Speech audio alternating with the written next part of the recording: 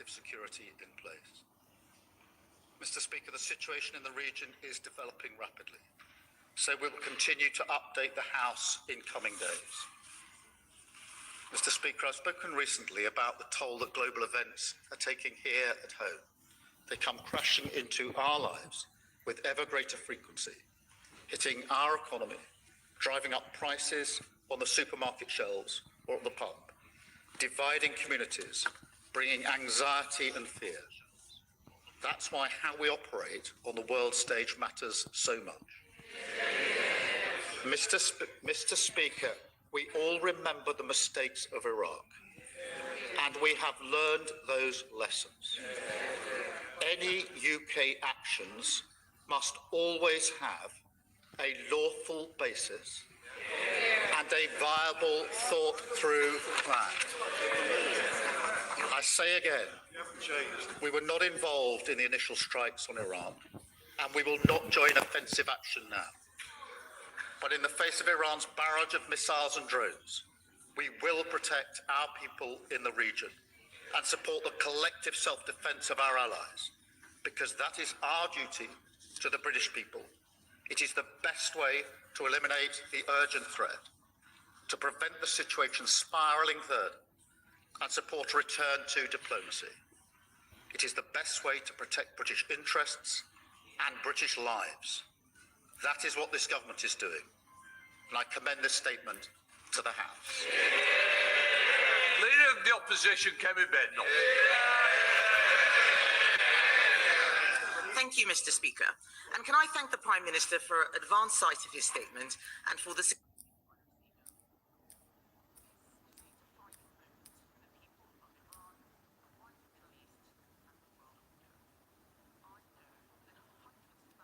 Make every day a big hair day. Instant volume lift. You're worth it. Make every day a big hair day.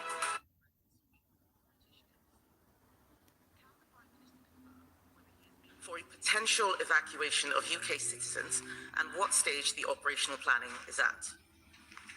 Let me also, Mr. Speaker, pay tribute to our brave service personnel stationed in British bases in the region. I know that this will be an anxious time for them and their families. They all have our support. Mr. Speaker, we stand in solidarity with our allies, including Bahrain, the UAE, Saudi Arabia, Kuwait, who along with others have been on the receiving end of unprovoked aggression. On Saturday, our allies, the United States and Israel, took targeted action against the Iranian regime. A regime which for decades has been brutally repressing its own citizens, whose leader had the blood of hundreds of thousands of Iranians on his hands and of countless others around the world killed by Iranian proxies. This regime is the world's foremost sponsor of international terrorism. It seeks to annihilate the world's only Jewish state. It has said so repeatedly, and we should take despots at their word. It is a regime whose apparatchiks chant death to Britain. It has attacked British nationals and conducted multiple plots on British soil, as the head of MI5 has warned. It is manufacturing drones en masse for Russia, drones which are raining down on innocent Ukrainians, and it continues to try to develop nuclear weapons in flagrant violation of international agreement, nuclear weapons which, if obtained, would be an existential threat for this country. The outcome of Ayatollah Khamenei's death will, we hope, be a safer Middle East and a safer world, with the future of Iran back in the hands of the Iranian people. But that outcome is not yet guaranteed. On Saturday, our allies in Canada and Australia immediately backed the action taken by America against this despotic regime in Tehran. And I have made it very clear that the Conservative Party also stands behind America taking this necessary action against state-sponsored terror. But over the weekend, statements from the government and the Prime Minister provided no such clarity. It was only last night that the Prime Minister finally told us that the government would allow our allies the use of our own air bases, despite it being obvious that UK interests were under imminent threat. It took Iranian missiles hitting allies in the Gulf before he finally made a decision. And even after that, the Foreign Secretary said this morning that the government has put limits on the actions of our allies operating from our bases. Unbelievably, in his statement today, the Prime Minister still cannot say whether he backs the strikes or not. Today, the President of the United States has taken the extraordinary step of rebuking the Prime Minister publicly, saying he took far too long to grant access. We are told that this dither and delay is because of concerns over international law, but I am afraid that explanation simply does not hold. International law didn't prevent our allies from clearly and unequivocally stating whose side they were on. You don't need international law to say whose side you're on. It has not prevented British governments in the past from supporting strikes which we knew to be right. As the Shadow Attorney General has said, if the doctrines of international law are unable to restrain Iranian terrorism and mass murder, if they tie the hands of democracies while forcing us to stand and watch Iranian atrocities, international law will have failed. It will have become a fundamentally immoral system of law. Why is it that under this Prime Minister, international law always seems to be at odds with our national interest? Why is it that we are giving away, why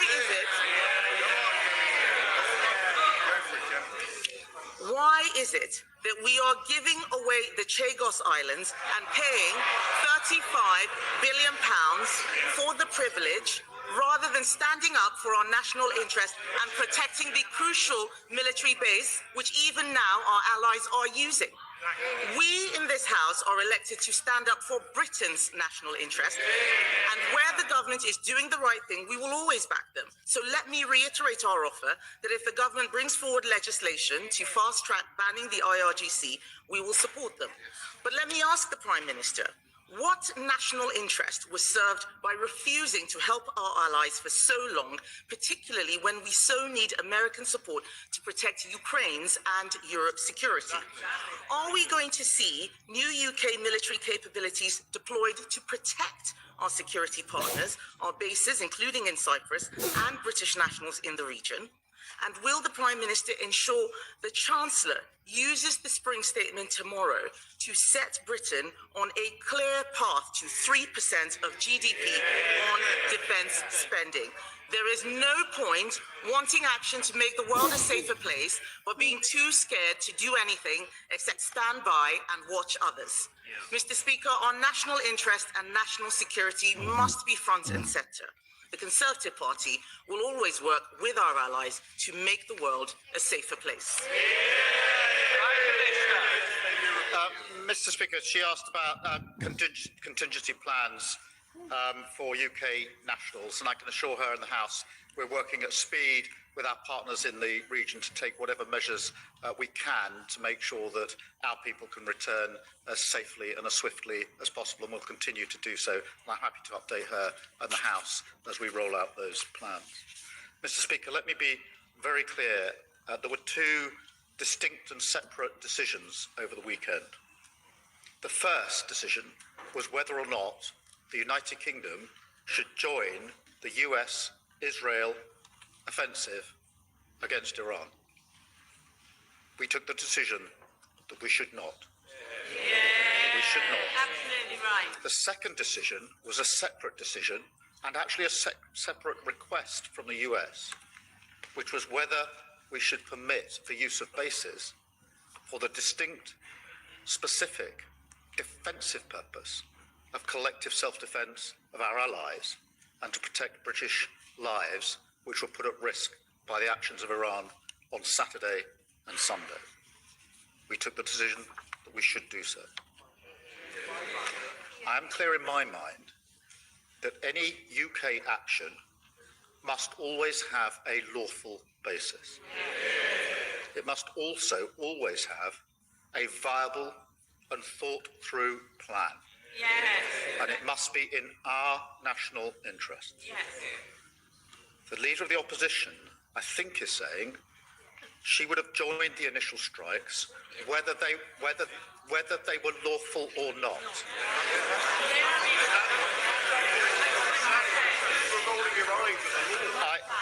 I noticed she didn't say, the Shadow Attorney General said they would have been lawful, just that the law should be changed.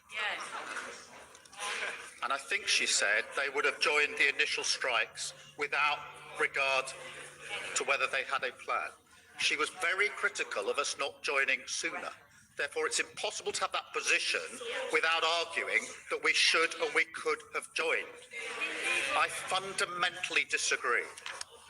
Mr. Speaker, I will tell the House why.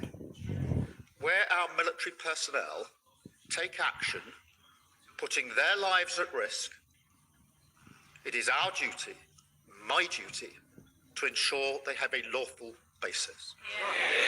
On Saturday, we deployed UK pilots into the sky in the region, and they've been working there ever since.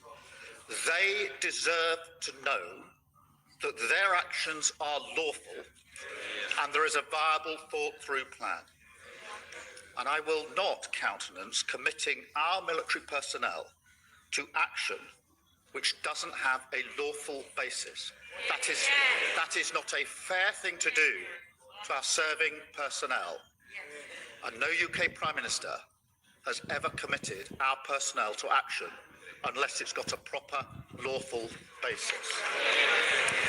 With this select committee, Dame Emily Thornbury. Thank you very much, Mr. Speaker. Although the attack on Iran by the US and Israel was ill-advised, ill-judged and illegal, it is absolutely no excuse for the Iranians to recklessly bombard its Gulf neighbours. I'd like to ask the Prime Minister, is he in a position to give us more details on what we're doing with our Ukrainian friends to support the collective self-defence of Arab nations against the Iranian Shahed drones that are causing so much damage in Ukraine and now in the Gulf? Can I thank her for that question, because it is an important question. Ukraine, sadly, has more expertise than anyone in dealing with drones, and that's why we're putting their expertise and our expertise together and using it to help our allies in the region as they struggle with drones as we speak.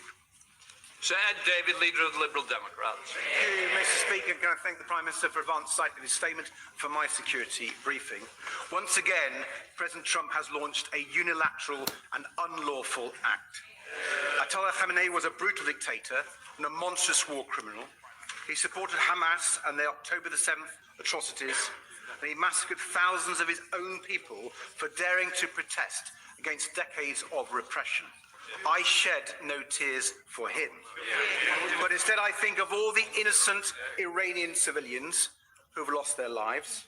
I think of the US service personnel killed in action, our allies and partners in the region who are being outrageously targeted by Iran, and our British bases which have already faced attack.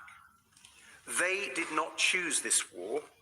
Donald Trump did, and he will bear responsibility for it.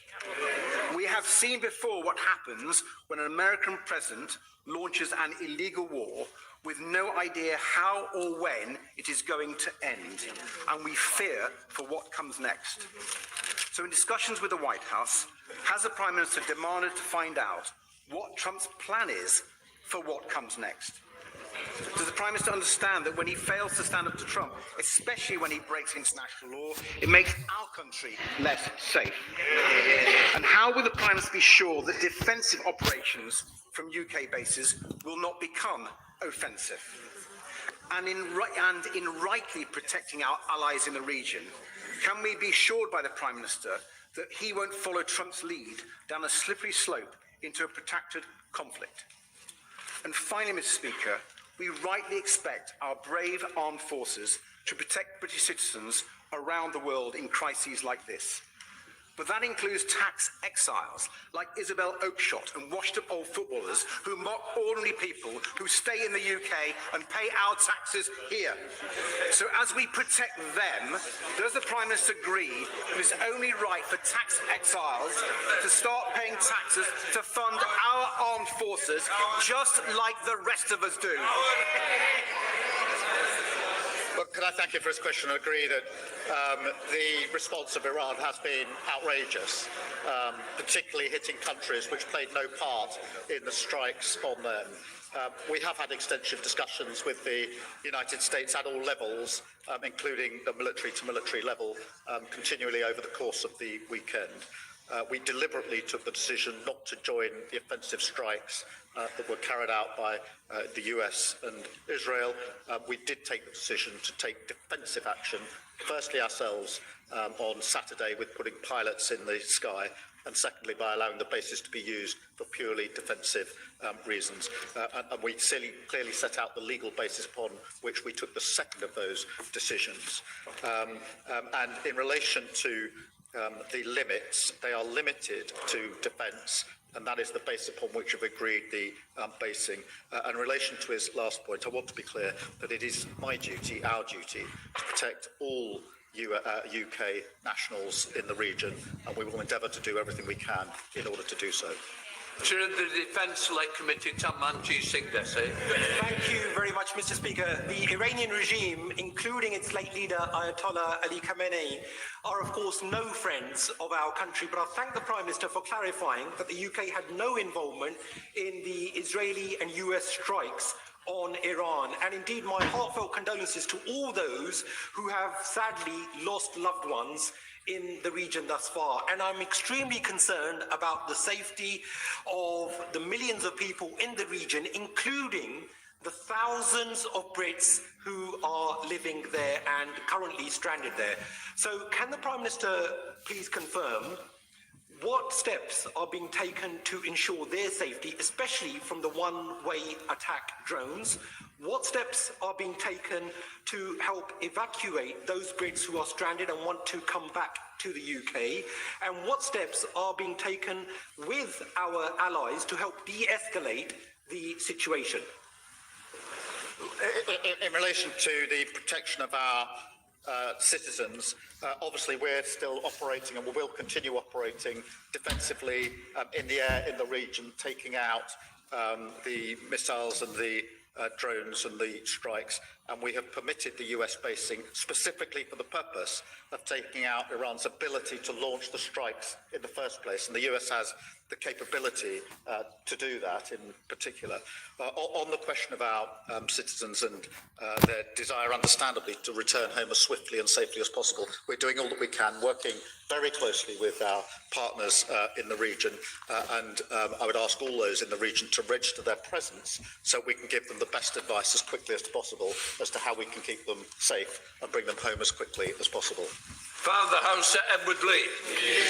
Whilst many of us believe that we should be guided by the law of national self-interest, not so-called international law, does the Prime Minister agree that we are right to be cautious in this matter, that the British public will warmly support him in defending British people and bases, but they're very sceptical about being dragged into the cesspit of Middle East politics?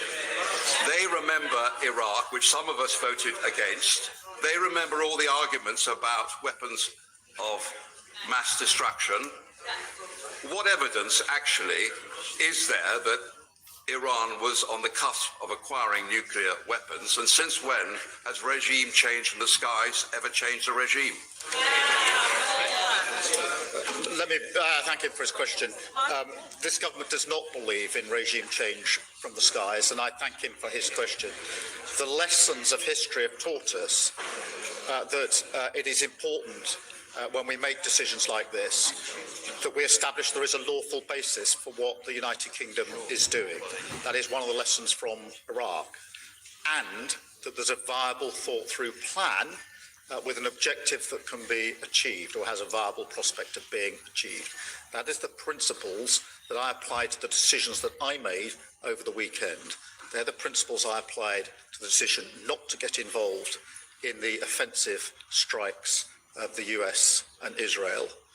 They're also the principles are applied separately to the separate decision and a separate request from the US to be able to take defensive action in order to hit the launchers for the missiles that are currently going into allies, countries in the region, and currently threatening our citizens and our service personnel. And I stand by both of those decisions. I repeat, I am not prepared to commit our military service people to action unless I am sure that what they're doing is lawful and has a viable basis. We can discuss what the law is on another occasion, but the law is what it is, and they deserve to know that their Prime Minister cares and pays attention to whether what I'm asking them to do is lawful, and I will always do that. Diane Abbott, Mother of the House. The Prime Minister will be aware that very many of our constituents remember the Iraq War. And they will have noted the similarities between this war and the Iraq War, both in the Middle East and both illegal.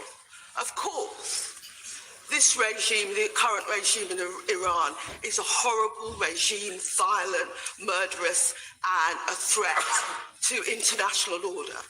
But does he accept that our constituents are not prepared to see this country dragged into another war in the nature of the Iraq War? Can I thank her and assure her that we do need and have learned the lessons of Iraq, which is why I've been so clear there must be a lawful basis and a viable, thought-through plan. In relation to our nationals, I think everybody and all of our constituents would expect our government to take action to protect British nationals. We have 300 British nationals in the region. They are at risk. We've already seen strikes on hotels and airport hotels where our British nationals have been staying. We've had strikes near military bases within hundreds of yards of our personnel. It's our duty to take the action that we can take and will take to protect them. Sir Oliver Dowden. Thank you, Mr. Speaker. Given that the Prime Minister has outlined that the Iranians attacked a United Kingdom sovereign base at Aquateri, why does that not form the basis for legal military action against the Iranians, not just hosting US forces on our bases, but taking direct action at source against the launch of such missiles, as we did in relation to the Iranian proxies, the Houthis, in previous conflicts that he supported?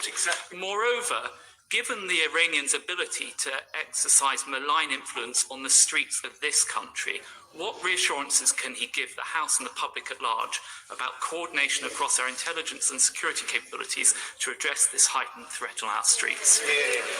Look, in relation to the second point, can I tell them there is coordination going on for that very reason? As I set out in my statement, there have been 20 Iranian-backed plots to take action on our streets, all of which have been thwarted, and I pay my respect to our security and intelligence services in the work that they do. In relation to the point he makes, there were two separate decisions made over the weekend. We are in the sky taking action defensively on our allies. Among the reasons we agreed to the request from the US yesterday is because they have the capability to take the missile launchers out in Iran, and that is why we gave them the permission to use our bases in order to reduce the threat to our citizens. Okay, so the UK Prime Minister, Sir Keir Starmer, saying he stands by his decision not to have the UK get involved in initial strikes on Iran, something President Trump has expressed his disagreement with. Sir Keir Starmer said it was in the UK's national interest to take that decision. We're going to explore that a lot more. And let's speak right now to Sir Richard Dalton, former UK ambassador to Iran. And Sir Richard, I'll get you just to reflect on that point I was making about Keir Starmer's comments in the House of Commons. He's walking a fine line. Clearly, there's a strong domestic political interest in not sitting on your hands when British citizens in such large numbers are at risk. And Britain also wants to be seen as a reliable partner in arms sales and other economic dealings with partners in the Gulf.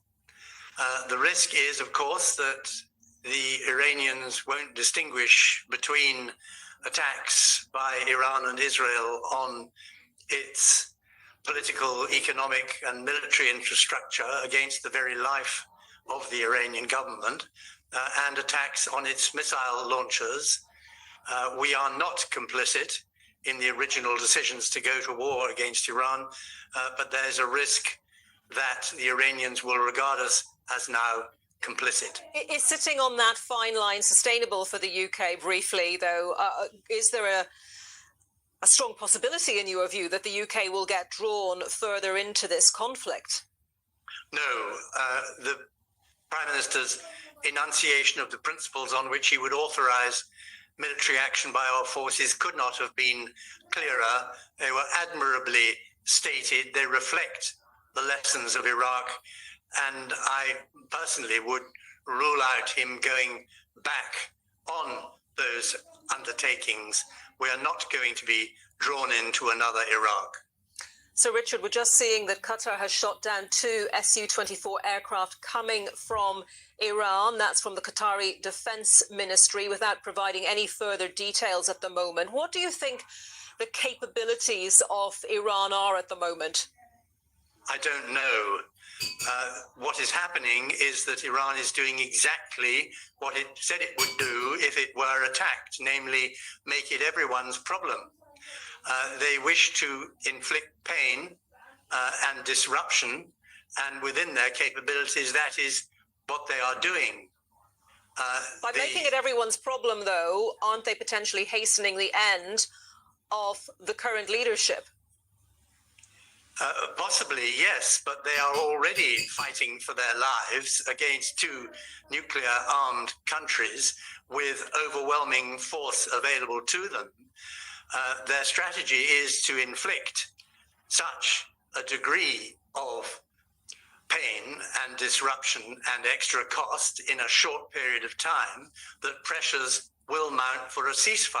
I mean, that is the point that's missing from the British government's position. They are not working with other countries to achieve an early ceasefire. And meanwhile, the costs in the world economy to the British consumer, amongst others, are mounting. We live in a totally interconnected world. The Americans may have brushed that aside in their decisions to go to war and inflict this war of choice on the rest of us. But as the days go by, it will be clearer that the need to preserve the rules of international order against aggression, against the unilateral decision of strong nations to use force against smaller nations, against using diplomacy deceptively while preparing an attack, is all the more important. It's not just to keep the peace, but it's to preserve the interconnectedness of the world on which everyone's prosperity depends. So again, we need stronger voices in the United Kingdom political system in favor of a ceasefire and of going back to what Mr. Carney said, although he hasn't followed up in practice, should be an alliance of the middle-ranking powers to try and re-establish the validity of the basic rules of international order. Just finally, Sir Richard, if I may, and briefly, if you would,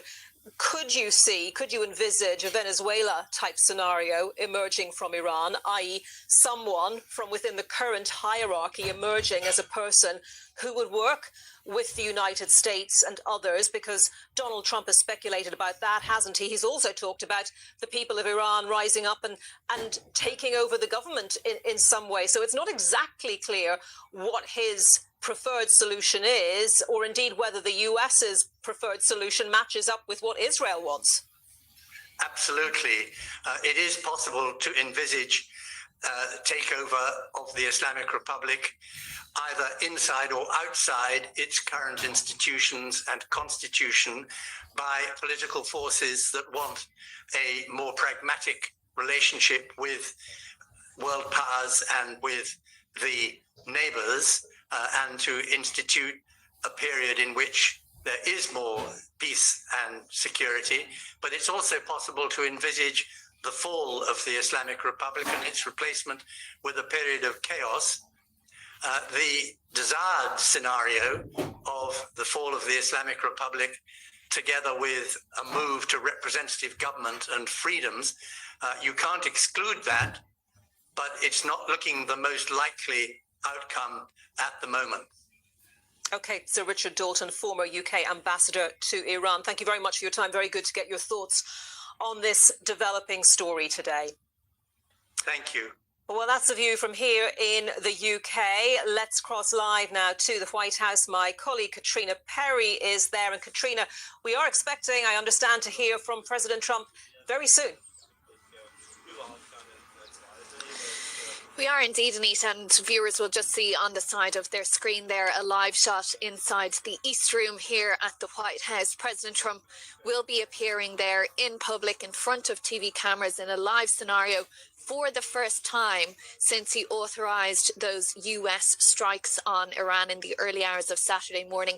We know now that he actually took the decision on Friday afternoon. The mission began several hours later in the early hours of Saturday morning. Since then, we've only heard from President Trump in two pre-recorded videos that he taped at Mar-a-Lago in Florida, where he was for the weekend, and then shared those on his Truth social media network. Most unusual for an American president to take their country into a war situation. And war is the word that President Trump himself has used to describe what's happening in Iran at the moment, even though he did not get a congressional declaration of war approval from the lawmakers on Capitol Hill to start a war in America's name, which again is something that's required under the Constitution, and there's been much political debate here in the US about that. Also, a lot of questions being asked about the legal underpinning for what the president is doing here. Many people feeling, lawmakers and members of the public, some of President Trump's most ardent supporters, in fact, saying that he hasn't laid out the case adequately enough for this mission in Iran. So we're expecting to hear the president address all of that when he appears before the cameras on that little picture that we're keeping an eye on there shortly. Now, in the East Room, the room where it is, the reporters and the journalists are quite a distance back from the president. So I'm not sure whether any of our colleagues inside there will be able to shout questions at the president to get answers to some of those issues that many people are seeking answers to. But nevertheless, we will hear from him, the White House telling us he will make some remarks about Iran there. What he's doing, it's a Medal of Honor ceremony for some veterans, so very much connected to that concept of what he has sent the US military to do today. And of course, we heard lots more about that mission from the US Secretary of Defense, or the Secretary of War, Pete Hegseth, and the Chairman of the Joint Chiefs of Staff, Dan Kane. They held a press conference this morning. Secretary Hegseth saying that the growing conflict across the Middle East would not lead to an endless war. Now, he did say that the joint US-Israeli operation in Iran wouldn't be finished overnight. It wouldn't happen overnight. Speaking at that press conference just a couple of hours ago, the secretary said that the US goal at this point was to destroy Iran's missile capabilities, to destroy its navy, and to put an end to its nuclear ambitions. Now, he also paid tribute to the 4 US service members who have so far been killed in this operation. And he warned, as the president has himself, that more casualties may be inevitable. Meanwhile, in Israel, the IDF says it has carried out more strikes on regime targets in Tehran, with reports of explosions in the Iranian capital today. As this war enters its 3rd day, the conflict has also widened. The Lebanese Health Ministry says that Israeli attacks in Beirut and southern Lebanon killed at least 31 people. Israel says it was responding to Hezbollah attacks. And we can have a look now at some of the live pictures there coming to us from Lebanon, as we're also looking at that live scene of the White House, where, as I say, we do expect to hear from President Trump in the next few moments. As soon as he comes out onto the stage. We will go live to that and have that for you here. But first of all, let's just have a listen back now to some of those comments that Secretary Pete Hegseth made this morning when he was briefing reporters at the Pentagon, telling them that the US was hunting and now killing those who threaten to kill Americans. If you kill Americans, if you threaten Americans anywhere on earth, we will hunt you down without apology and without hesitation, and we will kill you. President Trump has also been very consistent. Crazy regimes like Iran, hell-bent on prophetic Islamist delusions, cannot have nuclear weapons. It's common sense. Many have said it, but it takes guts to actually enforce it, and our president has guts.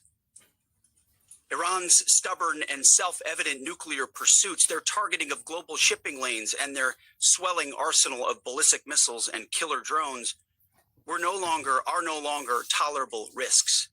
Iran was building powerful missiles and drones to create a conventional shield for their nuclear blackmail ambitions. Let me say that again. A conventional shield for their nuclear blackmail ambitions. Our bases, our people, our allies, all in their crosshairs. Iran had a conventional gun to our head as they tried to lie their way to a nuclear bomb. It almost worked under Obama and his terrible deal, but not under this president. Turns out the regime who chanted death to America and death to Israel was gifted death from America and death from Israel. Now, as we've been reporting on, this conflict has widened throughout the region. We now see Israel and Hezbollah in Lebanon exchanging fire. So let's talk a little bit more about Iran's proxies in the region. We can speak live to Bridget Toomey. She is a research analyst on Iranian proxies at the Foundation for Defense of Democracies. Bridget, thanks for joining us.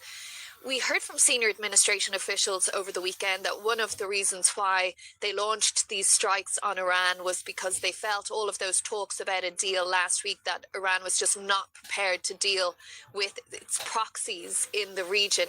We see now this situation with Hezbollah saying it was striking Israel to avenge the death of the supreme leader. What do you see happening here? How far do you see that going? Thank you for having me. The proxies are jumping in defense of their patron, and we're seeing attacks. We saw Hezbollah launch attacks on Israel. Iraqi militias are attacking the U.S. forces in the region, and they will likely continue to do so unless met with a force from the United States and from Israel.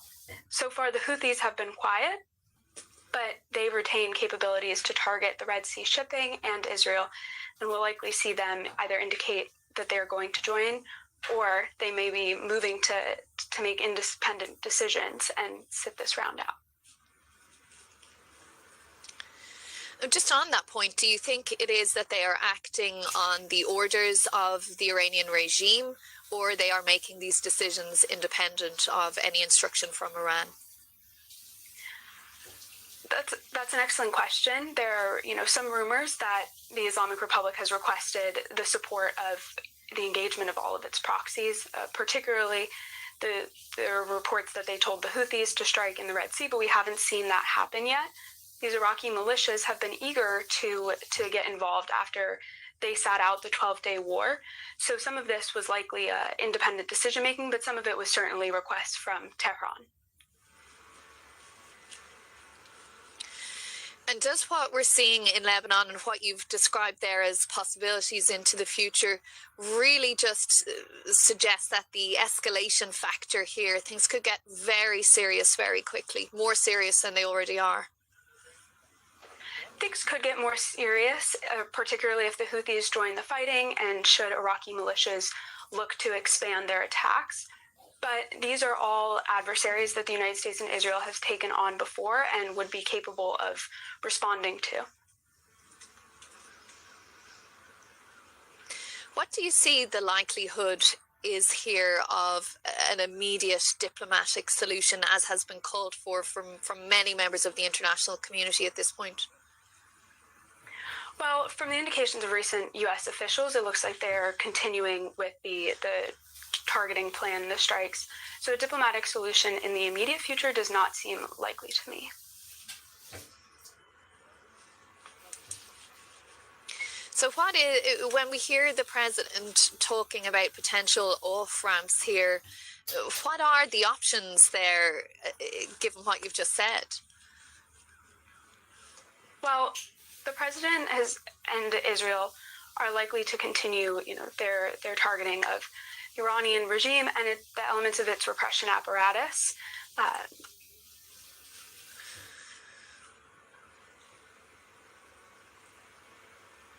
Oh, sorry, I think we seem to have dropped the line there, Bridget.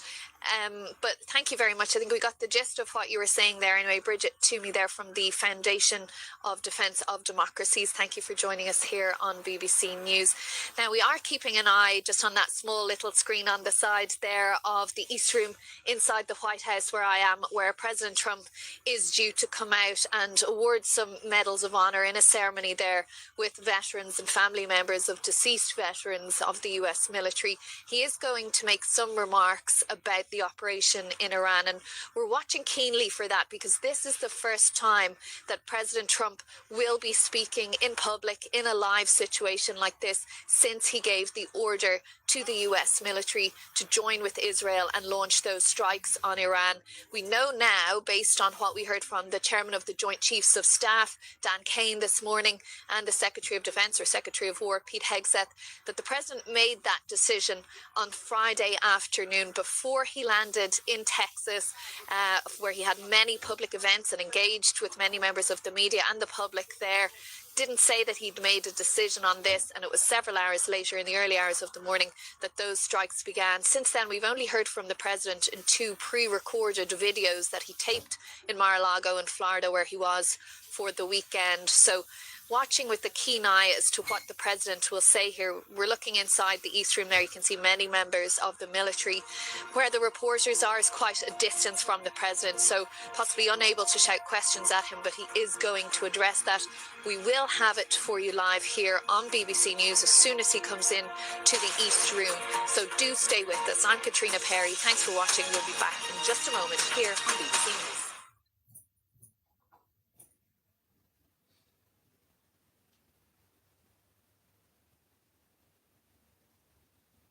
On a third day of coordinated strikes by Israel and the US across Iran, the war has already pulled in several other countries across the region.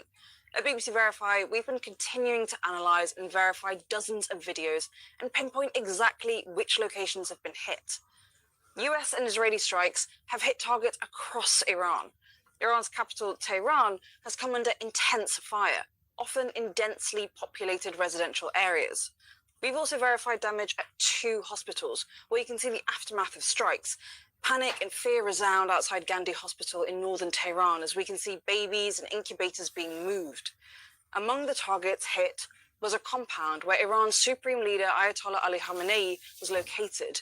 He was killed in the strike along with a number of other senior officials.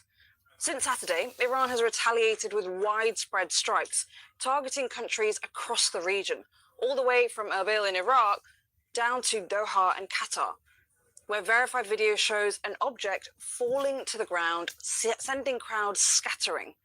Other videos show several residential areas across Gulf states being hit, like this high-rise building in Bahrain. And this is the view filmed from inside a flat. And a luxury hotel in Dubai, as well as an oil refinery in Saudi Arabia. We've also verified a video of an American fighter jet in Kuwait falling from the sky. The US military have confirmed 3 fighter jets were mistakenly shot down by Kuwaiti air defenses. The Kuwaiti military said the crew is unharmed. Now, Lebanon has also been pulled into the war. Hezbollah, the Lebanese Shia militia group, which has been backed by Iran, targeted Israel late on Sunday night. Israel responded with a wide-ranging assault. This is verified footage of the aftermath of a strike in Dahia, a southern suburb of the Lebanese capital, Beirut. The Iranian Red Crescent has said hundreds of people have been killed in Iran following attacks by the US and Israel across more than 130 cities. But we've not been able to independently verify the death toll. International news organizations are often refused visas to Iran, which severely limits our ability to gather information there. There's still a near total internet blackout in Iran. And countries across the region who've suffered Iran's retaliatory strikes have also reported dozens of deaths, and both Israel and the US have reported fatalities.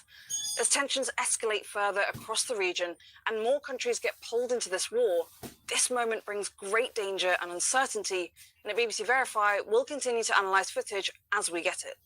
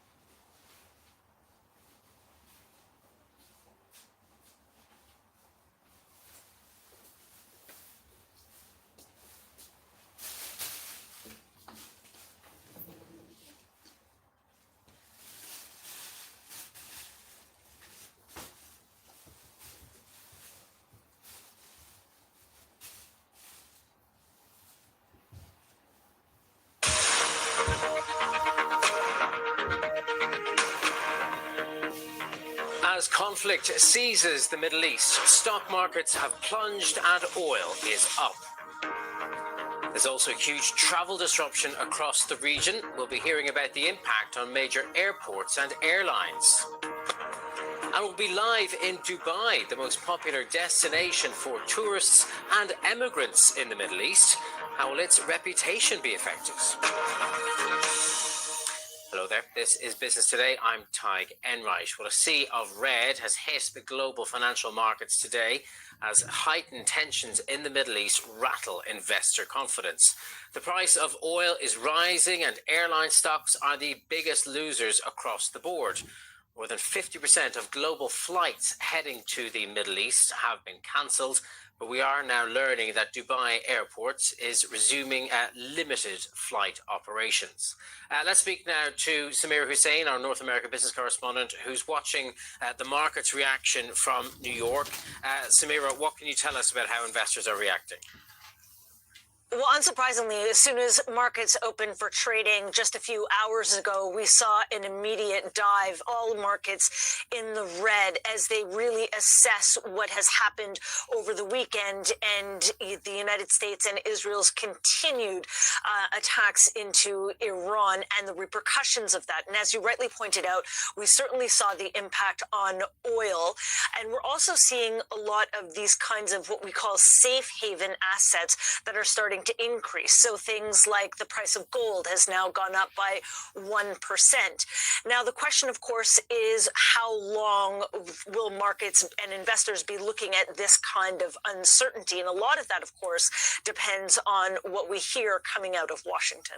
Yeah, and when you look, though, as well at the rising price of oil, the potential for supply chains to be disrupted, given any disruption that there is to passage through the Strait of Hormuz, I wonder, is it too early to start thinking about whether this could start pushing inflation back upwards again, not so long after we put the last inflationary crisis behind us?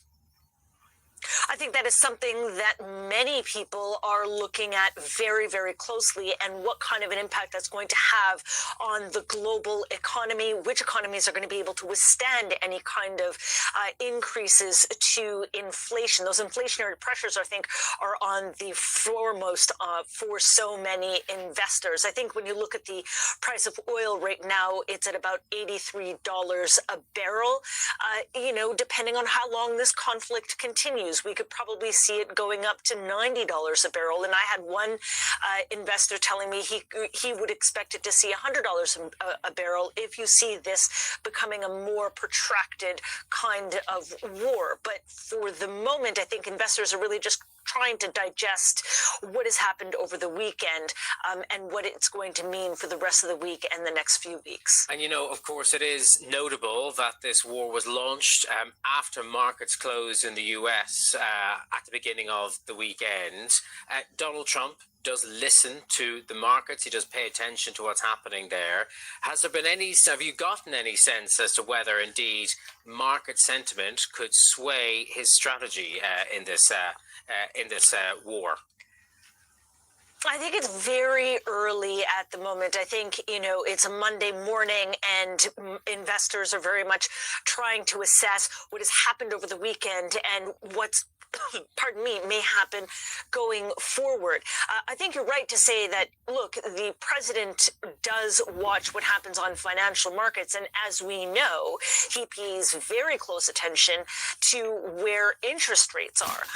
And to bring up your earlier point about inflation, if we start seeing inflation starting to uptick, well, we're going to see central bankers around the world, including right here in the United States, that is probably going to have to take some action, a kind of action that is probably not exactly what Donald Trump would like to see. Okay, Samir Hussein in New York, thank you very much. We'll be talking more about the oil price in a few minutes' time. But let's firstly take you to Dubai, one of the Middle East's most important economic engines, acting as a regional hub for trade, finance, tourism, and logistics. It hosts the UAE's largest population and generates nearly a quarter of the country's GDP, with its economy reaching 241 billion dirhams in the first half of 2025. And for the last 2 days, Dubai residents have been told to stay indoors as their city is hit by missiles and drones. Well, Ethna Trainer is a former journalist and an energy sector consultant living in Dubai, and she joins me now. Thanks for being with us, Ethna. Firstly, how have the last 72 hours been for you there? Well, it's been rather loud outside and maybe quiet inside, Tig, if we want to look at it that way. I think it was a big shock and it was a big surprise to everybody in terms of the attacks on Saturday when they started here and really started without any warning, but very quickly the Ministry of Information kicked into gear, really keeping everybody informed about what's going on. But I think what was more scary about it for everybody, I think, was the volume of the interception of the missiles, I think, which maybe was something, and of course it was something we were not used to. So what was happening probably 100 kilometers away in the sky was actually reverberating very locally, and people, I think, were seeing plumes of smoke. So it looked and sounded, yes, a lot dramatic. And it's not to underplay what's going on here. You know, this is very, very serious. We have the US and Israel and Iran, you know, not in a happy space by any means at all. And the reverberations around the region here, you know, have been serious. And people are taking it very serious. I think one thing, though, the people who are living here have been very supportive. The government's been very informative about what's going on. There's a great sense of community everywhere we go. And I think, if anything, people are maybe getting a little worn out that the Western media is portraying us all as in total lockdown. Well, yeah, it's not that bad. On that point, Ethna, obviously there's a clear impact in the here and now.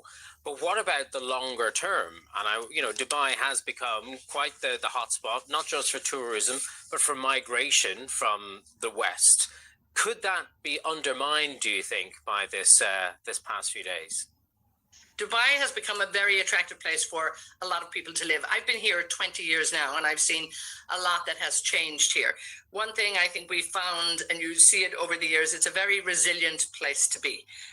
It's Dubai, it's the region. We look at the growth that's happening here. I think you look at the trust that international investors have in this region here, and the government has done a lot to make sure that they're going to take care of that. As you say, nobody knows what's going to happen in this. It could be a long, protracted war. We don't know what's going to happen. We don't know what's going to happen next week. We thought it was rather quiet today and tonight, and then later in the evening, there was another boom there. So people are being very cautious without a doubt. I think, yes, the international community will be looking on this region, but I do think in the long term, the growth prospects still remain in this region. the government will make sure that they will do everything to bring things back to normal. But for the time being, we all have to be probably a lot more cautious than we've ever been. But I think there is a tremendous faith with those of us who stay here. And I'm not, just sounding like maybe I've been in Dubai too long, but I do know it day in, day out. And again, I think it's a very resilient city, and the government will do everything it can within its power. Ethna Trainer, we'll have to leave it there, but thank you very much for joining us. And that is your business today. Do stay with us here on BBC News.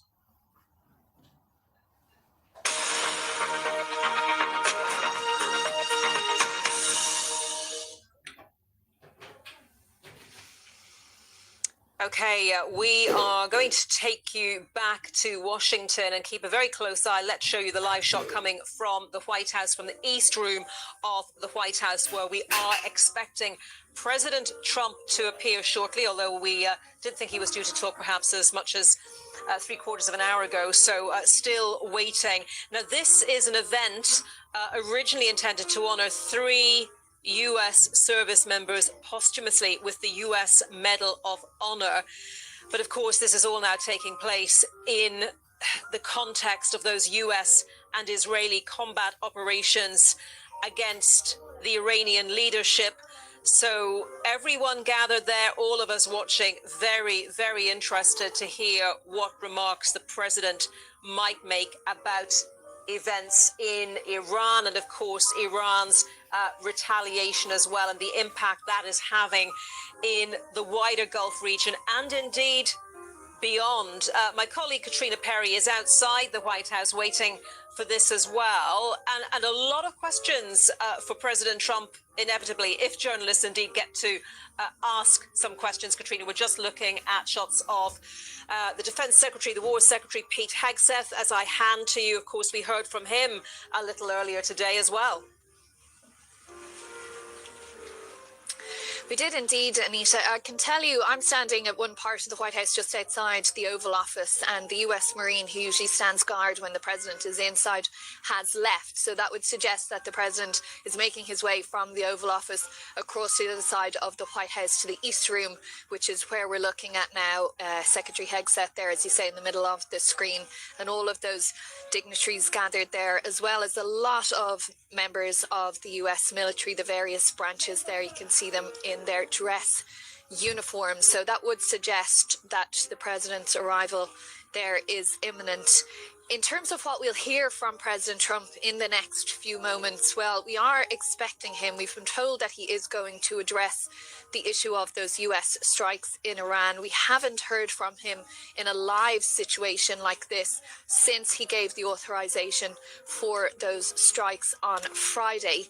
We did learn from Secretary Hegseth this morning in that press conference that he held with the chairman of the Joint Chiefs of Staff, General Dan Kane. General Kane is the most senior military official in this country, in this administration. We heard from them that President Trump actually gave the go order. He authorized those strikes on Friday afternoon before he arrived in Texas, where he gave a speech and he had many events with members of the public.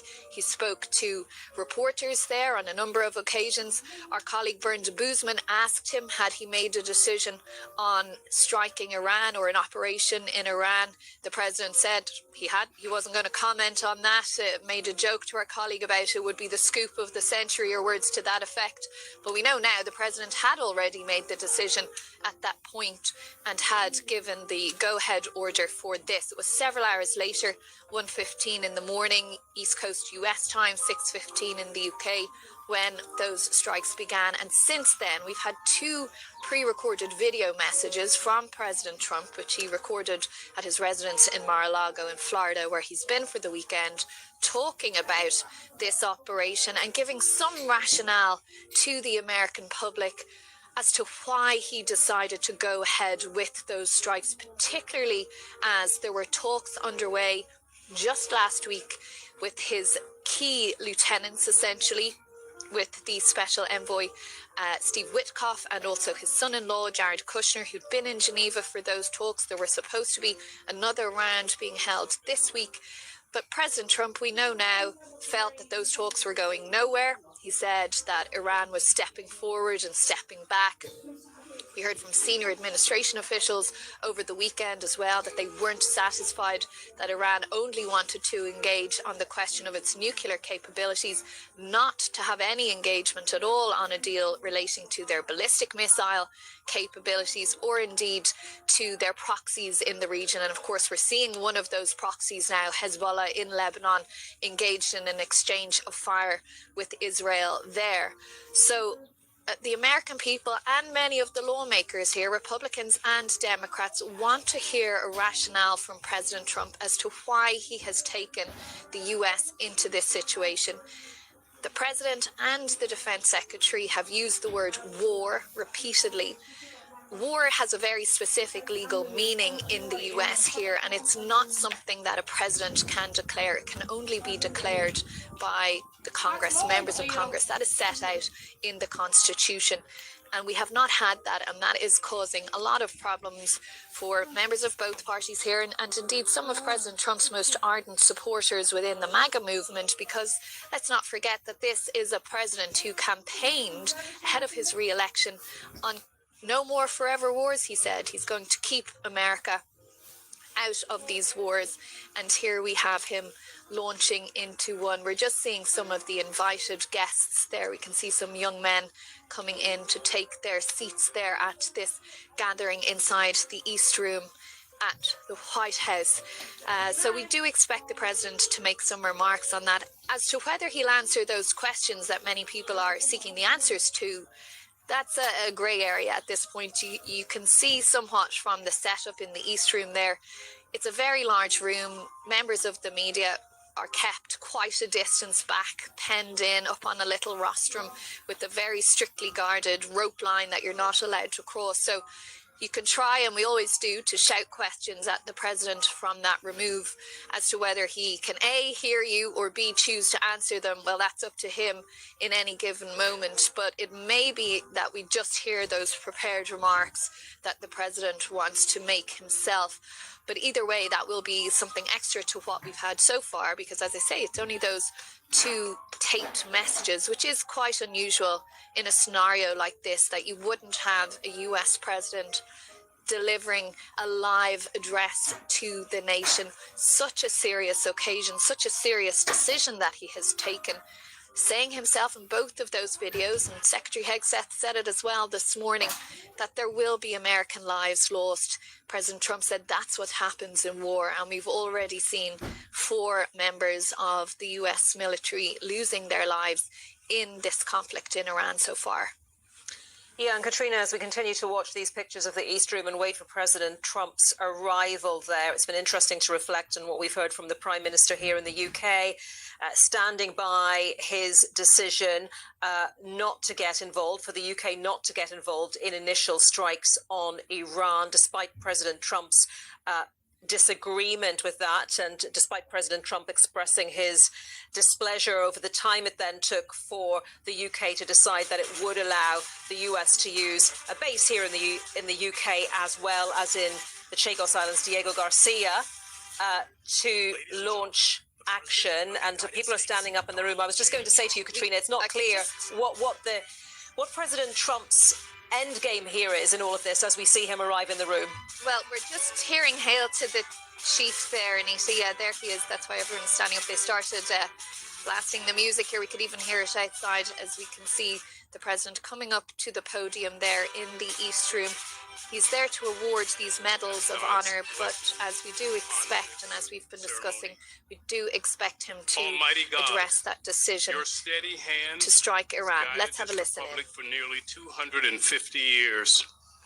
From its birth in the wilderness to this very hour, we come to you now with grateful hearts. We assemble here today to honor men who, when the test came, were steadfast and unmovable. We thank you for the unyielding conviction of Master Sergeant Roderick Edmonds, who looked evil in the eyes and did not flinch. And we thank you for the battlefield grit of Command Sergeant Major Terry Richardson, courage that saved lives in Vietnam and courage that stands before us today. And Lord, we thank you for Staff Sergeant Michael Allis, who, in a final selfless act, made his own body a shield for a friend.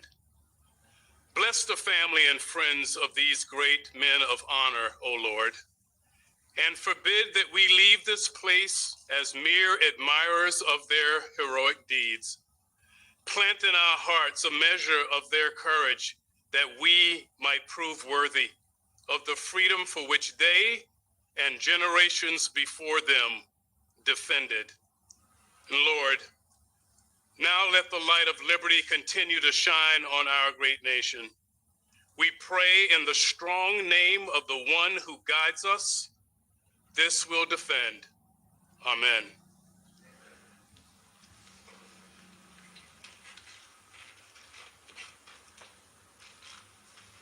Thank you very much, Chaplain Green. Wonderful job. Appreciate it. And thank everybody for being here, and please feel free to sit.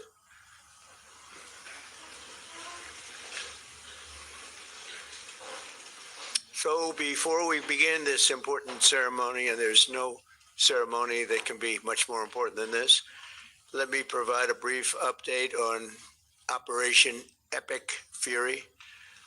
Today, the United States military continues to carry out large-scale combat operations in Iran to eliminate the grave threats posed to America by this terrible terrorist regime. Following our obliteration of Iran's nuclear program in Operation Midnight Hammer a short while ago, we warned Iran not to make any attempt to rebuild at a different location because they were unable to use the ones that we so powerfully blew up. But they ignored those warnings and refused to cease their pursuit of nuclear weapons. In addition, the regime's conventional ballistic missile program was growing rapidly and dramatically, and this posed a very clear, colossal threat to America and our forces stationed overseas. The regime already had missiles capable of hitting Europe and our bases, both local and overseas, and would soon have had missiles capable of reaching our beautiful America. The purpose of this fast-growing missile program was to shield their nuclear weapon development and make it extraordinarily difficult for anyone to stop them from making these highly forbidden by us nuclear weapons. We were the ones that were complaining. We were the ones that wanted it stopped, but everybody was behind us. They just didn't have the courage to say so. An Iranian regime armed with long-range missiles and nuclear weapons would be an intolerable threat to the Middle East, but also to the American people. Our country itself would be under threat, and it was very nearly under threat. I was very proud to have knocked out the Iran nuclear deal by President Barack Hussein Obama. That was a horrible, horrible, dangerous document. They would have had nuclear weapons 3 years ago, and they would have used them. But I'll not let that happen. For almost 47 years, this regime has been attacking the United States and killing Americans. Every time you see someone with missing arms and legs or a face that's been absolutely shattered violently, it was almost certainly caused by an Iran roadside bomb. They were put there by General Soleimani, who was the father of the roadside bomb. Very proudly, he thought, but I terminated him in my first term. This was our last best chance to strike what we're doing right now and eliminate the intolerable threats posed by this sick and sinister regime. And they are indeed sick and sinister. Our objectives are clear. First, we're destroying Iran's missile capabilities, and you see that happening on an hourly basis, and their capacity to produce brand new ones, and pretty good ones they make. Second, we're annihilating their navy. We've knocked out already 10 ships. They're at the bottom of the sea. Third, we're ensuring that the world's #1 sponsor of terror can never obtain a nuclear weapon. Never going to have a nuclear weapon. I said that from the beginning. They're never going to have a nuclear weapon. They were on the road to getting one legitimately through a deal that was signed foolishly by our country. And finally, we're ensuring that the Iranian regime cannot continue to arm, fund, and direct terrorist armies outside of their borders. And we thought we had a deal, but then they backed out. And they came back, and we thought we had a deal, and they backed out. I said, you can't deal with these people. You got to do it the right way. Today, we grieve for the 4 heroic American service members who have been killed in action and send our love and support to their families. In their memory, we continue this mission with ferocious, unyielding resolve to crush the threat this terrorist regime poses to the American people, and a threat indeed it is. We have the strongest and most powerful, by far, military in the world, and we will easily prevail. We're already substantially ahead of our time projections, but whatever the time is, it's okay. Whatever it takes, we will always, and we have right from the beginning, we projected 4 to 5 weeks, but we have capability to go far longer than that. We'll do it. Whatever somebody said today, they said, oh, well, if the president wants to do it really quickly, after that, he'll get bored. I don't get bored. There's nothing boring about this. Do you agree with that, Pete? I don't think there's anything, Mr. General. I think there's nothing boring about it. Somebody actually said from the media, I think he'll get bored after about a week or two. No, we don't get bored. I never get bored. If I got bored, I wouldn't be standing here right now. I guarantee you that, to go through what I had to go through. We also projected 4 weeks to terminate the military leadership, and as you know, that was done in about an hour, so we're ahead of schedule there by a lot. But please join me in thanking every American service member who bravely is standing in harm's way. They really are incredible, and I just want to thank you. We have a lot of them right here. Thank you very much. Thank you.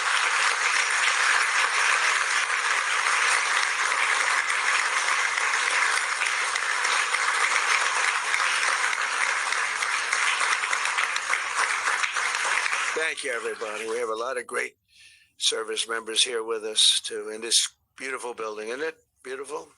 We're adding on to the building a little bit. We're improving the building. See that nice drape? When that comes down right now, you see a very, very deep hole. But in about a year and a half from now, you're going to see a very, very beautiful building. And there's your entrance to it right there. In fact, it looks so nice, I think I'll save money on the doors, because it can't get more beautiful than that. I picked those drapes in my first term. I always like gold, but I think we can save a lot of money. I just saved curtains, but and it'll be spectacular. It'll be the most beautiful ballroom. I believe it's because I built many a ballroom. I believe it's going to be the most beautiful ballroom anywhere in the world. And when you hear all that hammering out there, you know why the First Lady is not thrilled exactly. She said, will the pile drivers ever stop? You know, they go from 6 in the morning till 11:30 in the evening. Can you imagine? Here. You know what? To me, that's a beautiful sound. She doesn't like it. I love it. You know what? To me, other than here, because we're donating it, not a penny to the taxpayer. It'll be under budget, ahead of schedule. It'll be 400 million or less. Most people say 400 million or more. No, it'll be less. But when I hear that sound, that beautiful sound behind me, it means money, so I like it. But my wife isn't thrilled. She said, this is getting crazy. I said, don't worry about it. We'll be all finished up in a few months.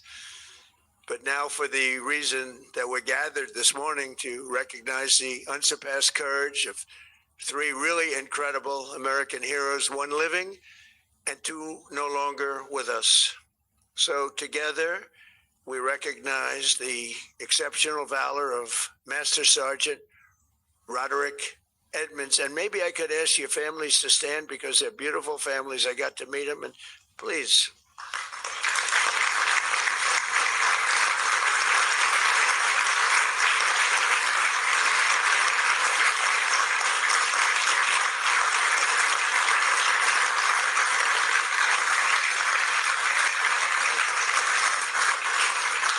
So Staff Sergeant Michael Ollis and Command Sergeant Major Terry Richardson as they receive our nation's highest military award, the Congressional Medal of Honor. And we're pleased to be joined by Secretary of War Pete Hegseth. He's busy. He's busy, very busy guy. In fact, I said, if you want, Pete, you can avoid it. General Raisin Kane also. And they said, we don't avoid this one. This is one you wouldn't avoid for anything, right? So we appreciate that you're here. Secretary of Veterans Affairs, who's doing an incredible job, Veterans Affairs, Doug Collins. Doug, thank you. You stand up, Doug. You're doing such a good job. 92% approval rating. Chairman of the Joint Chiefs of Staff, General Dan Kane, who's known as Raisin Kane. I liked him when I heard that name, Raisin Kane. I said, if it's true, you're my guy. Then it's true. It just turned out it's very true. He's a great guy and a great general. Secretary of the Army, Dan Driscoll, and Army Chief of Staff, Randy George. Thank you. Thank you both, Dan. As well as Senators Tom Cotton, Bill Hagerty. You guys were great on television this weekend. I'll tell you what, can't have a better representative than both of you. Thank you very much. And Representatives Tim Burchett, Jack Bergman, and Nicole Malliotakis. So we have a few others sitting here, but I'm not going to go through it because we have far more important people to honor today. Oh, we have Tom Homan. I got to at least mention Tom Homan. I would be stand-up, Tom. What a job. Zero people coming in. We had millions and millions of people pouring into our country now that, I mean, I'm not even sure I can believe this number is zero, but it is given out by Democrats. Democrats from the last, and they're rated for the last 9 months. We had 0 people come illegally through our border. Right, Tom? So I want to thank you very much. And I also want to salute 6 former Medal of Honor recipients, William Swenson, Jim McLuhan, Walter Marm, Thomas Payne, Sammy Davis. That's an interesting guy. And where is Sammy Davis? We have a big story here, Sammy. You've heard that all your life, I'll bet, huh? And Edward Byers. Stand up, please.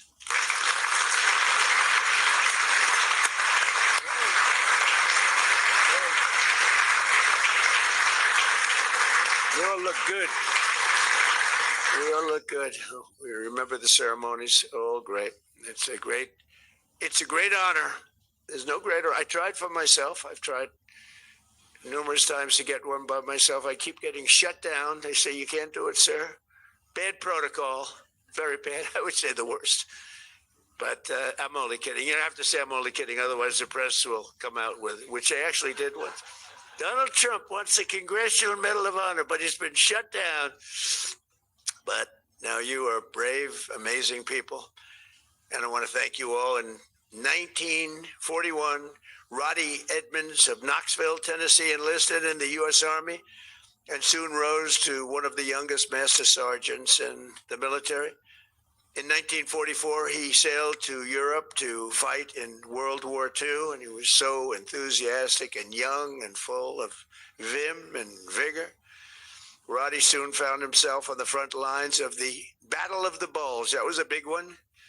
Massively outnumbered by enemy forces, his 1,200 soldier unit fought valiantly until they were completely overrun. The force was massive on the other side, many times the number.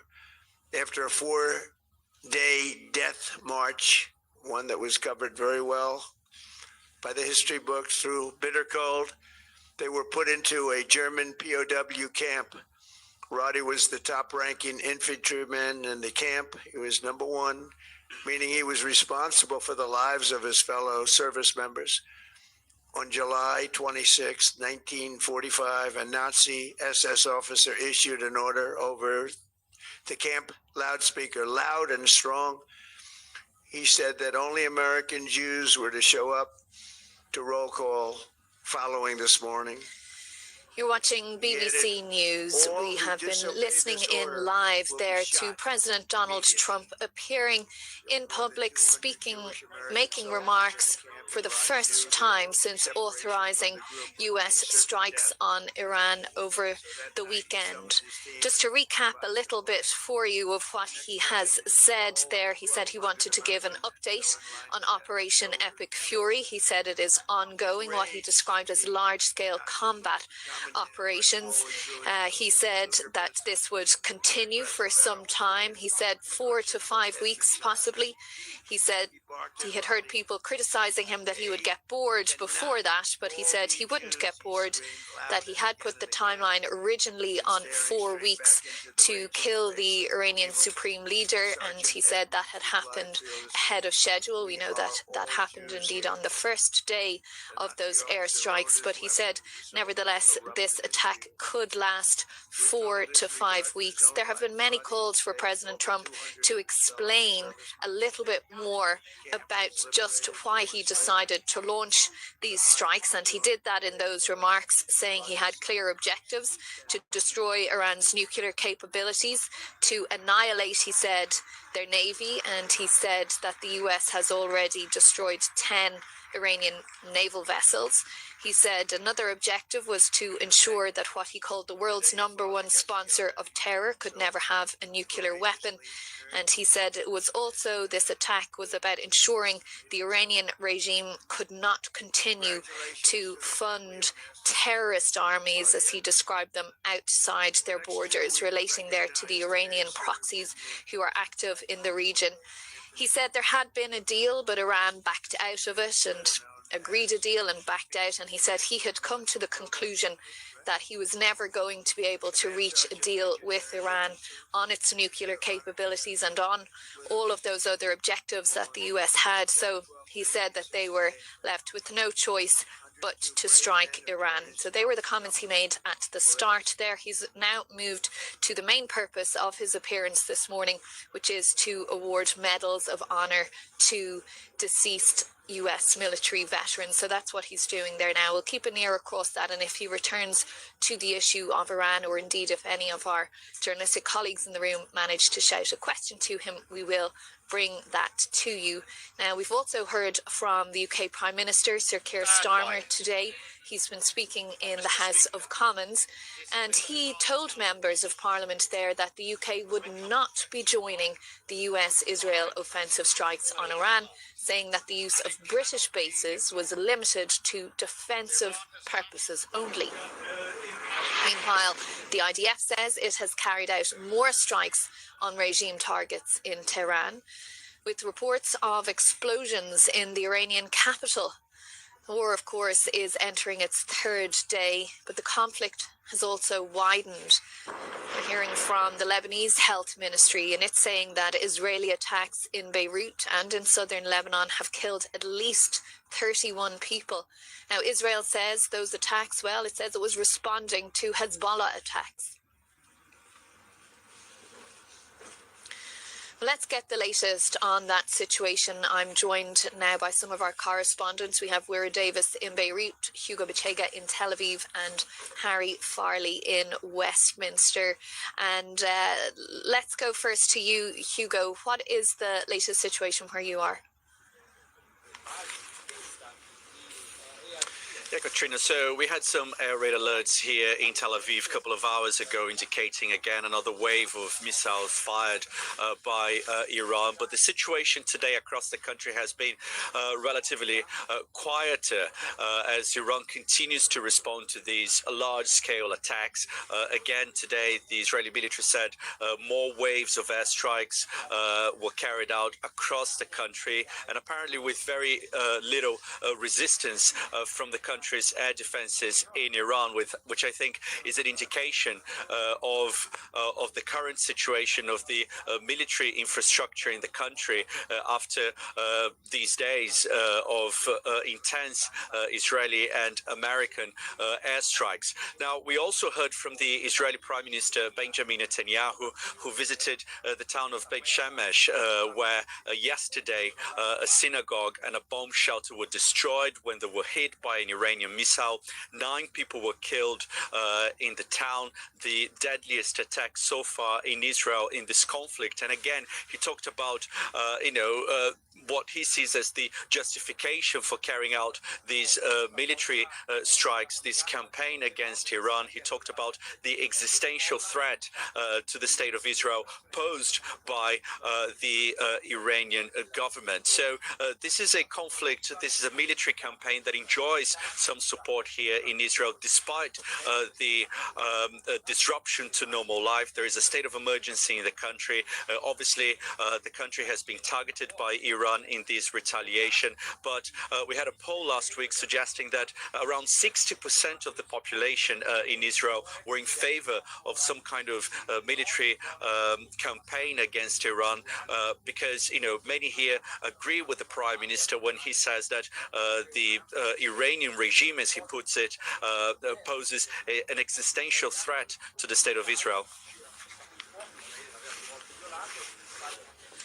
Okay, Hugo, well, let's go to Lebanon now and speak to Weira Davis. We're on those Israeli strikes extending now beyond Iran to Lebanon. What's the latest there? Yeah, well, look, there's no doubt that even in the space of a couple of days, this war is expanding, and it's, I think, in real danger of becoming a regional conflict, and with all the consequences of that. Throughout the day here in the Lebanese capital, there have been numerous Israeli airstrikes targeting mainly Hezbollah positions, but we understand that in the last hour, one of a few airstrikes we heard may have been targeted at a senior figure in the Islamic Jihad movement, a sister movement of the radical Hezbollah movement. And of course the Israelis have now decided that in some ways the gloves are off after Hezbollah decided to send a small barrage of rockets over to northern Israel. Israel has responded more than in kind. It has attacked Hezbollah targets in southern Lebanon. It has attacked Hezbollah targets here in the capital, particularly in the southern suburbs, which are still considered to be a Hezbollah stronghold. And according to the Lebanese health ministry, at least 31 people have been killed. Given what we've heard in the last couple of hours, that figure has almost certainly risen. But the Israelis clearly feel that having themselves, Hezbollah, fired those rockets, those missiles into northern Israel and expanded the conflict into there, then they have to take action that they would say, and we've heard several pronouncements, as we heard from Hugo, from the Israeli Defense Ministry, the IDF, the Israeli Defense Forces, justifying their decisions here today, particularly in the Lebanese capital and in southern Lebanon. Okay, Weira, thanks for that. Well, speaking of tough political decisions, let's go to Westminster now to Harry Farley. And Harry, we heard from the Prime Minister earlier in the House of Commons describing those decisions that he'd had to take over the weekend. Firstly, not to join with US and Israel in these strikes, but now deciding to allow the use of some UK bases for defensive strikes only. Tell us about what we've heard. Yeah, the Prime Minister over the weekend and this morning was criticised, I think, for fence-sitting, as you say. On the one hand, allowing the US to use British military bases, for example, in Diego Garcia on the Chagos Islands, to launch strikes on Iranian missile sites, on launch pads, for example, because they were deemed to be defensive. But then not giving a view when it came to the initial US and Israeli action on Iran, not giving a view on those strikes that assassinated the Ayatollah over the weekend, for example. And so the government had been accused of fence-sitting. That is no longer the case, because the Prime Minister in the last hour has been very clear and quite explicit in his direct criticism of Donald Trump and the US. He says this government, talking about his UK government, this government does not believe in regime change from the skies, being quite clear in opposition, of course, to Donald Trump, saying that one of the aims for the strikes, for the US-Israeli strikes, was regime change in Iran. He went on to suggest that he thought that the US-Israeli strikes were not lawful and that there was not a thought-through plan for peace afterwards. And so often since Sir Keir Starmer became Prime Minister, his relationship with Donald Trump, his closeness, their personal friendship seemed to be the pivot point, the linchpin of the British foreign policy, not just when it came to actions around the world, but also when it came to trade, when it came to the approach to tariffs and so on. This looks like a major moment in terms of a shift from that, in the Prime Minister, the British Prime Minister, being quite explicit in his difference, in his distance from the US position, and explicit in his criticism of those strikes. Although, as you say, the UK is allowing British bases to be used for defensive purposes. Okay, Harry Farley there in Westminster for us. Thank you for bringing us up to speed on all of the developments there. This is a very live and breaking situation, so we'll have more for you in just a moment from here at the White House, where it's just starting to snow, and indeed from our colleagues all around the region. So do stay with us. Around the world and across the UK, this is BBC News.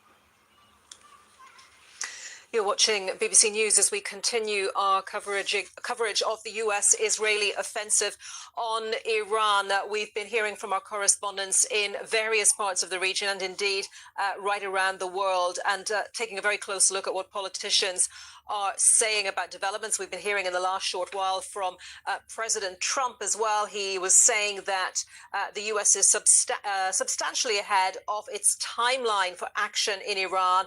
He said we projected 4 to 5 weeks, but can go longer. Whatever it takes, that's okay, said President Trump at a ceremony, a medal ceremony at the White House, which is continuing as I speak to you. And if he answers any questions from journalists, makes any more comments specifically about what's happening in Iran, we will, of course, return to the White House. But let's go to Israel now. My colleague Anna Foster is there. She joins us from Tel Aviv.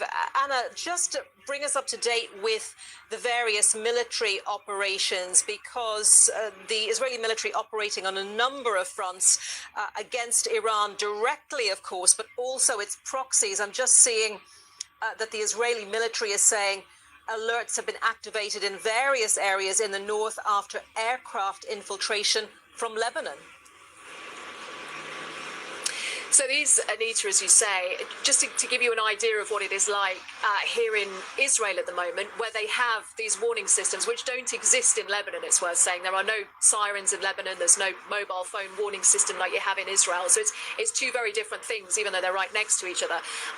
What we saw overnight was Hezbollah deciding to join this war. They said that they wanted to avenge the killing of Ayatollah Ali Khamenei in Iran. So they fired rockets and drones. They sent them across the border into the north of Israel. Remember that border, they're so used to conflict on that border. And that was why we saw the war there between Israel and Lebanon.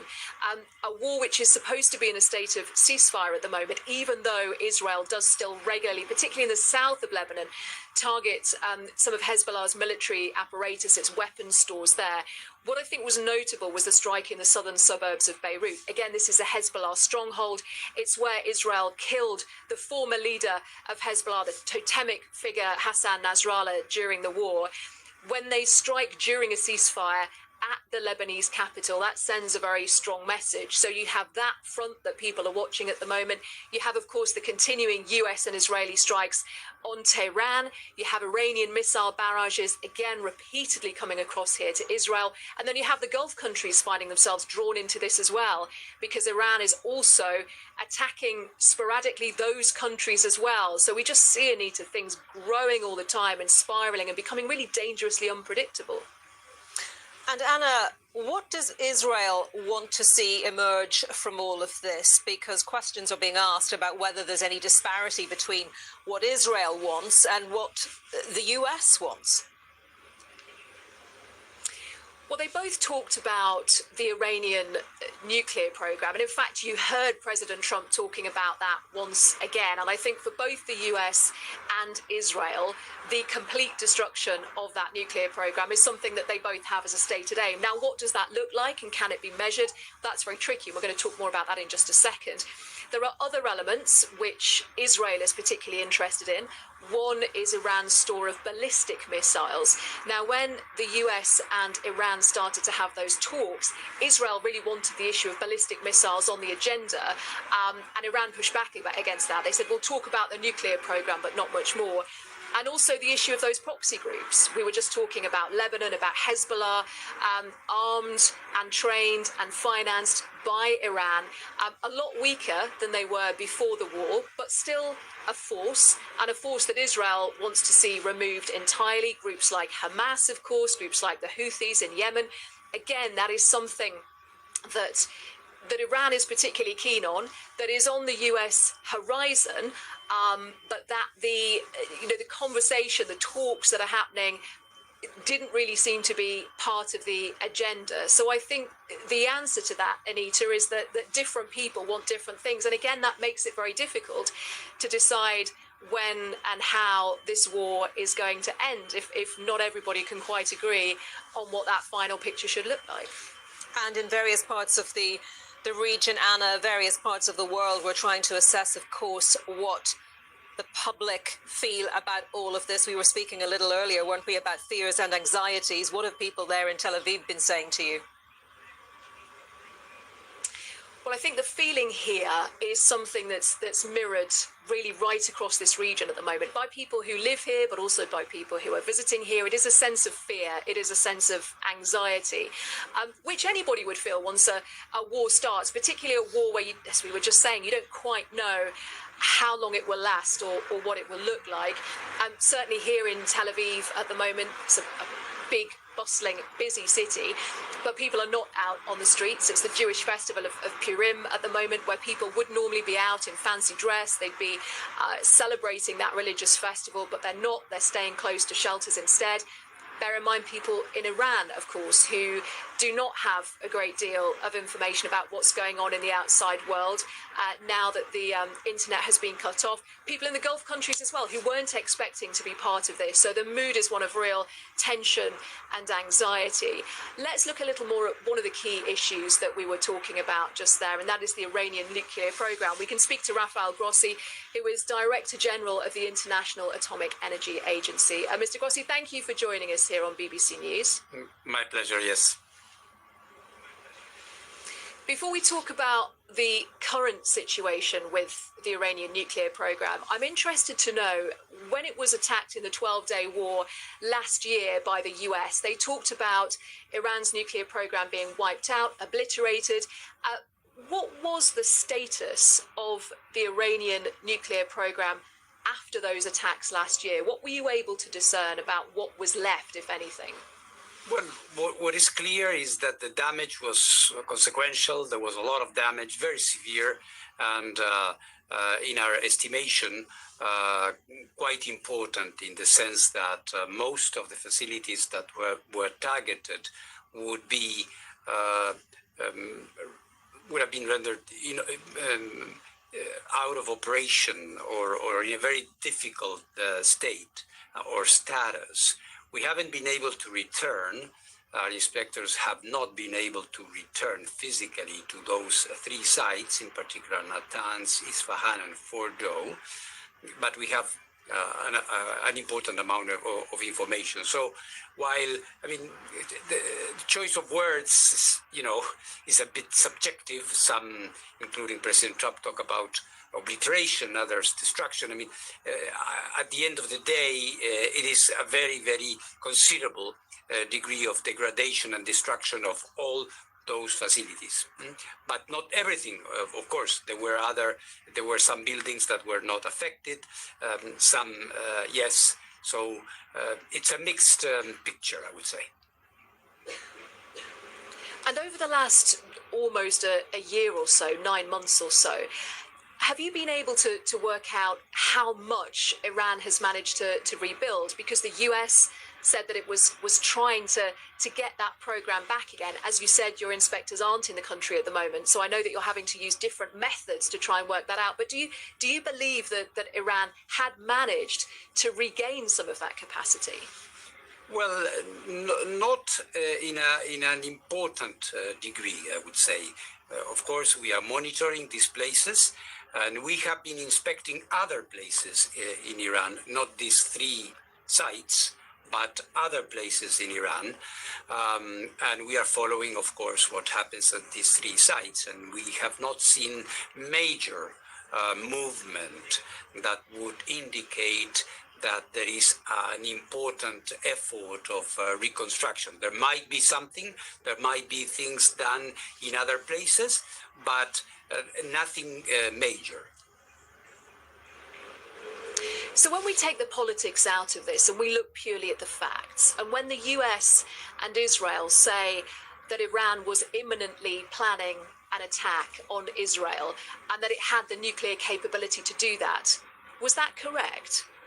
Well, I don't know as to that particular affirmation or quote, who said that. But what I can tell you is that Iran does not have nuclear weapons. This is very clear. This is something that we have said, I have said in my reports. What happened in Iran was, if you want, an aggregate of concerning factors. For example, the accumulation of vast amounts, 440 kilograms of uranium enriched at 60%, which is very, very close to the military level. Lack of access to a number of places where we needed to be checking, findings that indicated traces of enriched uranium at places where none should have been. So it was, there were a number of indications that pointed to a concerning situation. But from that, you cannot jump to say that they have nuclear capabilities. If I understood you correctly, some can say that yes, they were in the path to acquiring that, and then the speed of that acquisition again is a matter of a subjective analysis, of course. So yes, there was a concern. There is a concern. It's a legitimate concern in the international community at the agency that I lead as well. But I think, like you were rightly saying, let's look at the facts and set aside the politics. From the evidence that you have gathered, do you and does the agency believe, as you said, that Iran does not have nuclear capabilities at the moment? It doesn't have nuclear weapons right now. Do you think that that's what they were working towards? Because Iran itself says no. The US and Israel say yes, and that was one of their justifications for launching this war. Do you believe that is the Iranian intention? We cannot judge intentions. We must be factual. It is clear that, as I was saying, when you accumulate uranium at 60% and you do not have a clear reason to do that, obviously this raises huge questions. But one cannot jump from that to say, well, this was the objective. It might have been, we will never know. And the IEA, we are not, you are an analyst, national governments, they set their national security interests and hypotheses, and they are absolutely right in making their own assertions. We, as IAEA, we have to look at the facts on the ground. Whether this was on that intention is a different matter altogether. And what is your understanding of the current status of the Iranian nuclear program after almost 3 days of war? There was reports earlier of explosions heard in the area of Isfahan. Do you believe that there has been further damage to the nuclear facilities? Do you believe that they've been targeted? Again, I realise that you cannot have people on the ground at the moment, but they have different ways of measuring this. Yes, What is the current status? You're absolutely right. There are ways to do that. There's a bit of a discussion at the moment. We haven't seen. One thing is very clear. There is a difference between the 12-day war and this one, in the sense that at that time, there was a very clear, distinct targeting of 3 nuclear sites. This was very clear. The damage was huge, and that was the effort. Now, I think, even judging by the statements issued by Israel and the United States, there are other objectives for this operation. We are, of course, according to my mandate, we are looking at the nuclear facilities. And so far, we haven't seen anything major. You are correct in mentioning that there have been some explosions heard near Isfahan, which is one of these sites. We have not seen damage at Isfahan. We have some images that show some limited damage at the Natanz site. But our overall assessment is that this does not seem to be the main goal of this campaign. But we are, of course, concerned about the whole situation. It's something that you're continuing to monitor. Yeah. Rafael Grossi, appreciate your time. Thank you so much for being with us. Thank you very much. And giving us that really important information. Thank you very much. Much more to come on this fast-moving story. So do stay with us here on BBC News.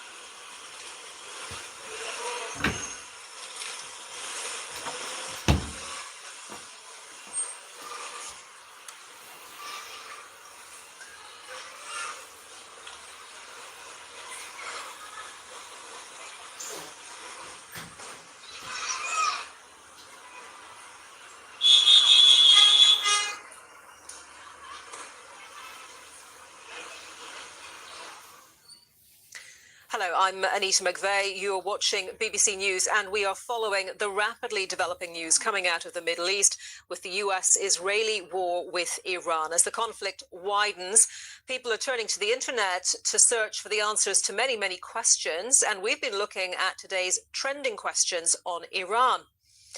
So joining me now in the studio to answer some of those questions is our security correspondent, Frank Gardner. We're also hoping to be joined very shortly by our chief international correspondent, Lise Doucette. Frank, lots of questions, as I was saying, to get through. So let's try and make a start with this broad one. Why did the US and Israel attack Iran? Lots of people will be aware that there was a talks process ongoing. So wondering why it's happened now. Well, it's hugely controversial because the legality of this war that they have started is questionable.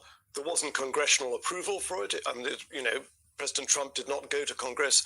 This was something that Israel and the United States had cooked up already in advance in case talks didn't go the way they wanted. Now, the talks in Geneva were making progress on the nuclear file.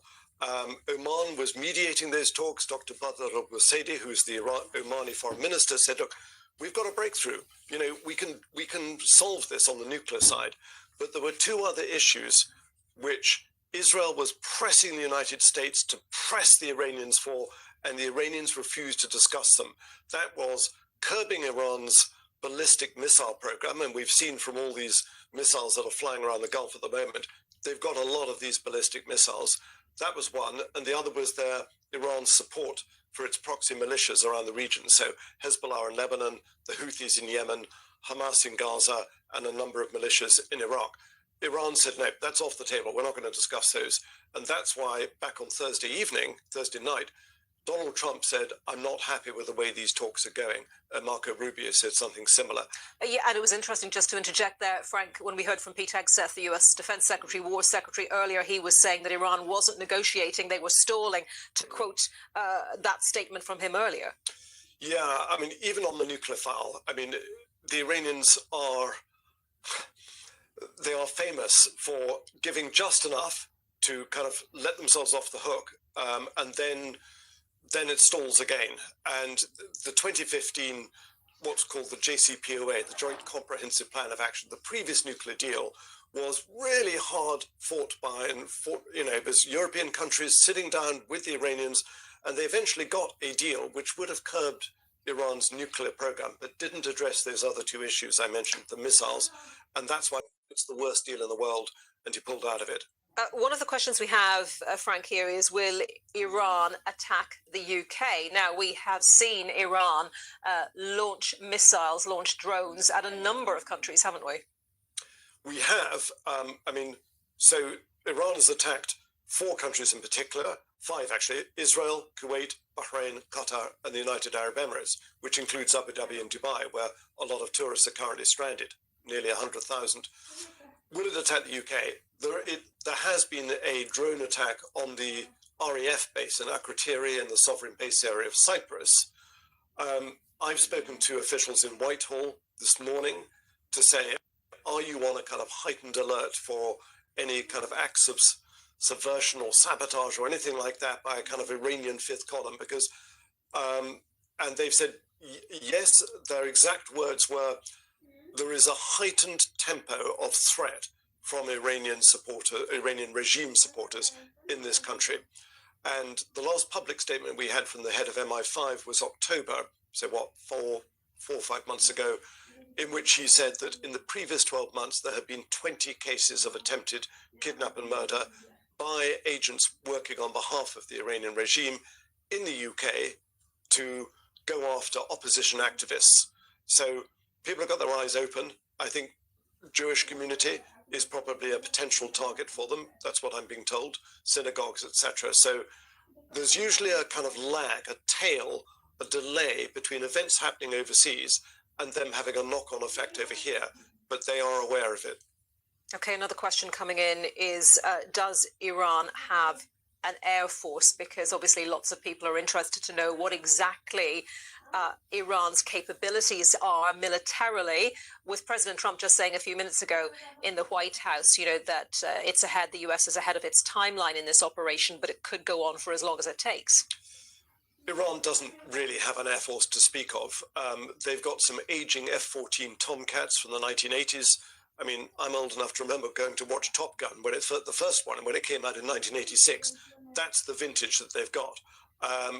They still had them left over from the time of the Shah, so they bought these things prior to 1979, so they're old, and it's hard for them to get the parts. So no, they haven't got an air force to speak of. What they have got is a domestic homegrown ballistic missile program and drones, a lot of drones. All those Shahed drones that have been slamming into buildings in Ukraine, fired by Russia, they were originally from Iran. Iran gave them to Russia. Iran then allowed the Russians to build a factory and build them under license. But these are powerful, explosive things that are slamming into buildings and commercial targets. Now, a pair of questions. Why is Iran targeting the Gulf states, and how have Gulf states reacted to the first part of that, Frank? So America's got military bases all up and down the Gulf. All 6 Gulf Arab states at some stage have hosted American bases, including Saudi Arabia and Oman, which have largely been spared this onslaught. Not completely, because Ras Tanura, for example, which is the export terminal for Saudi Arabia's oil, that's been hit by intercepted drone debris that's fallen and caused fires. Oman likewise has been hit. Dana Duqm, which is on the Arabian Sea. Why have they been targeted? It's essentially punishment for hosting US bases. Iran, ever since the Islamic Revolution of 1979, has said to the Gulf Arab states, which are much smaller and weaker in terms of size and population, look, don't kick out the 5th US Navy 5th Fleet. You don't want them. We'll be the policemen of the Gulf. We can look after security here. And the Gulf states, Arab states say, yeah, you know what, we're going to stick with the United States. So you've got the US Navy's 5th Fleet headquarters in Bahrain. Now, they could see this coming. They evacuated that base back on Monday, a week ago. So these missiles and drones that have been slamming into that base at Jafar in Bahrain, very close to where I used to live, there's nobody there. So no casualties. And the ships went out to sea to disperse, expecting something like this. But the Gulf states, make no mistake about this, Anita, they're really angry with Iran. They're saying, we didn't join in this Operation Epic Fury. We actually argued against it. And yet you're hitting our targets, our hotels. It's terrible for business for them. So they're very angry. And I think it's only a matter of time, I'm guessing, before they retaliate in some way, because they've taken a real beating. And they so far haven't done anything to retaliate against Iran. Which is the answer to the second part of that pair of questions. How have they reacted? Thank you for that, Frank. A question here, what weapons does Iran have? Now, you touched on their missile program. What more can you tell us about the capabilities they have and stockpiles of, for example, drones or indeed missiles? Well, Iran is a huge country with a big population, 93 million people, but above all, it's a mountainous country.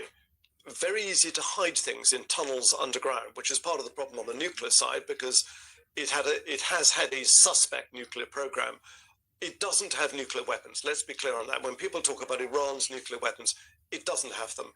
I interviewed Rafael Grossi, as you've just had that interview here. We're about to be joined by royalty, by the way. Here she is. Lise, welcome. We'll come to you in a moment. This is the news business. Absolutely. We're just talking about what weapons has Iran got. Yes, well, you're the person to, yeah. Well, I'm sort of almost fired my piece here. Iran is no match for the firepower of the United States or indeed for Israel. These are 21st century technologically advanced powers using AI and massive amounts of weaponry. You've got 2 huge, great big US carrier strike groups offshore, one in the Mediterranean, one in the Arabian Sea, 200 plus fighter aircraft. But what Iran has got a lot of are these drones and torpedo boats, suicide boats, kamikaze weaponry, which they have practiced, the Revolutionary Guards Corps have practiced intensely of how to try and overcome the defenses of, say, a US warship using swarm tactics. And that's a worry for the Americans. Frank, I'll let you have a little break with your answers for the moment. And Lise, bringing you in. Thanks very much for joining us, Lise. A big question, how likely is regime change in Iran? It's a question we've touched on over the last few hours because we've heard various comments from President Trump about what might happen next, about whether he would be willing or not to work with someone from within the existing regime, the existing hierarchy.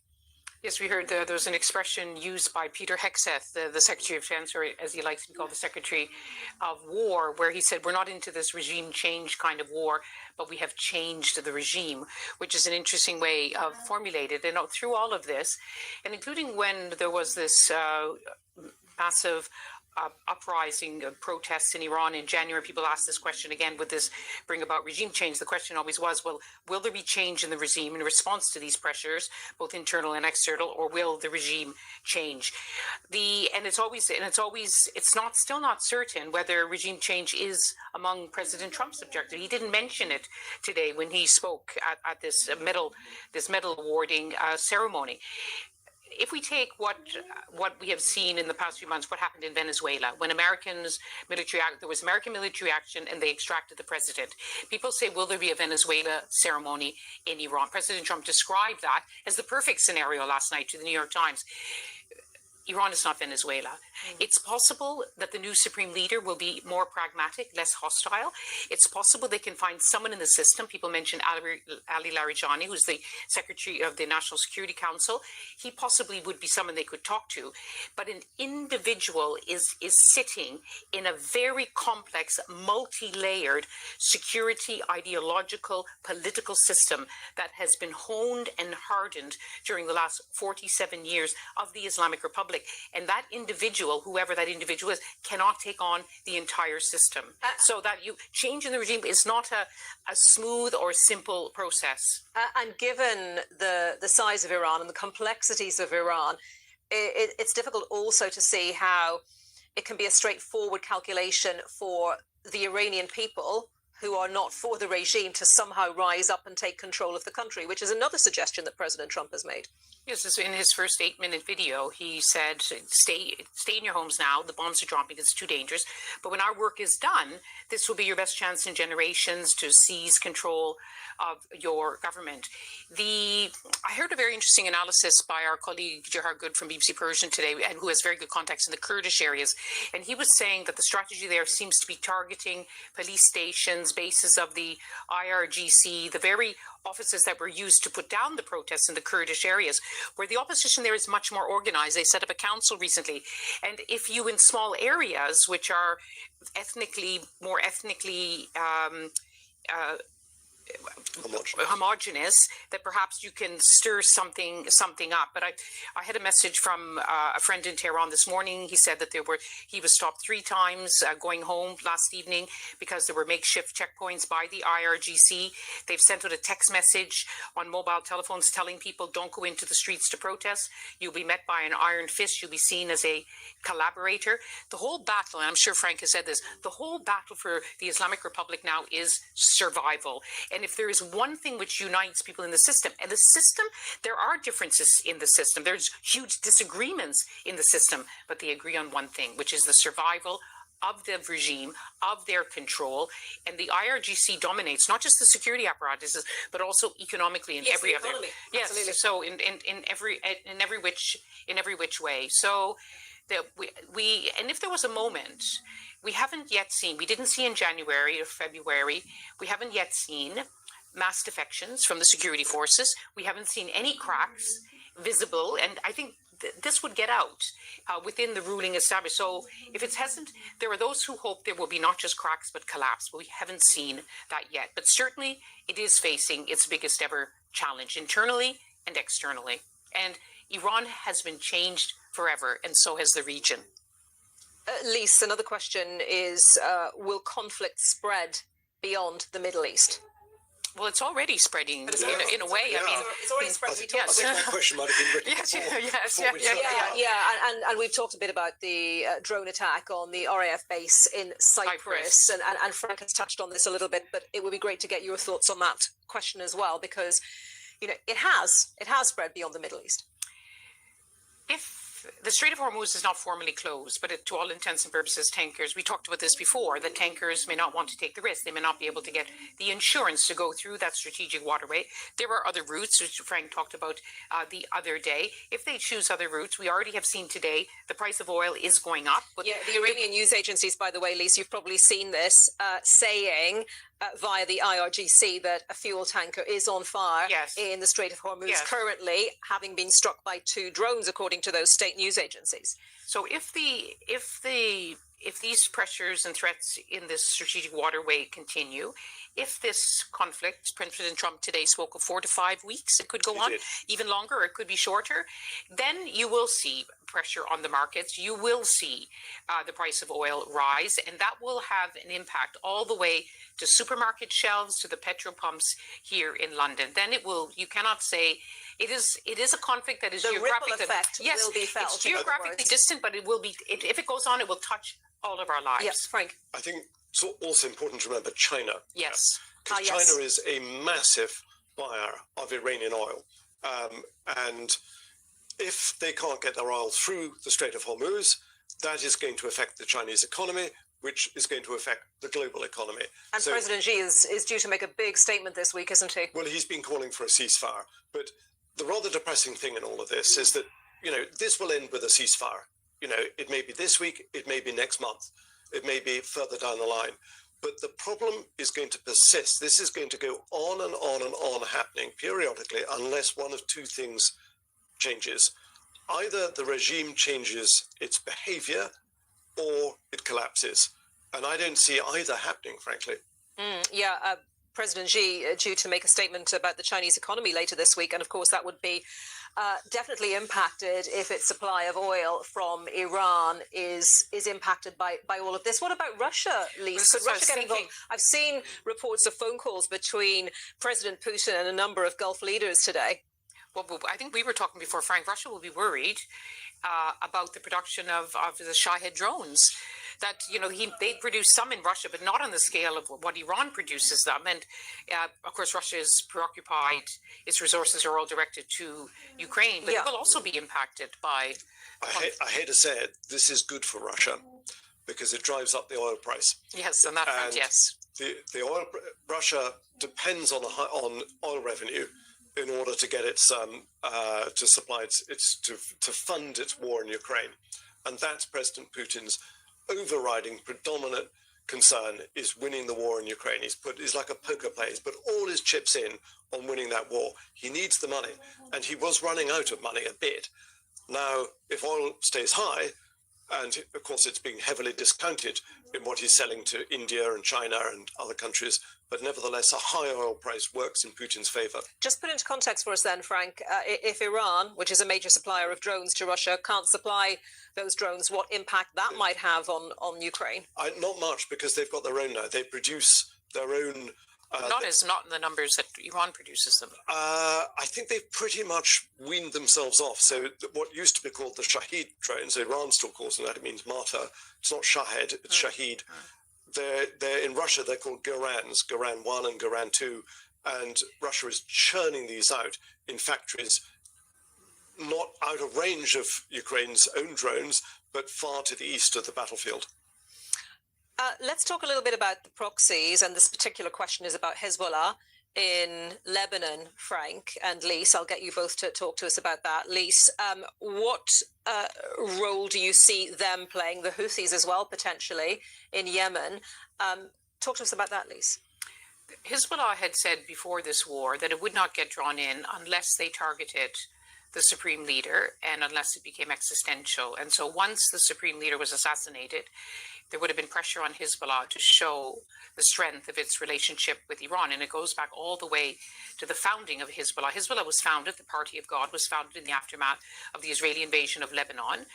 It was founded among Shia scholars and Shia fighters. And it was, unlike other, Iran has close relations to many militias, but with Hezbollah, it is the most closely entangled with Hezbollah. That's why you see often Iranian officials going to going to Beirut. Their personal and political and ideological and religious ties are very deep and very long standing. So they have now been drawn in. I think they would have felt their honor would have been on the line, their commitment to this important relationship, but of course is very, very unpopular in Lebanon. Yeah, and of course Hezbollah depleted quite a lot because of the war in Gaza as well. Depleted, degraded, but not disappeared. And Frank, your thoughts on that question of Hezbollah and other Iranian proxies? Well, this is something that the Israelis have been tackling quite aggressively ever since the October the 7th, 2023 Hamas-led raid out of Gaza into Israel. They have gone on the front foot, determined to try and degrade all their enemies at the same time. So they've the Israelis have not only gone after Hamas in Gaza, with an appalling death toll amongst the civilian population there, as well as depleting Hamas's capabilities. They've gone after the Houthis in Yemen, who've been firing ballistic missiles at Israel. They've waged war on Hezbollah in Lebanon. And if you remember, they did that the Mossad pulled off this extraordinary coup, I suppose, where they had sabotaged all these pages, which went off at the same time, taking out a lot of the middle ranks of Hezbollah and maiming them, essentially. You know, they sabotaged them with explosives, supplied them, and they went off in people's pockets and all their hands. And then, of course, Iran has lost its biggest Arab ally, the regime of Bashar al-Assad in Syria. So Iran doesn't have the same strength regionally as it did have 2.5 years ago. It's a lot weaker. And yet, as Lee says, it's still there. The regime is resilient. It's only got to survive this conflict to proclaim victory. For Trump, I don't know how he's going to spin this one if the regime survives. It's going to be very hard to pretend that this was victorious. This is not about counting the number of targets you've hit. It's about whether or not you have taken away the threat to the region, including Israel, from the Islamic Republic. And Lise, just a final question. We've got only about a minute left. You know, where does this, trying to understand where this goes if the US is considering as a possibility working from someone within the regime, how does that sit alongside what Israel wants to achieve? Well, sometimes President Trump goes his own way, and sometimes he's very much aligned with Israel, with Prime Minister Netanyahu. The Iranians have denied President Trump's comment that they want to talk to him. For now, it's all about what they call self-defense. It's all about survival. Frank? I agree. I mean, it's all about eventually getting an off-ramp, you know. But right now, they are beating their chest, both sides, saying, we're only just getting started. We've got some big, nasty weapons, and you ain't seen nothing yet. That's what they're saying. Okay. Frank Gardner, our security correspondent, Lise Doucette, our chief international correspondent. Thank you very much for joining me, and thank you very much for answering that range of questions. So many of those questions coming in, trying to understand the situation in Iran. And do stay with us here on BBC News as we continue to report in detail with our correspondents around the world on this evolving story.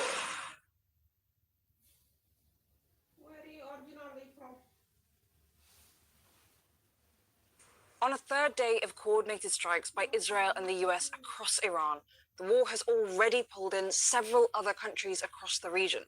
At BBC Verify, we've been continuing to analyse and verify dozens of videos and pinpoint exactly which locations have been hit. US and Israeli strikes have hit targets across Iran.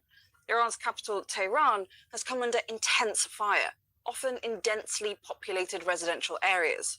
We've also verified damage at 2 hospitals, where you can see the aftermath of strikes. Panic and fear resound outside Gandhi Hospital in northern Tehran as we can see babies and incubators being moved.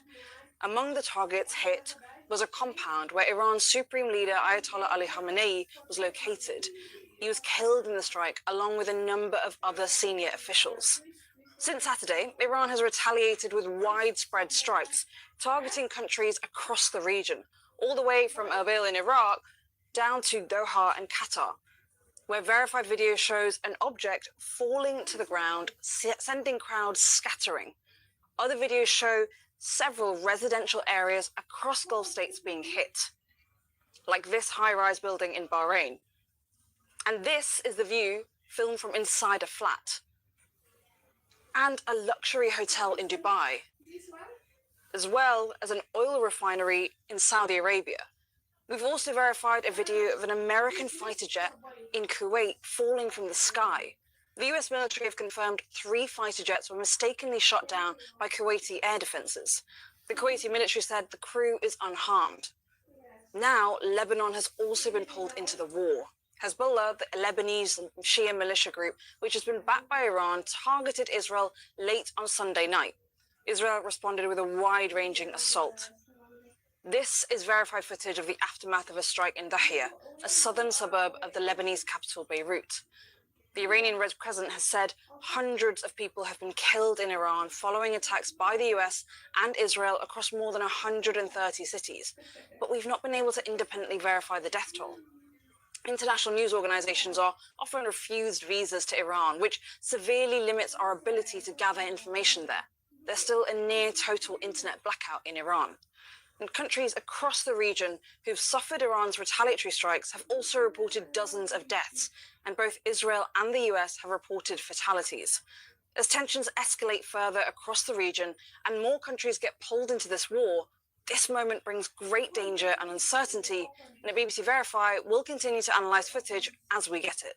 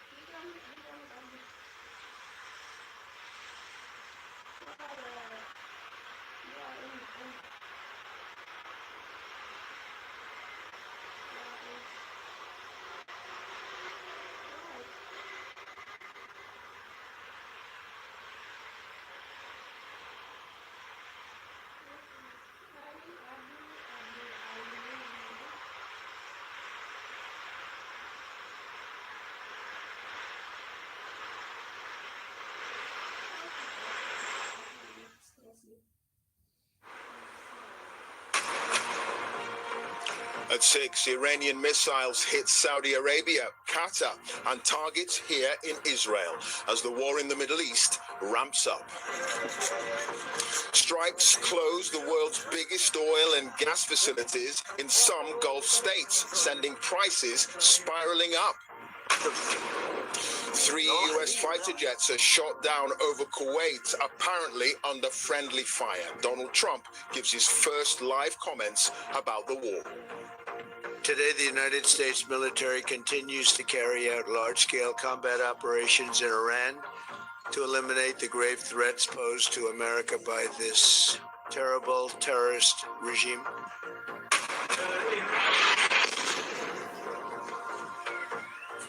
We hear from people inside Iran as the US and Israeli strikes continue.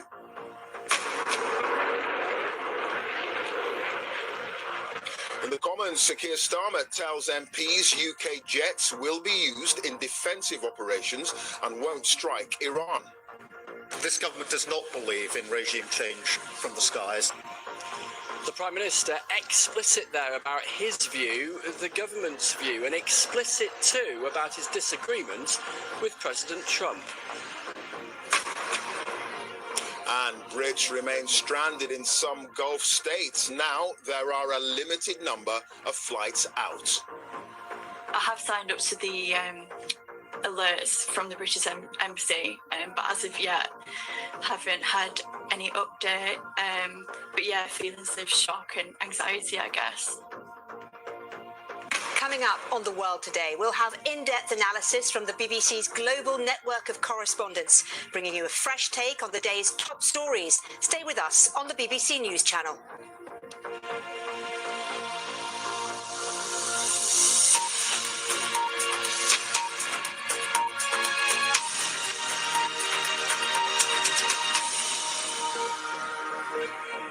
Hello to you. We're live in Tel Aviv as Donald Trump reiterates the war with Iran is designed to eliminate the threat from a terrorist regime.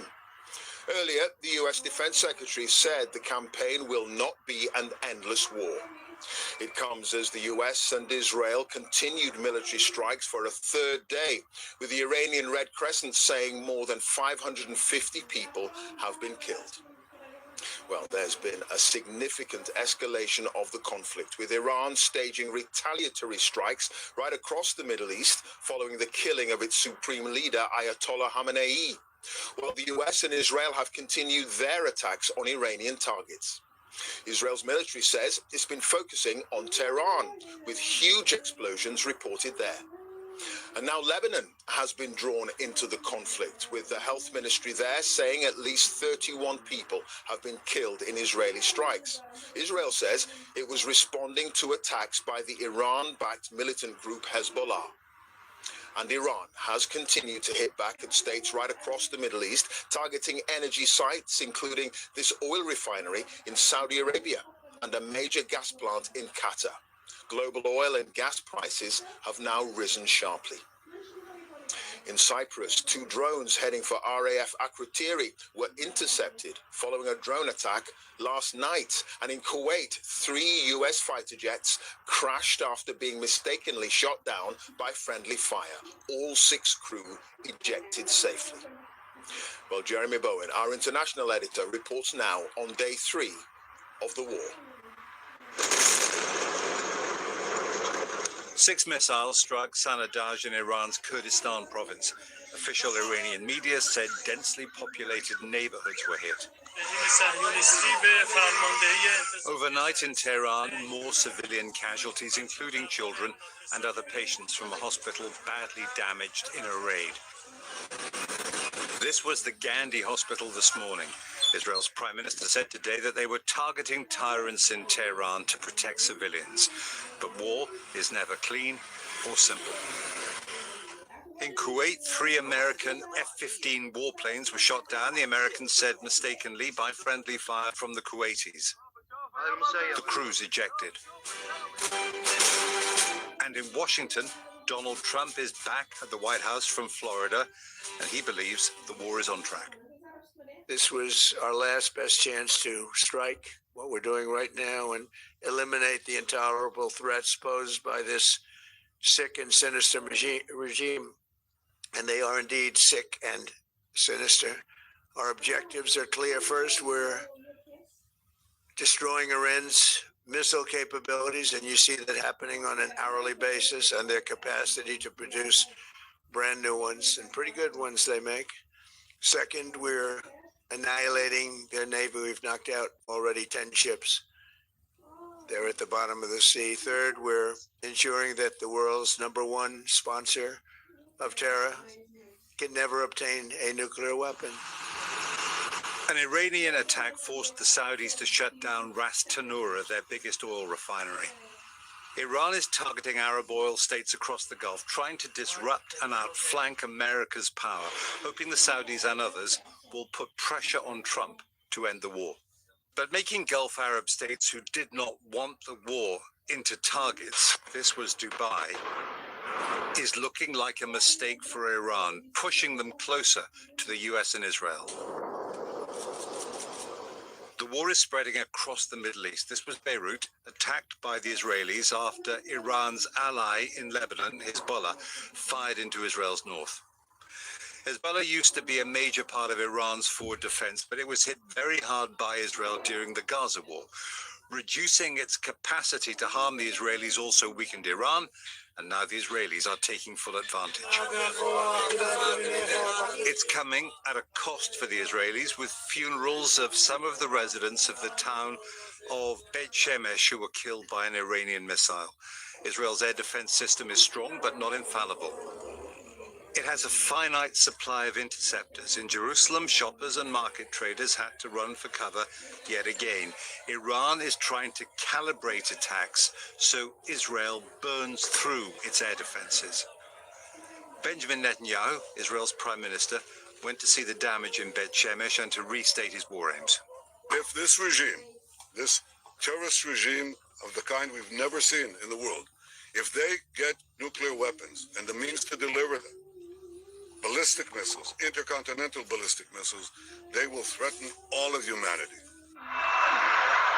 In Iran, the regime supporters have been on the streets. This was in the center of Isfahan. The authorities have imposed an internet blackout, making it difficult to gauge the mood.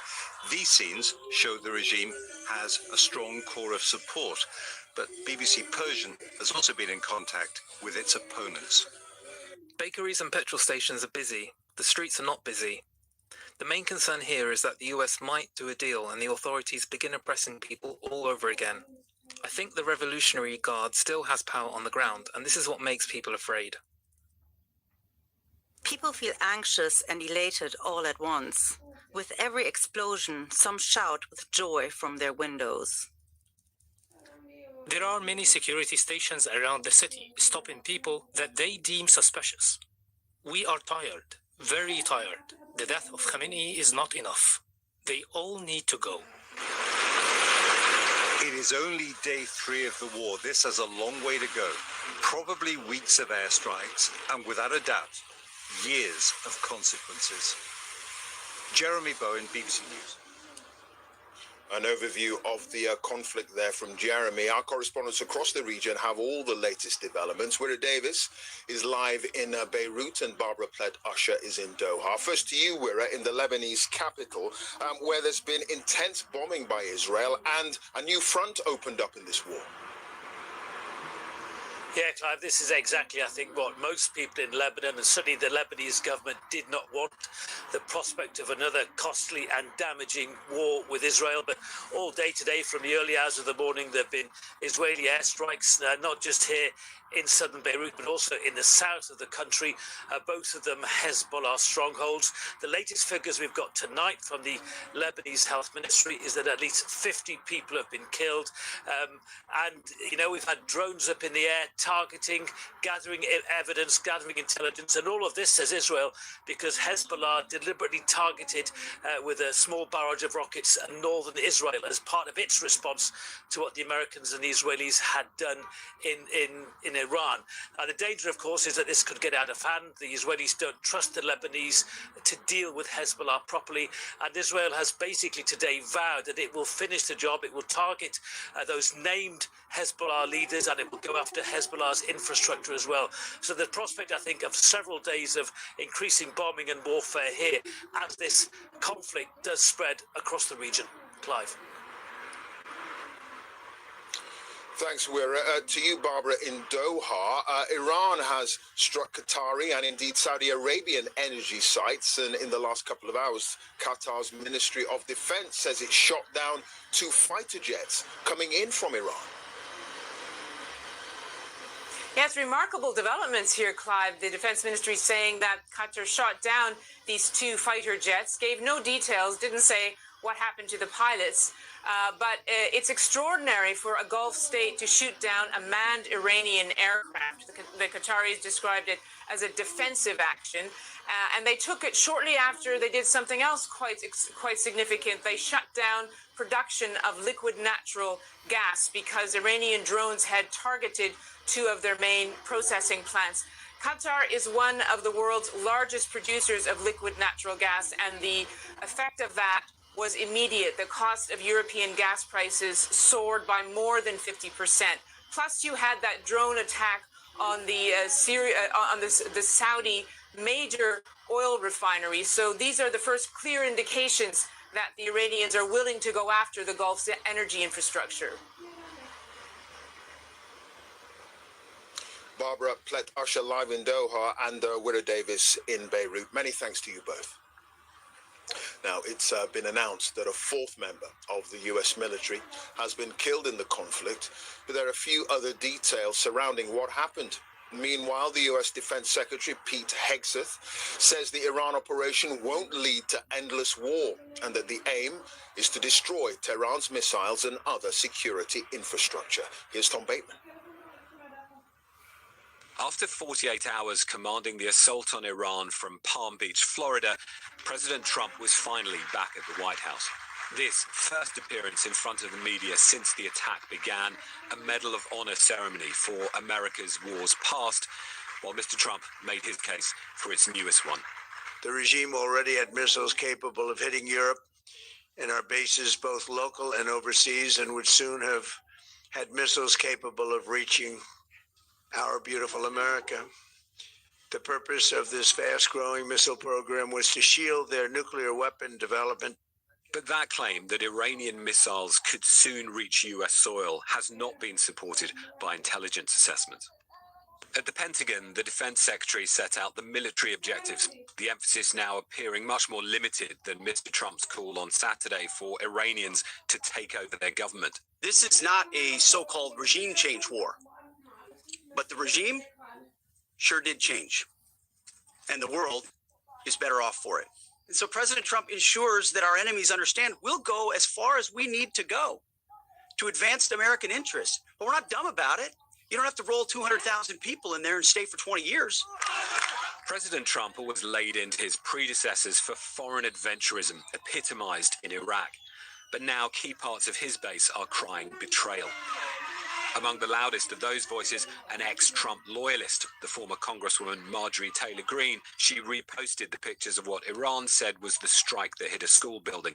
I did not vote for this in elections or Congress. This is not what we thought MAGA was supposed to be. Shame, she wrote.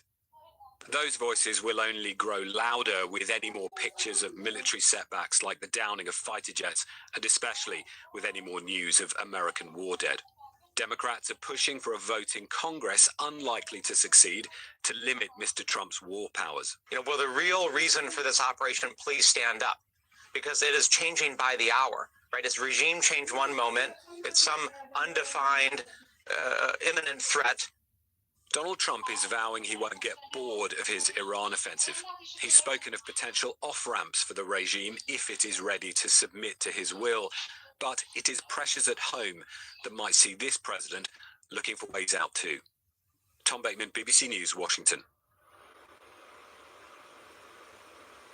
Well, Sarah Smith is live at the White House for us. Sarah, he's only given pre-recorded statements so far on the war. You were in the room when he was speaking today. What did you make of what he had to say? I think it's becoming clear that White House is not making an absolutely consistent case for why they started this war now or what they hope to achieve from it, because what I just heard Donald Trump saying in there is rather different from what he'd said in those pre-recorded statements that you mentioned.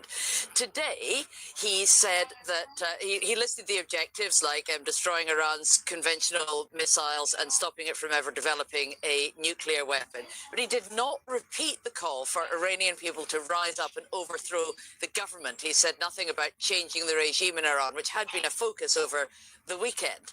And similarly, he didn't tell us why now. He didn't lay out what the imminent threat to America was that meant that he chose to take action now. He said this was the last best chance to stop Iran developing a nuclear weapon, but didn't say why. And then he told us that he expects this war will last for 4 to 5 weeks. It remains to be seen whether American public opinion will stick with that. Sarah Smith, our North America editor, live at the White House. Thanks, Sarah. Well, Sir Keir Starmer has appeared to criticize the US and Israeli action against Iran, saying this government does not believe in regime change from the skies. He's been speaking to MPs in the Commons this afternoon about the war in Iran. Chris Mason is at Westminster for us now. Chris, over to you.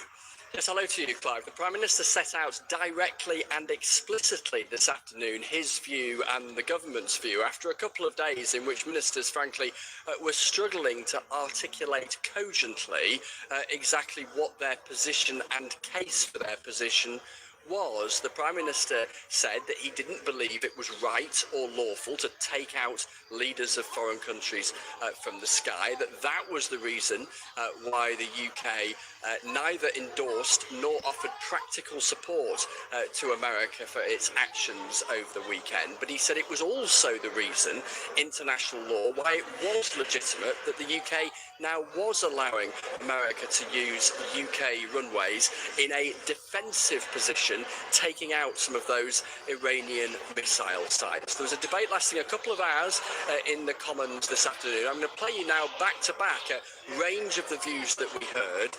There was lots of references, you'll note, to the Iraq War.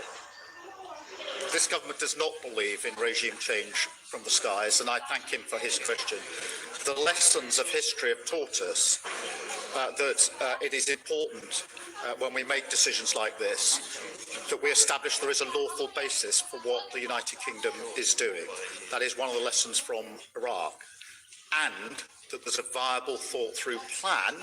They're the principles I applied to the decision not to get involved in the offensive strikes of the US and Israel. They're also the principles I applied separately to the separate decision and a separate request from the US to be able to take defensive action. On Saturday, our allies in Canada and Australia immediately backed the action taken by America against this despotic regime in Tehran. And I have made it very clear that the Conservative Party also stands behind America taking this necessary action against state-sponsored terror. Does he not understand that after 10 years of negotiation that have failed, actually the West was left with no alternative? And does he understand also that actually, in refusing to support the US, he has humiliated us on the international stage? We have seen before what happens when an American president launches an illegal war with no idea how or when it is going to end. And we fear for what comes next. We also condemn the deeply irresponsible and illegal attack by the US and Israel on Iran, launched in the middle of nuclear negotiations. The best tribute to the murderers in Tehran and the Iranian regime is a maintenance of an international rules-based system. And more than that, we owe it to the people across the region to learn from the instability that we had in the aftermath of Iraq. The question for today that people want us to ask is, when will people be coming home, especially from Doha and Dubai? The Prime Minister said there are around 300,000 Britons in the region and that the Foreign Office is working with allies to bring people home as quickly and safely as we can, he said. So there's the practicalities and there's the geopolitics. And Clive, strikingly, perhaps today, the Prime Minister's biggest public disagreement yet with President Trump. All right, Chris, thank you for that. Chris Mason, our political editor in the central lobby there at Westminster. Now, British military bases could be used by the Americans for defensive strikes on Iranian missile sites. Meanwhile, RAF Akrotiri in Cyprus has been hit by an Iranian drone. There were no casualties and minimal damage. Our defense correspondent, Jonathan Beale, has that story. The sirens have been sounding at RAF Akrotiri, warning of a potential attack. The British base in Cyprus has already been targeted by Iranian drones, one hitting the runway. Families on the base have been told to leave. Security's been beefed up with additional fighter jets. RAF Akrotiri in Cyprus is just one military base in Iran's sights. British forces in Bahrain have also had a close shave. Missiles and drones hitting a nearby US Navy headquarters. And coalition bases in Iraq have been targeted, where British troops are stationed. RAF Typhoons in Qatar, to boost the region's defences, have also shot down an Iranian drone. The government's now given the US permission to use British military bases for a specific mission, to destroy Iranian weapons. Today, as if on cue, US F-15 jets landed at RAF Lakenheath in Suffolk. Britain won't join the US strikes, but its assistance could raise the risks of Iranian retaliation in the Middle East. They've got tens of thousands of different weapon systems, from drones to ballistic missiles to surface attack craft to mini submarines. And if they come at you hard and fast with enough in a short period of time, when we've war gamed this in the past, you find that some get through. Most British military bases remain well out of range. Donald Trump has said the US might want to use Diego Garcia in the Indian Ocean and RAF Fairford in Gloucestershire. Both have hosted US heavy bombers in the past. They may be safe, but UK bases in the region are still vulnerable to attack. Jonathan Beale, BBC News. That's it for now. I'll be back at 10 with all the latest developments. But now, it's back to you, Rita. Clive, thank you very much. Well, the conflict in the Middle East has caused prices for oil and gas to surge. Iran is targeting the energy infrastructure of neighbouring Gulf states, as you heard, and it's closed the narrow Strait of Hormuz, which is a critical supply route for tankers. Faisal Islam has been looking closely at how supplies are being affected by the hostilities and at the possible impact on the prices that we pay for our energy. Oil tankers ablaze. The biggest oil facility in the world in Saudi Arabia targeted and closed, and so too the biggest gas export facility in neighbouring Qatar. The flow of energy firmly disrupted, and the possibility of what markets have called their worst nightmare. Here is what happened this morning. Oil prices jumped 10%. If sustained, that could feed through to a several pence bump in diesel and petrol pump prices later in the month. Gas prices here in Europe jumped by nearly 50% this morning after the news from Qatar, which, if sustained, could see a rise in domestic energy bills, though not until the summer. Some context is helpful, though. This bump, though material, is not the fourfold increase seen in 2022 when Russian supplies were cut off amid the Ukraine war. If we continue to see things continue to escalate, $100 oil is certainly not off the cards. But I think the key unknowns of how long the disruption lasts and how extensively it broadens. And this is why. Here you can see, even on Saturday, the flow of gas and oil tankers transporting a fifth of the world's oil through the narrow Straits of Hormuz start to slow as the US-Israeli attack on Iran begins. By yesterday, the red triangles indicating oil and gas tankers dry up, and now it's stopped entirely. And there are dozens of these essential energy transports at anchor, the red circles here, in the open Gulf, too scared to cross the 24-mile strait between Oman and Iran. All this comes at the very moment the economic weather in the UK had been starting to look a little brighter. In the Treasury, they're putting the final touches to the spring statement tomorrow, and that is principally a new set of official forecasts on jobs, inflation, and the economy in general. And if today's moves on gas and oil markets are sustained for weeks or months, then all of those figures are out of date even before the spring statement is published. But that is still an if. Energy supply to Europe is not disrupted so far, but the price we pay for our fuel and energy seems likely to rise. Faisal Islam, BBC News. Well, although much of the airspace in the Gulf is closed, a limited number of flights have been announced out of Dubai and the UAE. This is the current picture of flights in the region, and as you can see, avoiding Iran and the area around it. Prime Minister said the government was looking at all options to support Britain's currently stuck in the Middle East. Luke Deal reports now from Dubai. British nationals are among the hundreds of thousands of travellers stranded in the Gulf Arab states as major airports remained closed following retaliatory strikes from Iran. Many flights to and from countries in the Middle East are impacted as the conflict in the region continues. Dawn and her husband Nick contacted BBC Your Voice. They should have arrived back from the United Arab Emirates this afternoon after a week's holiday. They're booked onto a BA flight for Saturday. They hope it will take off. Our plans might come to nothing. They probably will do.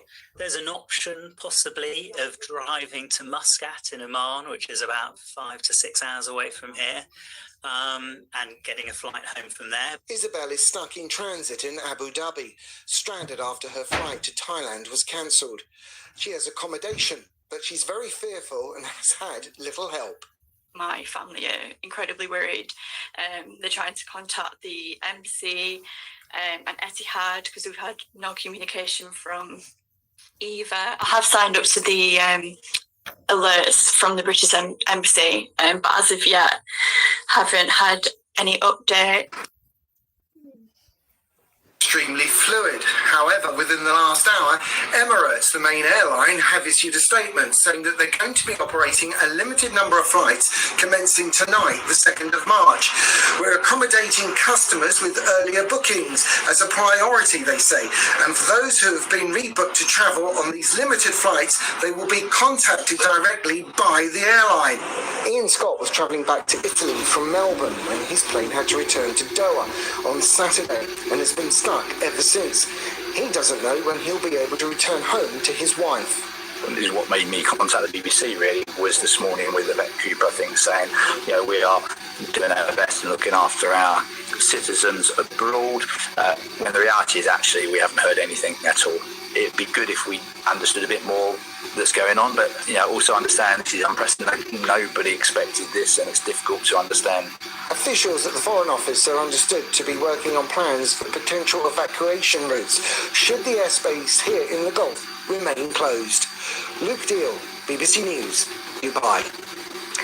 Let's get a final word from our international editor, Jeremy Bowen. Jeremy, the US is saying this isn't an endless war, 4 to 5 weeks, but conflict can be hard to contain. Yeah, they're saying it's not endless because they came to power saying they weren't going to have endless wars like Afghanistan or Iraq. Donald Trump isn't the only person controlling the tempo of what's happening. Clearly, the Iranians have a say in that as well, even though the Americans have this massive preponderance of power. I think, yes, Trump would like to get it done as soon as possible. But how do you define that? Because, we're seeing now images from Tehran. They clearly are hammering many of the sites that they're after. They say they have a full range of targets they want to go for, and that Trump says that will pave the way for the Iranians to overthrow the regime and take power themselves. There are so many assumptions in that can go wrong. But you know what? I think that while this will, certainly go on for weeks, not days, there will be an end to major combat operations, but then it's about the consequences. And in such a turbulent part of the world, that is really where a lot of the trouble, the difficulty, the challenge, and perhaps a lot more pain is going to come from. Jeremy, thank you very much. Our international editor there. We're continuing our coverage of the situation in the Middle East here on BBC News, where American and Israeli strikes are continuing to hit Iran for a third day. In the last couple of hours, Donald Trump made his first live comments on the conflict from the White House. The president described the war as ahead of schedule. He also claimed this was the last chance to take action against the Iranian regime, who he claimed would soon be able to launch missiles against the United States. Well, on the ground in Iran, there have been explosions in the capital, Tehran. The Iranian Red Crescent is reporting that more than 550 people have been killed in the attack so far, and 131 cities have been hit. Well, these images shared by the US Central Command show a US Navy ship launching Tomahawk land attack missiles in support of Operation Epic Fury. Loud explosions have also been heard in the central city of Esfahan, where there is a nuclear facility and also an airbase. Well, let's take a listen to what President Trump has been saying at the White House a short while ago. Our objectives are clear. First, we're destroying Iran's missile capabilities, and you see that happening on an hourly basis, and their capacity to produce brand new ones, and pretty good ones they make. Second, we're annihilating their navy. We've knocked out already 10 ships.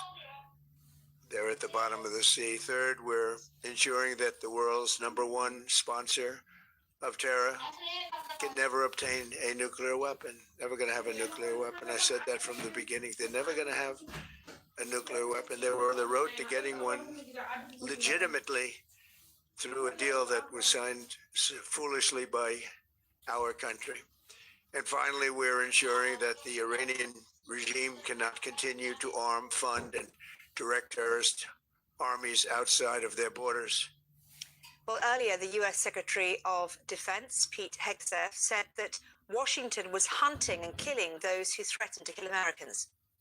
If you kill Americans, if you threaten Americans anywhere on earth, we will hunt you down without apology and without hesitation, and we will kill you.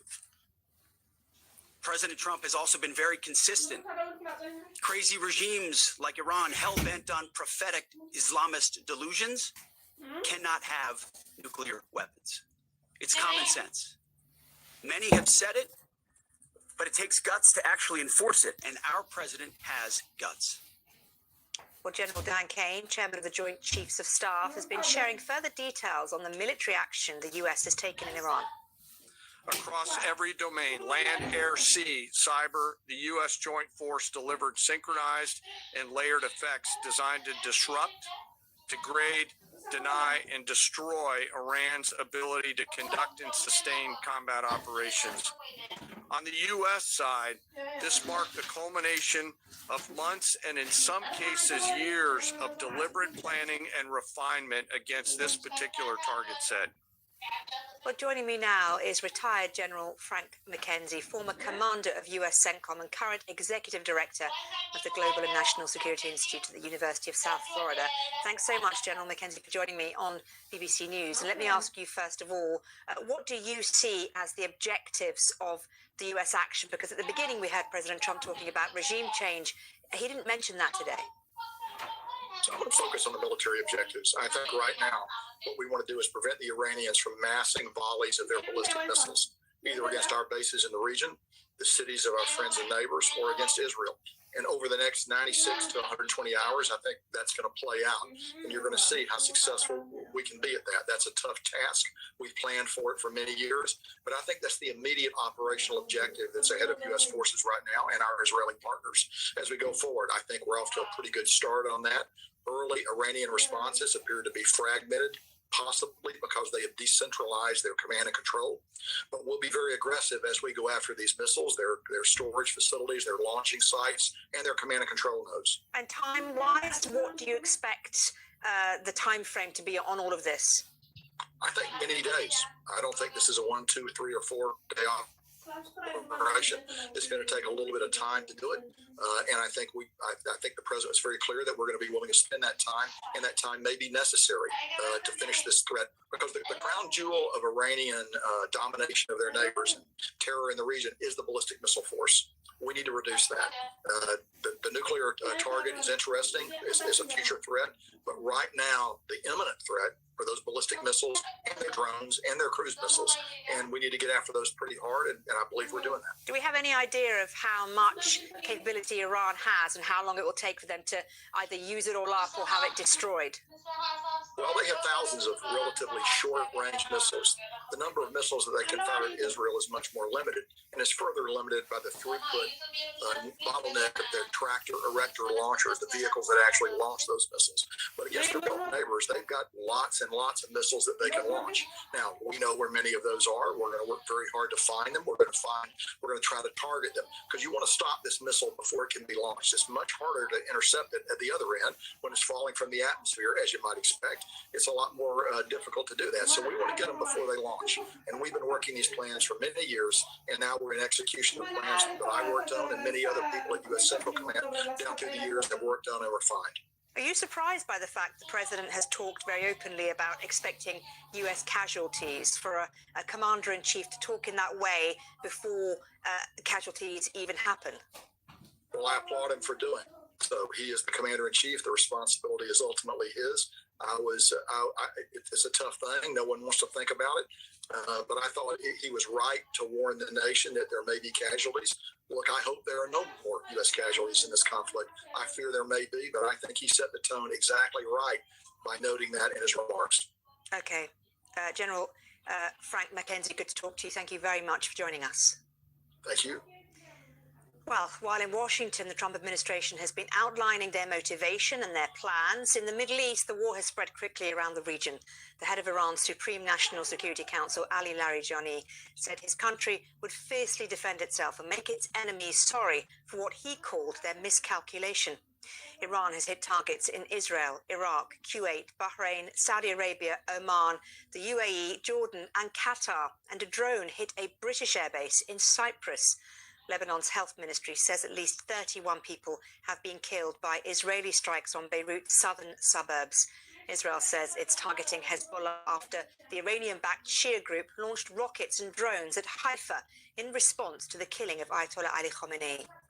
Well, meanwhile, although some flights have started leaving, many more have been cancelled across the region, affecting hundreds of thousands of passengers, and the impact has been felt around the world. Oil and gas prices have soared and stock markets have fallen as the prospect of disrupted energy supplies continues. One of the world's biggest exporters, Qatar Energy, has halted production following attacks on its facilities.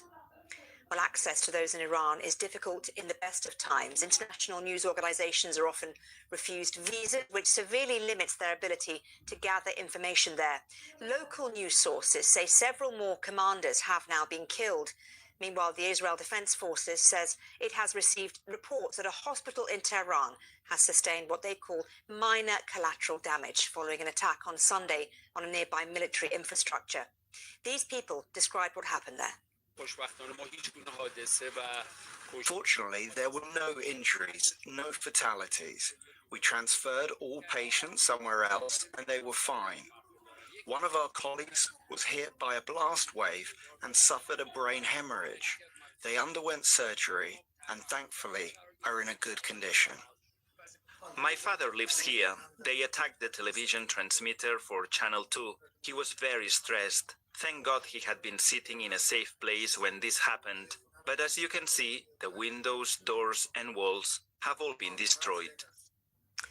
In Israel, Prime Minister Benjamin Netanyahu has visited the site of a fatal Iranian ballistic missile strike on Sunday.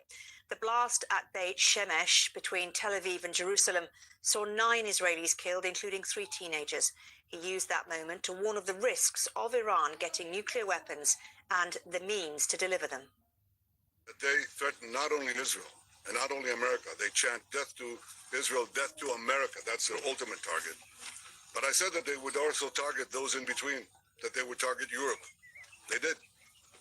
And if this regime, this terrorist regime of the kind we've never seen in the world, if they get nuclear weapons and the means to deliver them, ballistic missiles, intercontinental ballistic missiles, they will threaten all of humanity. Well, let's speak to our chief international correspondent, Lise Doucette, who's here with me now. And Lise, having listened to everything there, what's your assessment of where we are today? Well, we heard from President Trump that it could last 4 to 5 weeks, although he said, and Jury said, we thought we would be able to kill the senior commanders within a month, but in fact they did it in the first few hours in that extraordinary attack in the first wave of Israeli strikes on the compound where Ayatollah Ali Khamenei was, with a number of the top security commanders, and they were all killed in one fell swoop. So he said we're ahead of time, but it's clear that they haven't accomplished their war aims. He set out the war aims. You see that they now are really focusing on not just the nuclear weapon, but on the ballistic missiles, and that is an area where since the June war, there has been intelligence that Iran is focusing on ballistic missiles because with their what they call their axis of resistance, their circle of fire, the partners and proxies, what they always regarded as their advanced front, their defenses, has been weakened, if not wiped out, after the Gaza war by Israeli attacks. And with their nuclear program, they're not from all of the intelligence assessments saying they're not enriching nuclear uranium right now. It's the ballistic missiles they see as their main deterrence, and therefore they refuse to discuss it during those talks. That now seems to be the focus, and you heard that from Frank McKenzie as well. But Iran, it's an asymmetrical war, which is why Iran is now striking out at an extraordinary number of capitals across the region, and it warned that if this happened, if it came under attack, it would strike in, well, it said American bases in the region and interests, but the impact is far greater. So the war is only just beginning.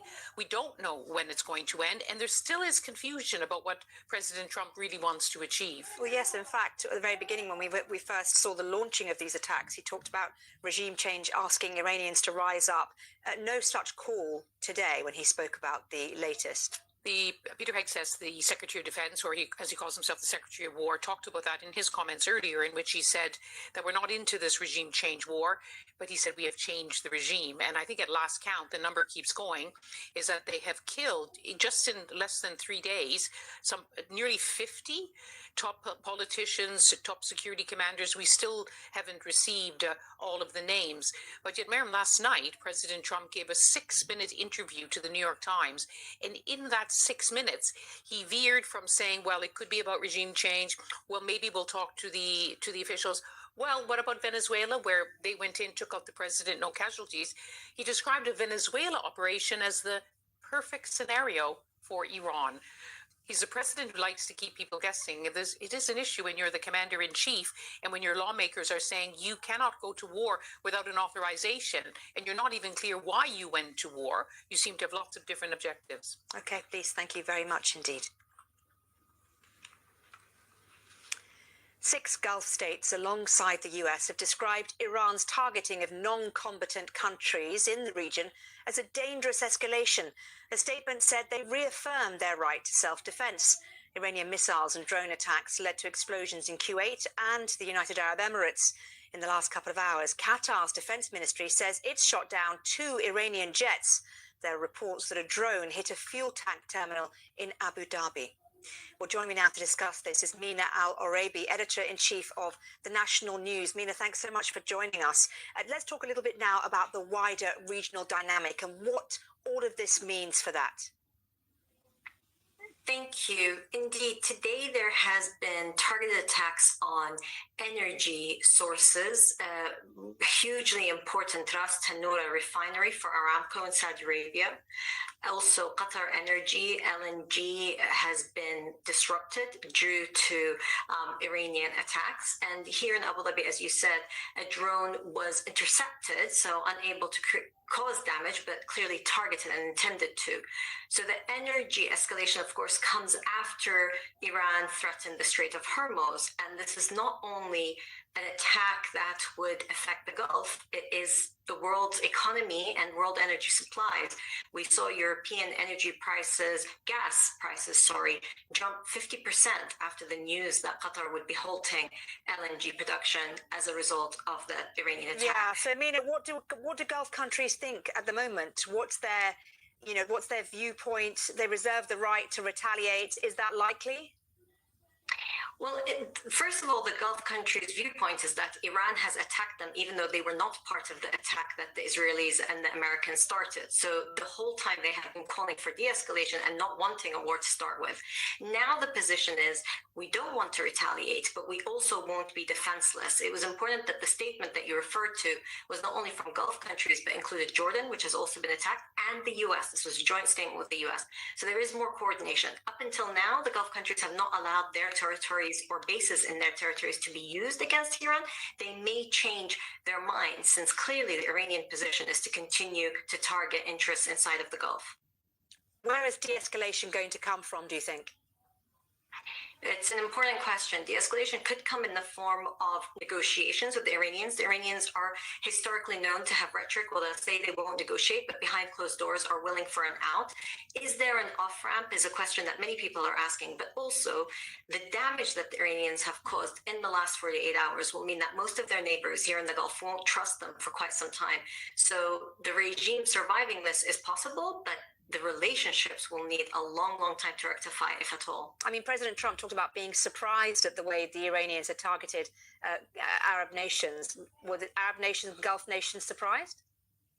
They're not surprised. I'm also quite taken back that he would be surprised, seeing as Gulf Arab countries were very clear, publicly and privately, that there is a huge threat that is possible, that the Iranians, if they felt that the war would be existential and could target the regime in its entirety, then they would lash out in this way. So it's interesting to see that he's surprised, but many people in this part of the world feared that this would be the route that the Iranians take. Mina, thank you very much indeed for joining us. Mina Al-Orabi, thank you. Well, we touched upon it there with Mina, didn't we? Nearly half of the global oil supplies, they come out of this region. So, as you'd expect, oil and gas prices have risen sharply in response to the conflict, with producers, insurers and shipping firms affected by the closure of the Strait of Hormuz. The cost of European gas has soared by over 50% after the world's largest producer of liquefied natural gas, Qatar Energy, said it was halting production. There have also been impacts on oil and gas facilities in Saudi Arabia, where a fire broke out at a refinery after drones targeted the facility. BBC Verify correspondent Ben Chu explains just how important the Strait of Hormuz is in the global shipping world. This is the Strait of Hormuz, between Iran and the Gulf states. At its narrowest point, it's only 24 miles wide. It's a key transit route for global oil coming out of the Middle East. And as a result of the US-Israel war with Iran, there's been a dramatic change. So let's zoom in. This time lapse starting on the 27th of February shows busy ship traffic through one part of the Strait of Hormuz. But over the weekend, we can see a sharp decrease in the number of ships moving through this part of the strait. Why? Because shipping is under threat due to the conflict. We've verified this video of the aftermath of a reported strike on a tanker called the Skylight in the Hormuz Strait. It occurred on Sunday, though what exactly happened to the vessel is still unclear at this stage. Now, several of the world's largest maritime insurance companies have said that they are cancelling their war risk cover for ships passing through the Strait of Hormuz, and some of the largest shipping companies have instructed vessels not to travel through the strait for now. The editor-in-chief of Lloyd's List, the maritime data service, told us that it's extremely unlikely that anyone will be going into the area without insurance. So why does this matter?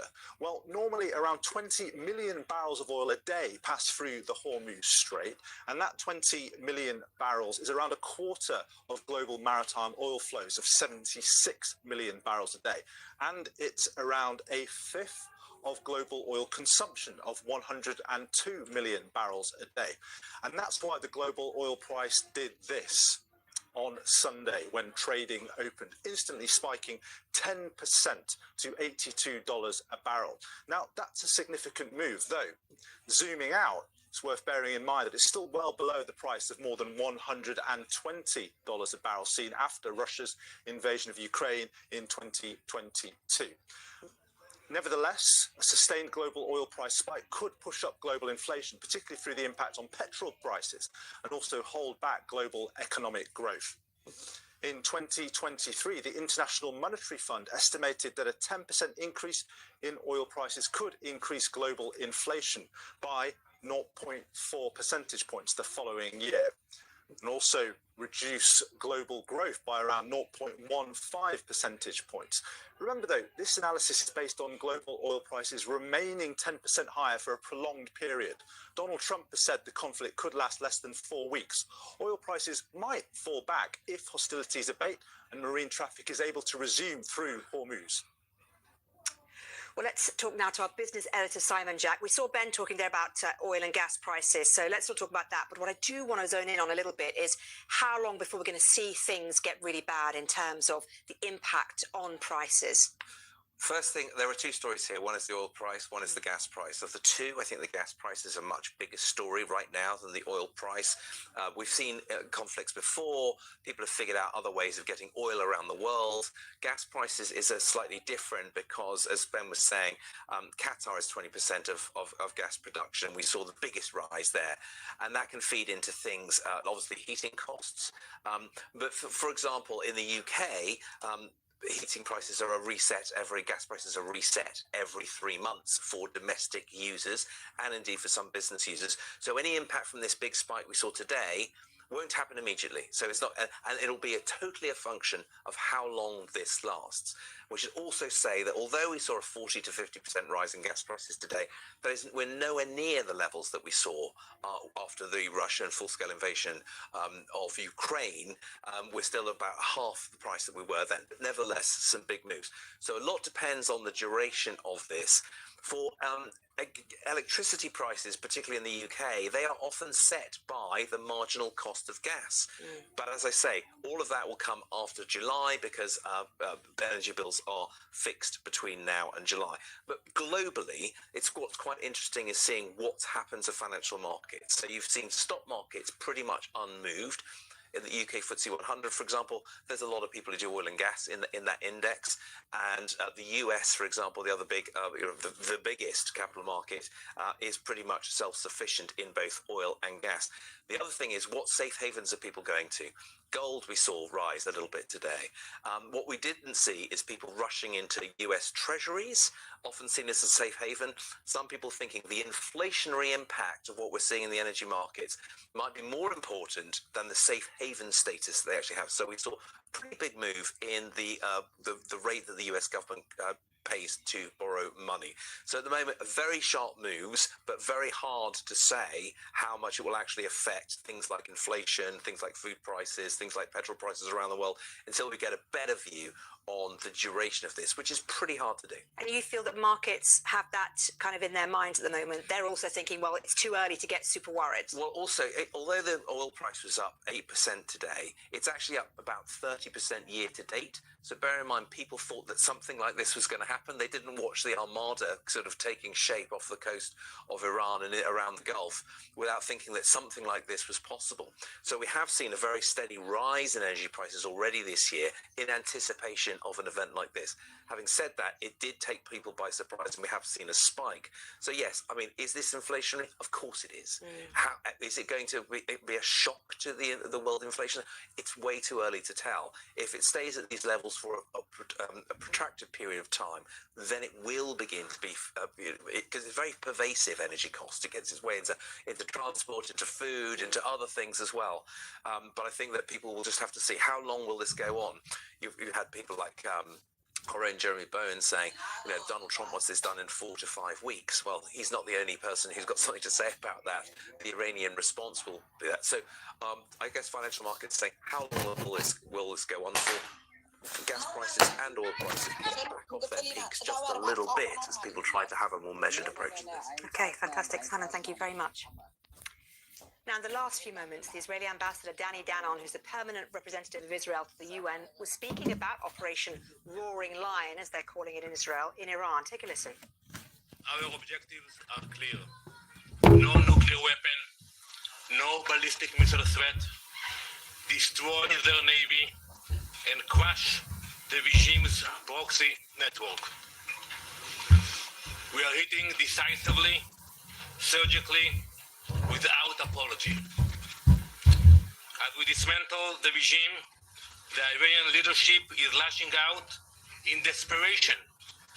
Over the past few days, missiles have been fired at Israel, most of them, but also the UAE, Saudi Arabia, Bahrain, Qatar, Oman, Kuwait, Iraq, Syria, Jordan, and even on European soil in Cyprus. This is not strategy. It is panic. It is desperate. Well, here, the Prime Minister, Keir Starmer, has told the House of Commons he stands by his decision not to involve the UK in the initial strikes against Iran by the US and Israel. Let's listen to a bit more of what he's been saying. Mr. Speaker, the United Kingdom was not involved in the initial strikes on Iran by the US and Israel. That decision was deliberate.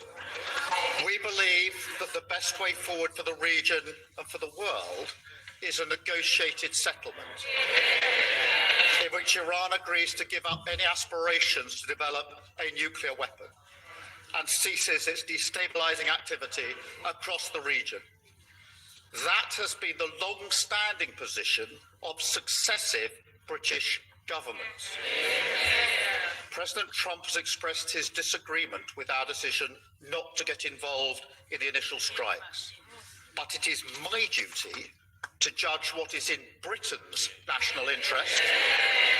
That is what I've done, and I stand by it. But, Mr. Speaker, it is clear that Iran's outrageous response has become a threat to our people, our interests, and our allies, and it cannot be ignored. Before we go, a limited number of flights have now been able to leave the United Arab Emirates as departures across the Middle East continue to be disrupted by joint Israeli and US war on Iran. This was the scene at Dubai Airport. More than 4,000 flights a day have been cancelled across the region, according to the flight tracking service Flight Radar 24. More at the top of the hour on this developing story on BBC News. Stay with us.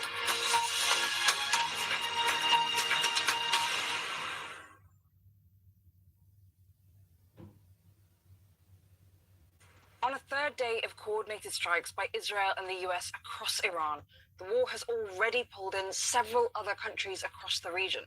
At BBC Verify, we've been continuing to analyse and verify dozens of videos and pinpoint exactly which locations have been hit. US and Israeli strikes have hit targets across Iran. Iran's capital, Tehran, has come under intense fire, often in densely populated residential areas. We've also verified damage at 2 hospitals, where you can see the aftermath of strikes. Panic and fear resound outside Gandhi Hospital in northern Tehran as we can see babies and incubators being moved. Among the targets hit was a compound where Iran's supreme leader Ayatollah Ali Khamenei was located. He was killed in the strike along with a number of other senior officials. Since Saturday, Iran has retaliated with widespread strikes, targeting countries across the region, all the way from Erbil in Iraq down to Doha and Qatar, where verified video shows an object falling to the ground, sending crowds scattering. Other videos show several residential areas across Gulf states being hit, like this high-rise building in Bahrain. And this is the view filmed from inside a flat. And a luxury hotel in Dubai, as well as an oil refinery in Saudi Arabia. We've also verified a video of an American fighter jet in Kuwait falling from the sky. The US military have confirmed 3 fighter jets were mistakenly shot down by Kuwaiti air defenses. The Kuwaiti military said the crew is unharmed. Now, Lebanon has also been pulled into the war. Hezbollah, the Lebanese Shia militia group, which has been backed by Iran, targeted Israel late on Sunday night. Israel responded with a wide-ranging assault. This is verified footage of the aftermath of a strike in Dahia, a southern suburb of the Lebanese capital Beirut. The Iranian Red Crescent has said hundreds of people have been killed in Iran following attacks by the US and Israel across more than 130 cities, but we've not been able to independently verify the death toll. International news organizations are often refused visas to Iran, which severely limits our ability to gather information there. There's still a near total internet blackout in Iran. And countries across the region who've suffered Iran's retaliatory strikes have also reported dozens of deaths, and both Israel and the US have reported fatalities. As tensions escalate further across the region and more countries get pulled into this war, this moment brings great danger and uncertainty, and at BBC Verify, we'll continue to analyse footage as we get it.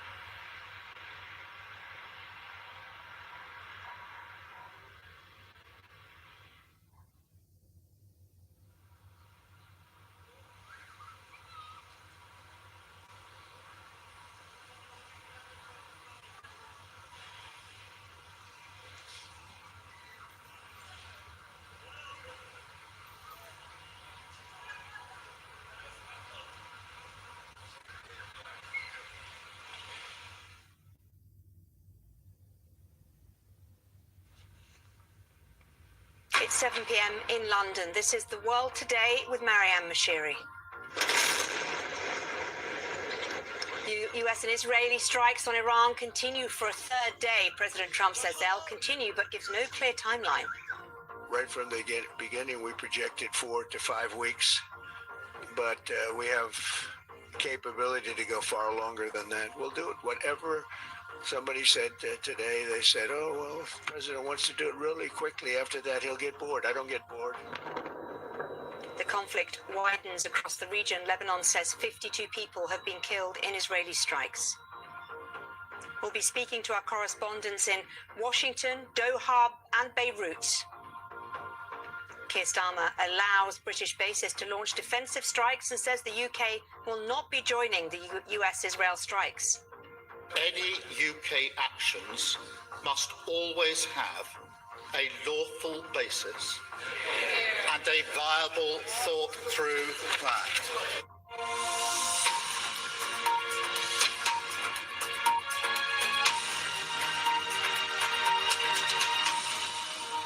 Hello and welcome to The World Today on BBC News.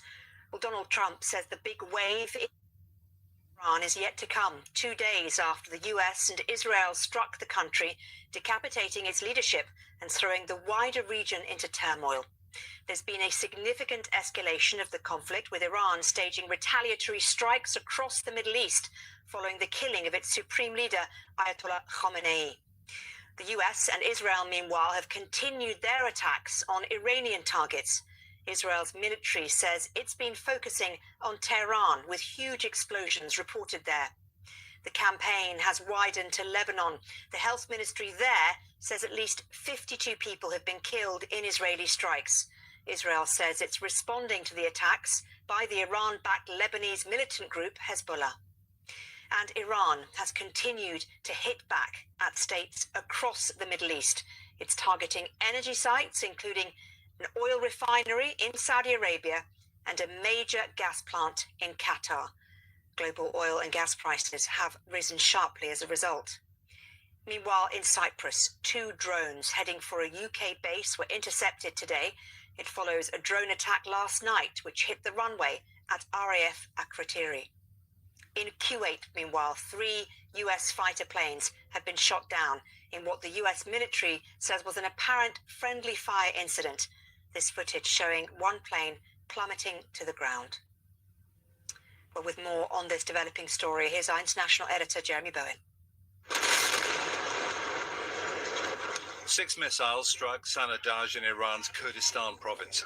Official Iranian media said densely populated neighborhoods were hit.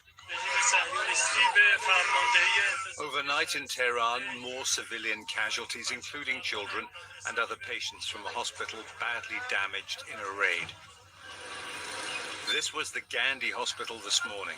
Israel's prime minister said today that they were targeting tyrants in Tehran to protect civilians. But war is never clean or simple. In Kuwait, 3 American F-15 warplanes were shot down, the Americans said mistakenly, by friendly fire from the Kuwaitis. The crews ejected. And in Washington, Donald Trump is back at the White House from Florida, and he believes the war is on track. This was our last best chance to strike what we're doing right now and eliminate the intolerable threats posed by this sick and sinister regime. And they are indeed sick and sinister. Our objectives are clear. First, we're destroying Iran's missile capabilities, and you see that happening on an hourly basis, and their capacity to produce brand new ones, and pretty good ones they make. Second, we're annihilating their navy. We've knocked out already 10 ships. They're at the bottom of the sea. Third, we're ensuring that the world's #1 sponsor of terror can never obtain a nuclear weapon. An Iranian attack forced the Saudis to shut down Ras Tanura, their biggest oil refinery. Iran is targeting Arab oil states across the Gulf, trying to disrupt and outflank America's power, hoping the Saudis and others will put pressure on Trump to end the war. But making Gulf Arab states who did not want the war into targets, this was Dubai, is looking like a mistake for Iran, pushing them closer to the US and Israel. The war is spreading across the Middle East. This was Beirut, attacked by the Israelis after Iran's ally in Lebanon, Hezbollah, fired into Israel's north. Hezbollah used to be a major part of Iran's forward defense, but it was hit very hard by Israel during the Gaza war. Reducing its capacity to harm the Israelis also weakened Iran, and now the Israelis are taking full advantage. It's coming at a cost for the Israelis, with funerals of some of the residents of the town of Bet Shemesh who were killed by an Iranian missile. Israel's air defense system is strong, but not infallible. It has a finite supply of interceptors. In Jerusalem, shoppers and market traders had to run for cover yet again. Iran is trying to calibrate attacks so Israel burns through its air defenses. Benjamin Netanyahu, Israel's prime minister, went to see the damage in Bet Shemesh and to restate his war aims. If this regime, this terrorist regime of the kind we've never seen in the world, if they get nuclear weapons and the means to deliver them, ballistic missiles, intercontinental ballistic missiles, they will threaten all of humanity. In Iran, the regime supporters have been on the streets. This was in the center of Isfahan. The authorities have imposed an internet blackout, making it difficult to gauge the mood. These scenes show the regime has a strong core of support, but BBC Persian has also been in contact with its opponents. Bakeries and petrol stations are busy. The streets are not busy.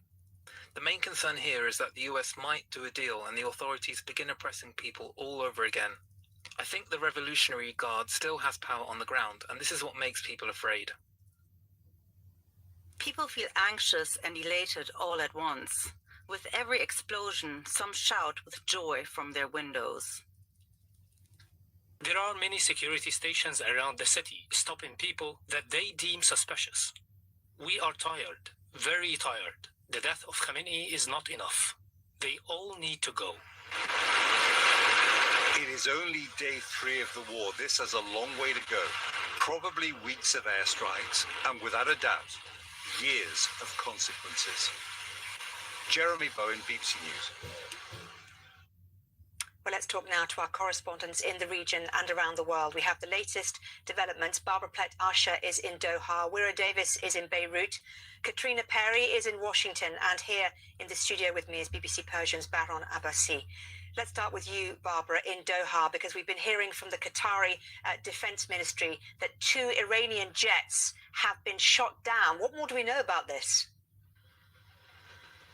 Not much more than that, actually, and it's quite a remarkable development. The Ministry of Defense put out a statement saying that the Qataris had shot down 2 incoming fighter jets. No details, no information about what happened to the pilots, but quite an extraordinary move for a Gulf state to shoot down a manned Iranian aircraft. No indication either of what the mission was or what the suspected mission was. Where this will lead, as much in this as with much is happening in this war, it's not quite sure where this will lead. Although the Qataris have framed it as a defensive move. One commentator said, "This is not our war. We are practicing defense, and our defense is strong."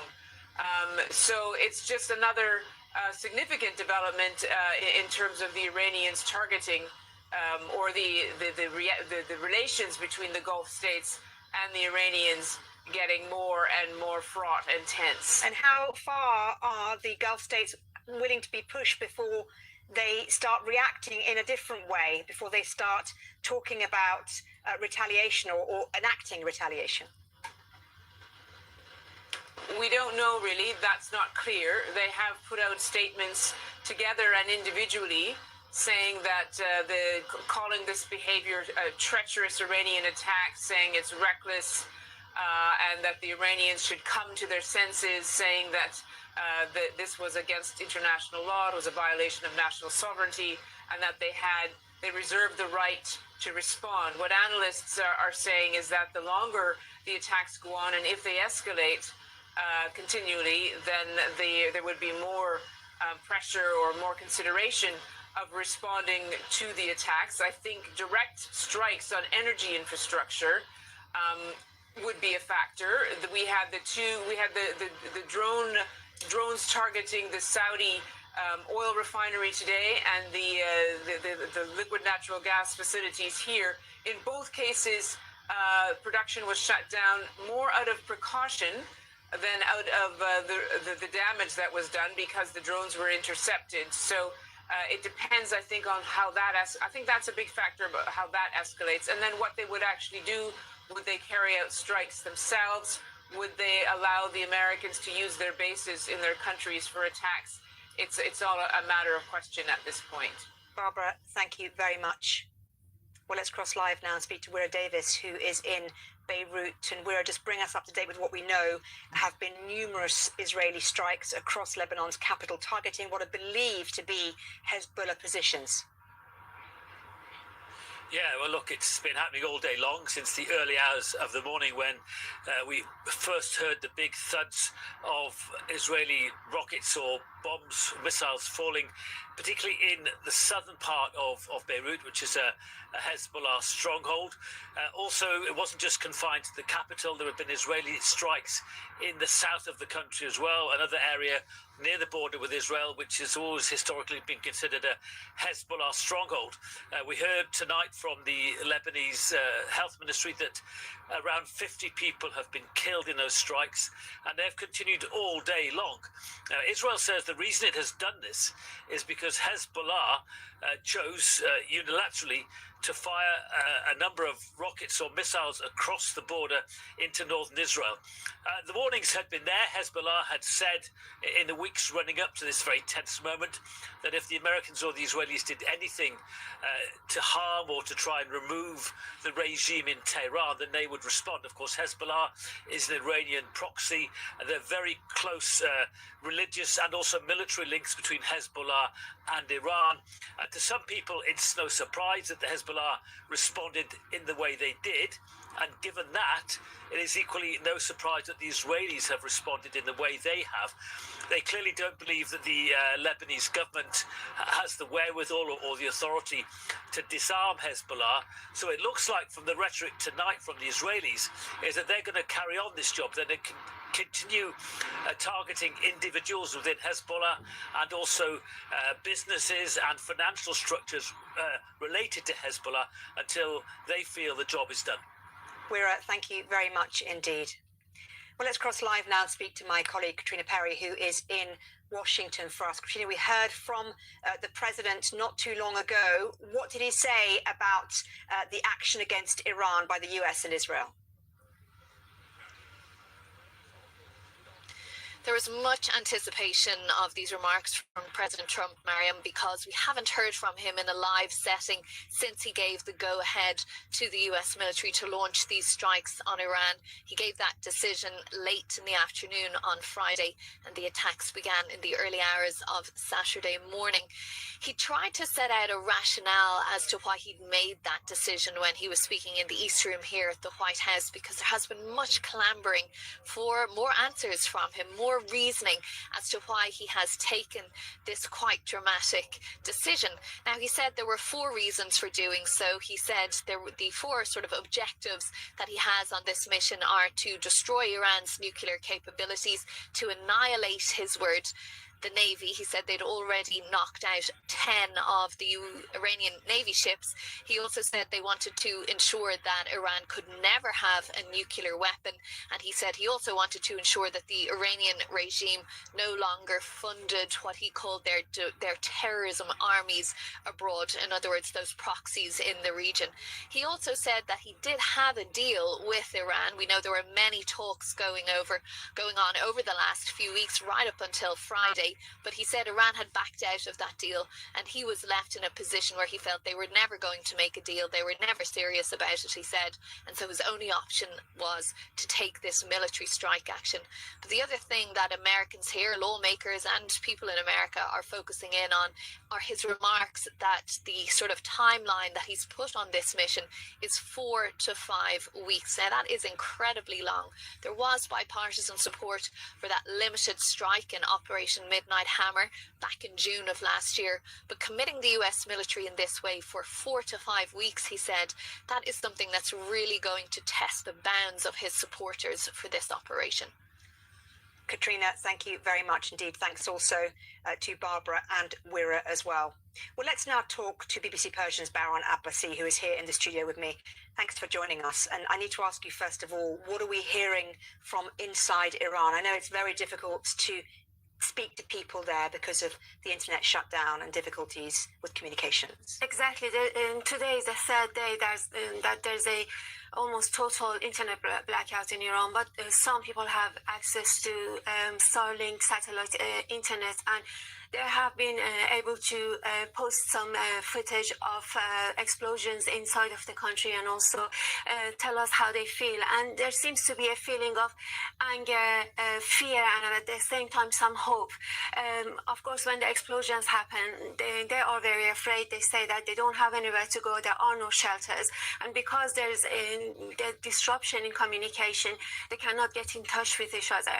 But at the same time, when the dust settles, they feel some hope that some government structure might have been struck and the regime's days might be numbered. So there is this mixture of feeling, especially since there have been growing civilian casualties, and Iran's Red Crescent has said that over 550 people have been killed. So some civilian infrastructure have come under attack, and there is this growing anger among some people because of the civilian casualties. It's very difficult, isn't it, to get an idea of what exactly is happening. You hear about people on the streets mourning the death of Khamenei. You hear about people cheering the death of Khamenei. What more do we know about how people feel about what's happened over the last few days? When news of Ayatollah Khamenei's killing came out, a lot of people took to the streets to celebrate and also shouted from their windows. They were cheering from their windows. But even then, the government showed that they are ready to shoot at people. So people who were celebrating on the streets, there were reports that they were shot at. And there's also, you see the pro-government people taking to the streets, but people who are against the government, who seem to be the majority, do not have that advantage. And even after President Trump asked people to rise up against their own government, people are receiving text messages on their phones saying that, threatening them and saying that if you take to the streets, this could be an act of cooperation with the enemy and you could face dire consequences. Okay, Baron, thank you very much indeed for that. Around the world and across the UK, this is The World Today on BBC News.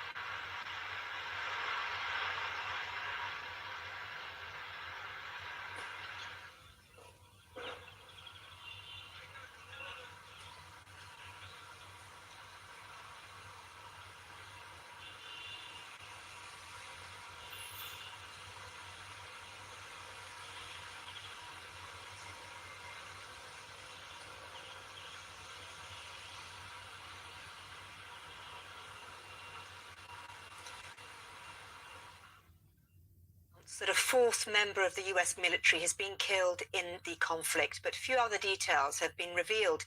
Meanwhile, the US Defense Secretary Pete Hegseth says the Iran operation won't lead to, in his words, endless war, and that the aim is to destroy Tehran's missiles and other security infrastructure. The conflict has spilled over into the wider region, including multiple countries in the Gulf, most of them hosting US bases. Well, let's speak now to Adam Areli, US Ambassador to Bahrain from 2007 to 2011. Also previously worked with the Qatari government. Thank you so much for joining us. Let me ask you first of all, how pivotal a moment is this in Middle Eastern history and politics right now? Well, it certainly is a watershed. There's no doubt about that. You've got a regime in Iran that's been in power for 45 years, since 1979. And has frankly wreaked havoc across the region. And much of the capability of that regime is now gone, although not entirely eliminated. So I think it's the hope of those in the Trump administration and others that perhaps, a new a new chapter is being written, a more positive and peaceful chapter, although it's certainly hard to see that from where we are sitting today. So from where you're sitting today, what do you see happening over the next few weeks? We heard today from President Trump that this could take up to 3 or 4 weeks. You know, people are very worried about that because that is an awfully long time, not only for a war to carry on, but also indeed in terms of potential casualties and damage elsewhere. Yeah, well, no, the reason I sort of chuckle at that is because 3 to 4 weeks, you know, in the span of history is a blip. It's the blink of an eye. Certainly for those at the BBC and other networks who have to cover the story, 3 to 4 weeks is a long time. But look, let's be clear. I mean, I was in Qatar in 2003. I was in Iraq and after the invasion there. Those were conflicts that lasted a long time, right? I mean, once you start something, it's very hard to dictate when it ends, right? And so, you know, to those saying how long is this going to go on, I think it's very difficult to give them to provide a definitive answer.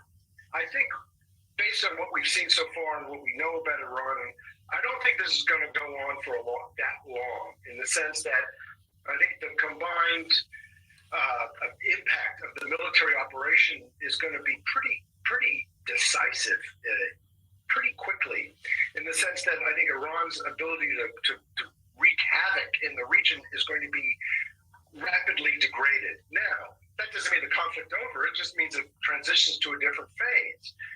And I think what you'll see is the conflict focusing inside Iran's borders rather than outside Iran's borders in the near future. But how long that conflict within Iran lasts and what its impact, again, on the region in the long term is going to be is an open question. And where do you think the answer to that question lies? You know, ultimately, obviously it's very difficult to predict what happens in a war, but we're seeing, and I just want to read you a line we're getting from the news agencies. They're telling us that the Israeli army has said it struck the Iranian military intelligence offices in Tehran. So little by little, it's hitting police stations, military intelligence offices, government buildings. What is it trying to do here, and what's the end going to be? Because, you know, ultimately you can throw missiles and bombs as much as you like to all the government buildings. You're not going to actually end the regime that way, are you? Look, there's what we know and there's what we don't know. What we know is that if you had done nothing and just let the regime continue as it was, there was going to be a problem. There's been a problem for the past 45 years of nuclear, weapons programs, proxy wars, and regional destabilization. This operation is ripping the Band-Aid off. It's just dealing with that problem. Now, to the question of, well, where is it going to lead, and is it going to create something better than what we've had for the past 45 years, is anybody's guess. My guess is the answer is yes. How much better? That's harder to say. Adam Morelli, former US Ambassador to Bahrain, thank you very much indeed for joining us. That was a really interesting conversation. Great to have your analysis. Thank you. All right. Well, here the Prime Minister Keir Starmer has appeared to criticise the US and Israeli action against Iran, saying this government does not believe in regime change from the skies. He's been speaking to MPs in the Commons this afternoon about the war in Iran. With more, here's our political editor, Chris Mason. This government does not believe in regime change from the skies, and I thank him for his question. The lessons of history have taught us that it is important when we make decisions like this, that we establish there is a lawful basis for what the United Kingdom is doing. That is one of the lessons from Iraq. And that there's a viable, thought-through plan. They're the principles I applied to the decision not to get involved in the offensive strikes of the US and Israel. They're also the principles I applied separately to the separate decision and a separate request from the US to be able to take defensive action. On Saturday, our allies in Canada and Australia immediately backed the action taken by America against this despotic regime in Tehran. And I have made it very clear that the Conservative Party also stands behind America taking this necessary action against state-sponsored terror. Does he not understand that after 10 years of negotiation that have failed, actually the West was left with no alternative? And does he understand also that actually, in refusing to support the US, he has humiliated us on the international stage? We have seen before what happens when an American president launches an illegal war with no idea how or when it is going to end, and we fear for what comes next. We also condemn the deeply irresponsible and illegal attack by the US and Israel on Iran, launched in the middle of nuclear negotiations. The best tribute to the murderers in Tehran and the Iranian regime is a maintenance of an international rules-based system.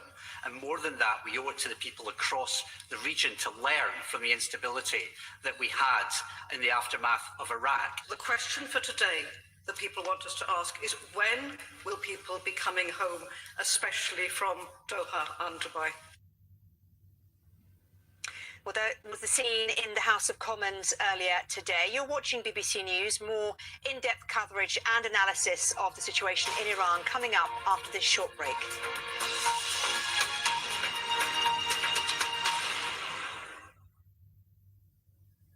On a third day of coordinated strikes by Israel and the US across Iran, the war has already pulled in several other countries across the region. At BBC Verify, we've been continuing to analyse and verify dozens of videos and pinpoint exactly which locations have been hit. US and Israeli strikes have hit targets across Iran.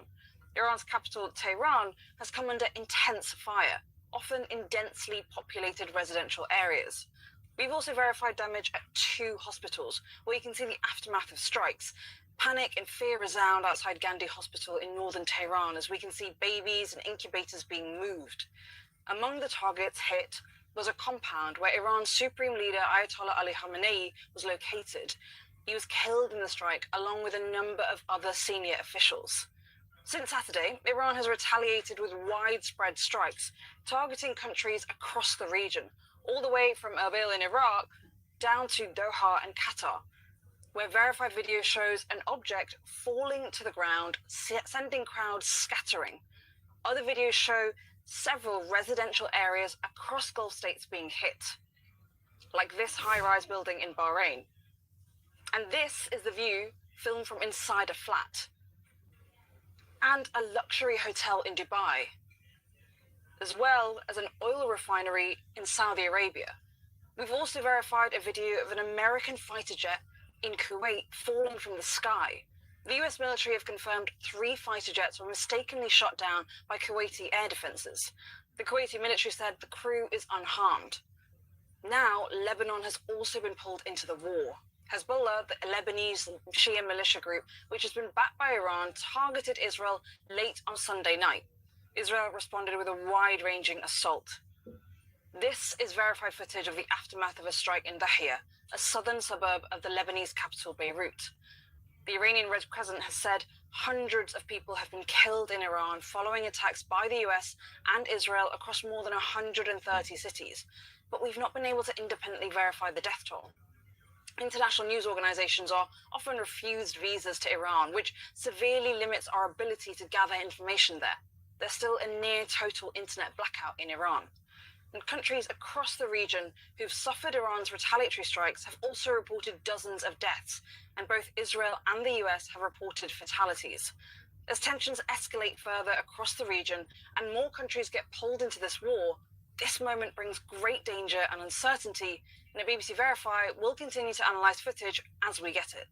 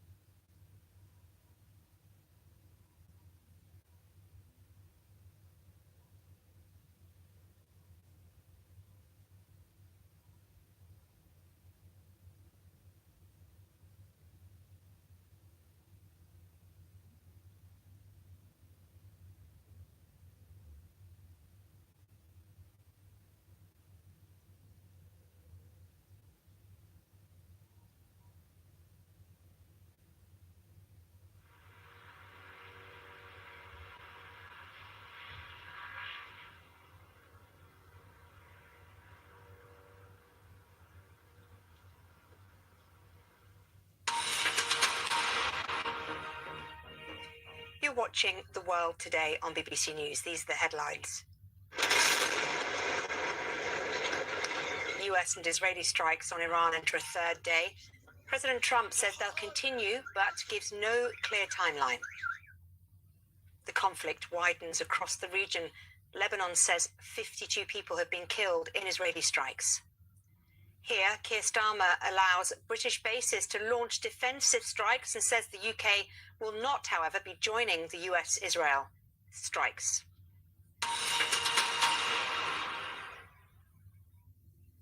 Coming up now, all the latest on the region. But first, some of the dramatic words and images of this continuing war in Iran and the Middle East. Right from the beginning, we projected 4 to 5 weeks, but we have capability to go far longer than that.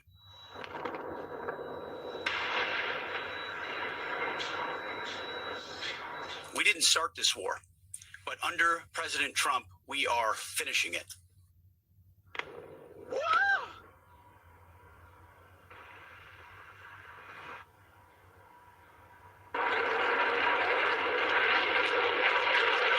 We are not joining the strikes, but we will continue our defensive actions in the region.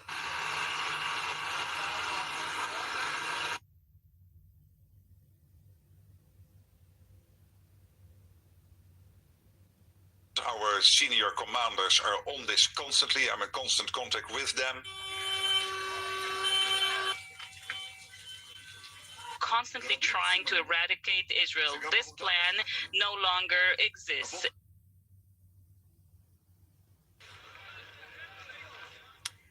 Well, some of the images of the war with Iran and indeed the regional problems and issues that this has caused as well from the day. Now, we are following the rapidly developing news coming out of the Middle East with the US-Israeli war with Iran. But as the conflict widens, people are turning to the internet. They're searching for answers and asking many, many questions about why this conflict has started and where potentially it's going. We've been looking at today's trending questions on Iran and trying our best to answer them. With more, here's my colleague Anita McVeigh. So joining me now in the studio to answer some of those questions is our security correspondent, Frank Gardner. We're also hoping to be joined very shortly by our chief international correspondent, Lise Doucette. Frank, lots of questions, as I was saying, to get through. So let's try and make a start with this broad one. Why did the US and Israel attack Iran? Lots of people will be aware that there was a talks process ongoing. So wondering why it's happened now. Well, it's hugely controversial because the legality of this war that they have started is questionable.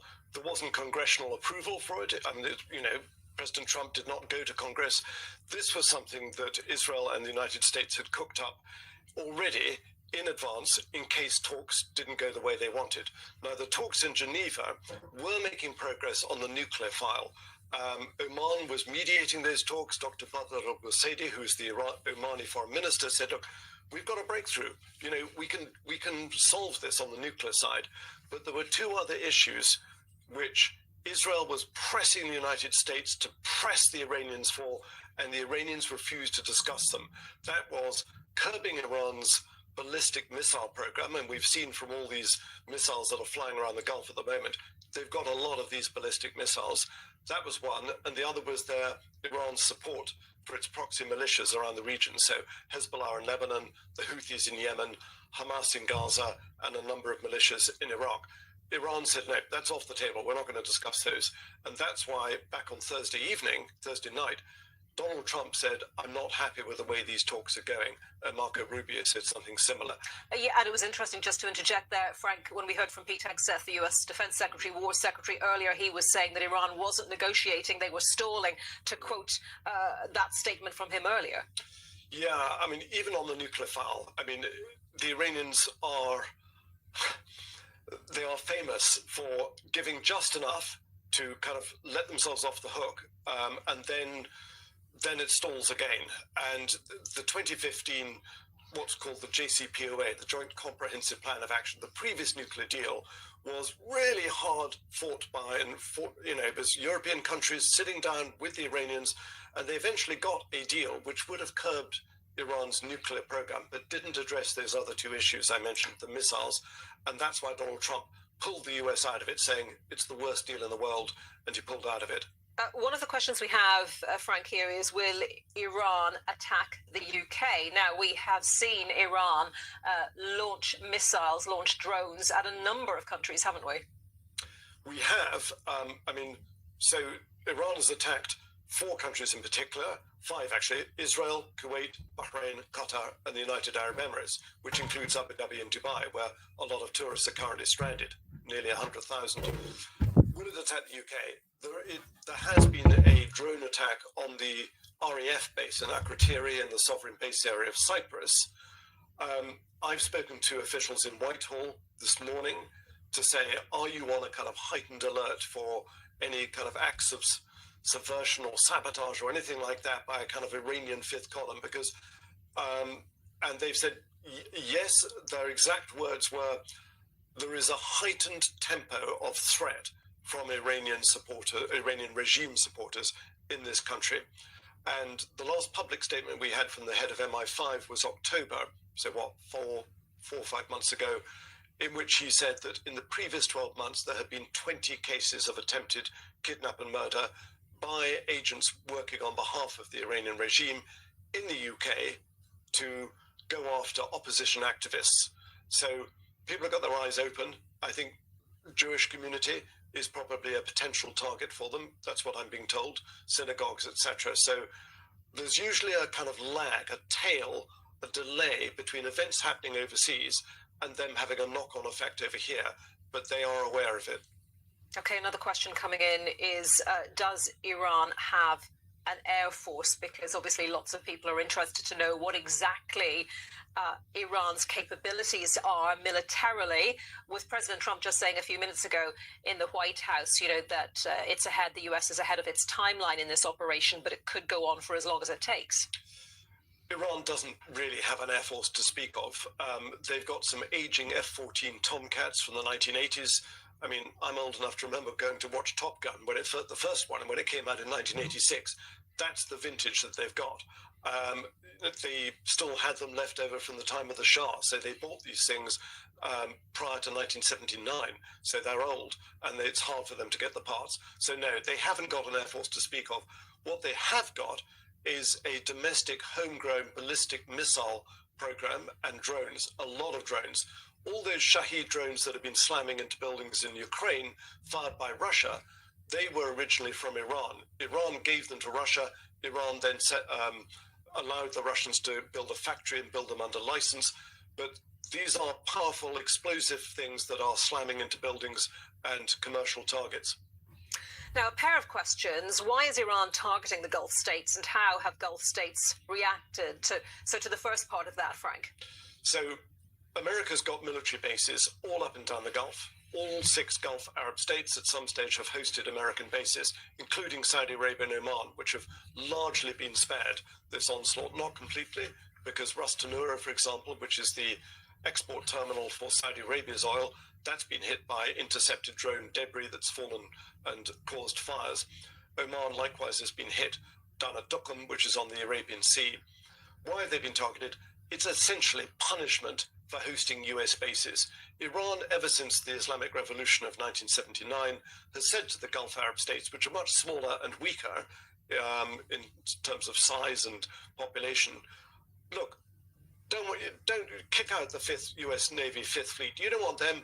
We'll be the policemen of the Gulf. We can look after security here. And the Gulf states, Arab states, say, yeah, you know what, we're going to stick with the United States. So you've got the US Navy's 5th Fleet headquarters in Bahrain.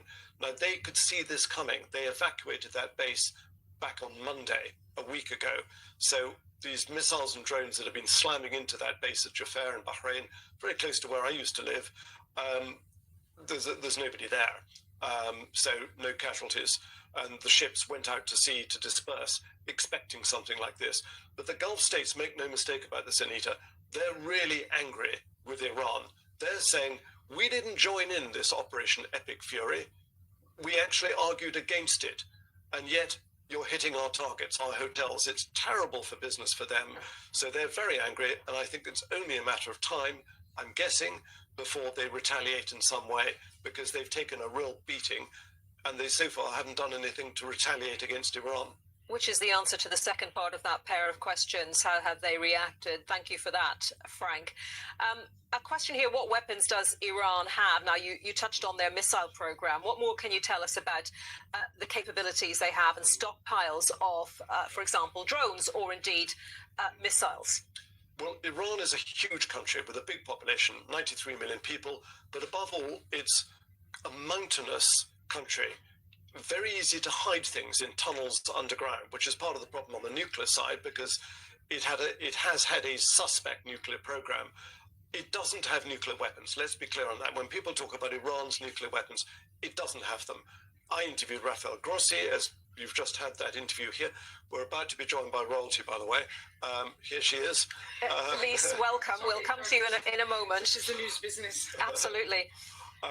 We're just talking about what weapons has Iran got. Yes, well, you're the person to, yeah. Well, I'm sort of almost fired my piece here. Iran is no match for the firepower of the United States, or indeed for Israel. These are 21st century technologically advanced powers using AI and massive amounts of weaponry. You've got two huge, great big US carrier strike groups offshore, one in the Mediterranean, one in the Arabian Sea, 200 plus fighter aircraft. But what Iran has got a lot of are these drones and torpedo boats, suicide boats, kamikaze weaponry, which they have practiced, the Revolutionary Guards Corps have practiced intensely of how to try and overcome the defenses of, say, a US warship using swarm tactics. And that's a worry for the Americans. Frank, I'll let you have a little break with your answers for the moment. And Lise, bringing you in, thanks very much for joining us, Lise. A big question, how likely is regime change in Iran? It's a question we've touched on over the last few hours because we've heard various comments from President Trump about what might happen next, about whether he would be willing or not to work with someone from within the existing regime, the existing hierarchy. Yes, we heard there was an expression used by Peter Hegseth, the Secretary of Defense, or as he likes to be called, the Secretary of War, where he said, we're not into this regime change kind of war, but we have changed the regime, which is an interesting way of formulating it. And through all of this, and including when there was this massive uprising of protests in Iran in January, people asked this question again, would this bring about regime change? The question always was, well, will there be change in the regime in response to these pressures, both internal and external, or will the regime change? It's still not certain whether regime change is among President Trump's objectives. He didn't mention it today when he spoke at this medal awarding ceremony. If we take what we have seen in the past few months, what happened in Venezuela, when there was American military action and they extracted the president. People say, will there be a Venezuela ceremony in Iran? President Trump described that as the perfect scenario last night to the New York Times. Iran is not Venezuela. It's possible that the new supreme leader will be more pragmatic, less hostile. It's possible they can find someone in the system. People mentioned Ali Larijani, who's the Secretary of the National Security Council. He possibly would be someone they could talk to. But an individual is sitting in a very complex, multi-layered security, ideological, political system that has been honed and hardened during the last 47 years of the Islamic Republic. And that individual, whoever that individual is, cannot take on the entire system. So that change in the regime is not a smooth or simple process. And given the size of Iran and the complexities of Iran, it's difficult also to see how it can be a straightforward calculation for the Iranian people who are not for the regime to somehow rise up and take control of the country, which is another suggestion that President Trump has made. Yes, so in his first 8-minute video, he said, stay in your homes now. The bombs are dropping. It's too dangerous. But when our work is done, this will be your best chance in generations to seize control of your government. I heard a very interesting analysis by our colleague Gerhard Good from BBC Persian today, and who has very good contacts in the Kurdish areas. And he was saying that the strategy there seems to be targeting police stations, bases of the IRGC, the very offices that were used to put down the protests in the Kurdish areas, where the opposition there is much more organized. They set up a council recently. And if you in small areas, which are more ethnically homogenous, that perhaps you can stir something up. But I had a message from a friend in Tehran this morning. He said that he was stopped 3 times going home last evening because there were makeshift checkpoints by the IRGC. They've sent out a text message on mobile telephones telling people, don't go into the streets to protest. You'll be met by an iron fist. You'll be seen as a collaborator. The whole battle, and I'm sure Frank has said this, the whole battle for the Islamic Republic now is survival. And if there is one thing which unites people in the system, and the system, there are differences in the system. There's huge disagreements in the system, but they agree on one thing, which is the survival of the regime, of their control. And the IRGC dominates not just the security apparatuses, but also economically in every other. Yes, absolutely. So in every which way. So and if there was a moment, we haven't yet seen, we didn't see in January or February, we haven't yet seen mass defections from the security forces. We haven't seen any cracks visible, and I think this would get out within the ruling establishment. So if it hasn't, there are those who hope there will be not just cracks but collapse, but we haven't seen that yet. But certainly it is facing its biggest ever challenge, internally and externally. And Iran has been changed forever, and so has the region. Lise, another question is, will conflict spread beyond the Middle East? Well, it's already spreading in a way. Yeah. I mean, it's already spread. I think that question might have been written and we've talked a bit about the drone attack on the RAF base in Cyprus, and Frank has touched on this a little bit, but it would be great to get your thoughts on that question as well, because it has spread beyond the Middle East. If the Strait of Hormuz is not formally closed, but to all intents and purposes, tankers, we talked about this before, that tankers may not want to take the risk. They may not be able to get the insurance to go through that strategic waterway. There are other routes, which Frank talked about the other day. If they choose other routes, we already have seen today the price of oil is going up. But the Iranian news agencies, by the way, Lise, you've probably seen this, saying via the IRGC that a fuel tanker is on fire in the Strait of Hormuz currently, having been struck by 2 drones, according to those state news agencies. So if these pressures and threats in this strategic waterway continue, if this conflict, President Trump today spoke of 4 to 5 weeks, it could go on even longer, it could be shorter, then you will see pressure on the markets. You will see the price of oil rise, and that will have an impact all the way to supermarket shelves, to the petrol pumps here in London. Then it will, you cannot say, it is a conflict that is geographically, ripple effect will be felt. It's geographically distant, but it will be, if it goes on, it will touch all of our lives. Yes, Frank. I think it's also important to remember China. Yes. China is a massive buyer of Iranian oil. And if they can't get their oil through the Strait of Hormuz, that is going to affect the Chinese economy, which is going to affect the global economy. And so, President Xi is due to make a big statement this week, isn't he? Well, he's been calling for a ceasefire. But the rather depressing thing in all of this is that, this will end with a ceasefire. It may be this week, it may be next month, it may be further down the line. But the problem is going to persist. This is going to go on and on and on happening periodically unless one of 2 things changes. Either the regime changes its behavior or it collapses. And I don't see either happening, frankly. President Xi due to make a statement about the Chinese economy later this week, and of course that would be definitely impacted if its supply of oil from Iran is impacted by all of this. What about Russia, Lise? Could Russia get involved? I've seen reports of phone calls between President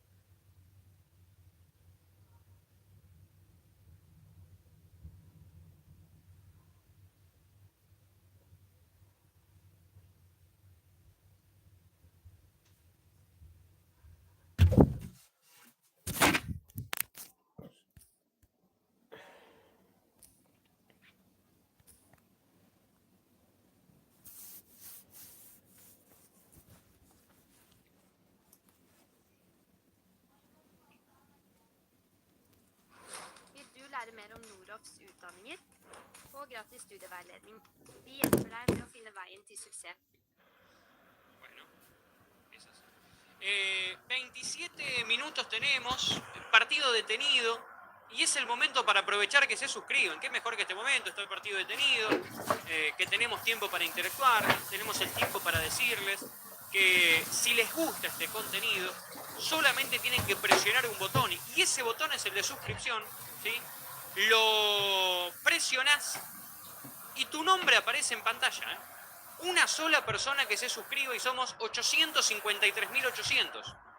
Suscríbete y tu nombre aparece en pantalla. Una persona nada más, de más de 5.000, ¿eh?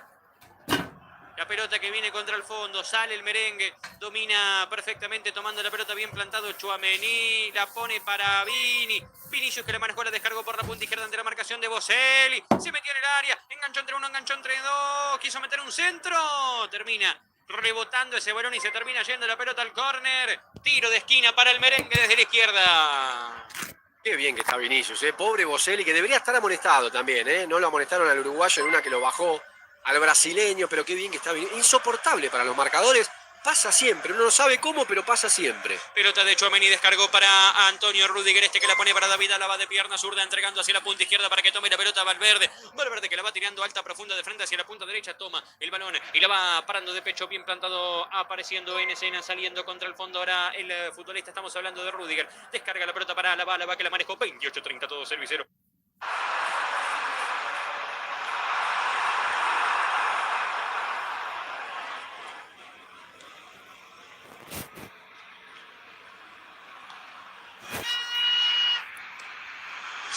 Looking ball that. Excellent challenge there, uncompromising.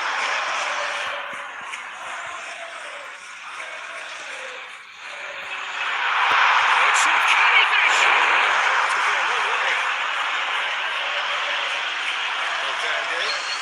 Well, that's a good ball. Just took too long getting forward. Vinicius Junior simply took an age to make his mind up, Peter. The urgency was there for something required. Looks like a big game, sounds like a big game. Everyone involved is absolutely up for it.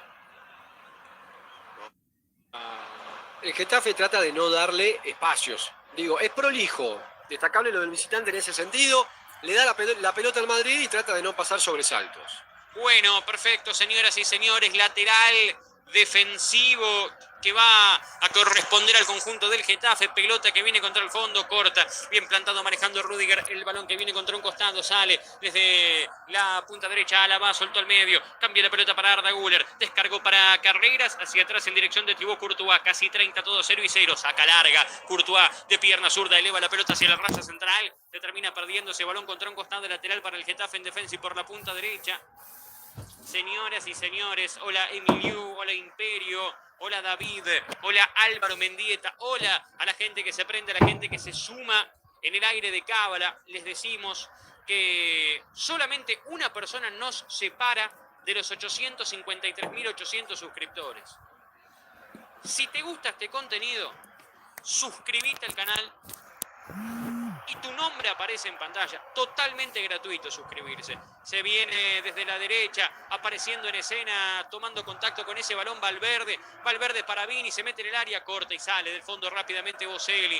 El balón que va contra un costado, lateral, en ataque por la punta derecha que va a corresponder al conjunto de la Casa Blanca. Aparece en escena tomándola perfectamente Rüdiger, cambia el medio, suelta el balón para David Alaba. Alaba que la manejó en el círculo central. Va saliendo David Alaba. Alaba que maneja la pelota, toca para Tchouaméni. Tchouaméni que la maneja, cambia el balón, entonces ahora para que vaya manejando Güler. Güler que descargó bien plantado para Alaba, a la izquierda para Carreras. Va dominando Carreras, la perdió, falta, marca el árbitro. Será tiro libre para el merengue en el medio. Mi sensación es que le está costando entrar bastante a la Casa Blanca, Lautaro. Igual yo creo que el árbitro tiene que tomar alguna determinación con el equipo visitante, que en cada pelota dividida que pierde, en cada mano a mano que es gambeteado un jugador, comete falta. Yo no sé si hizo alguna falta el Madrid, bueno, sí la de Rüdiger, pero después Getafe corta todo con falta. Bueno, Perfecto, señoras y señores. La pelota viene para Tchouaméni hacia el medio, soltando para Alaba. Y Alaba que va tocando la pelota en dirección de Rüdiger. 31-32, todo 0 y 0. Pelota entonces que va en la dirección de Antonio Rüdiger. Gira y toca, suelta hacia atrás en dirección de Thibaut Courtois. Courtois para Rüdiger. Va saliendo el merengue.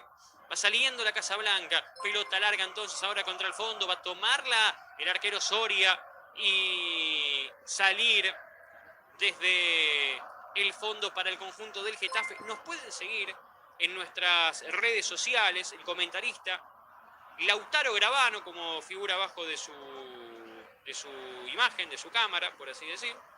Lautaro Gravano, lo seguís en Instagram y te saluda.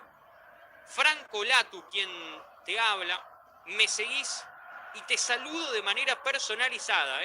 @Franco Latu, me seguís y te saludo. Ataca el Getafe, falta contra Vázquez, había sido en primera instancia y después terminó cobrando para el merengue.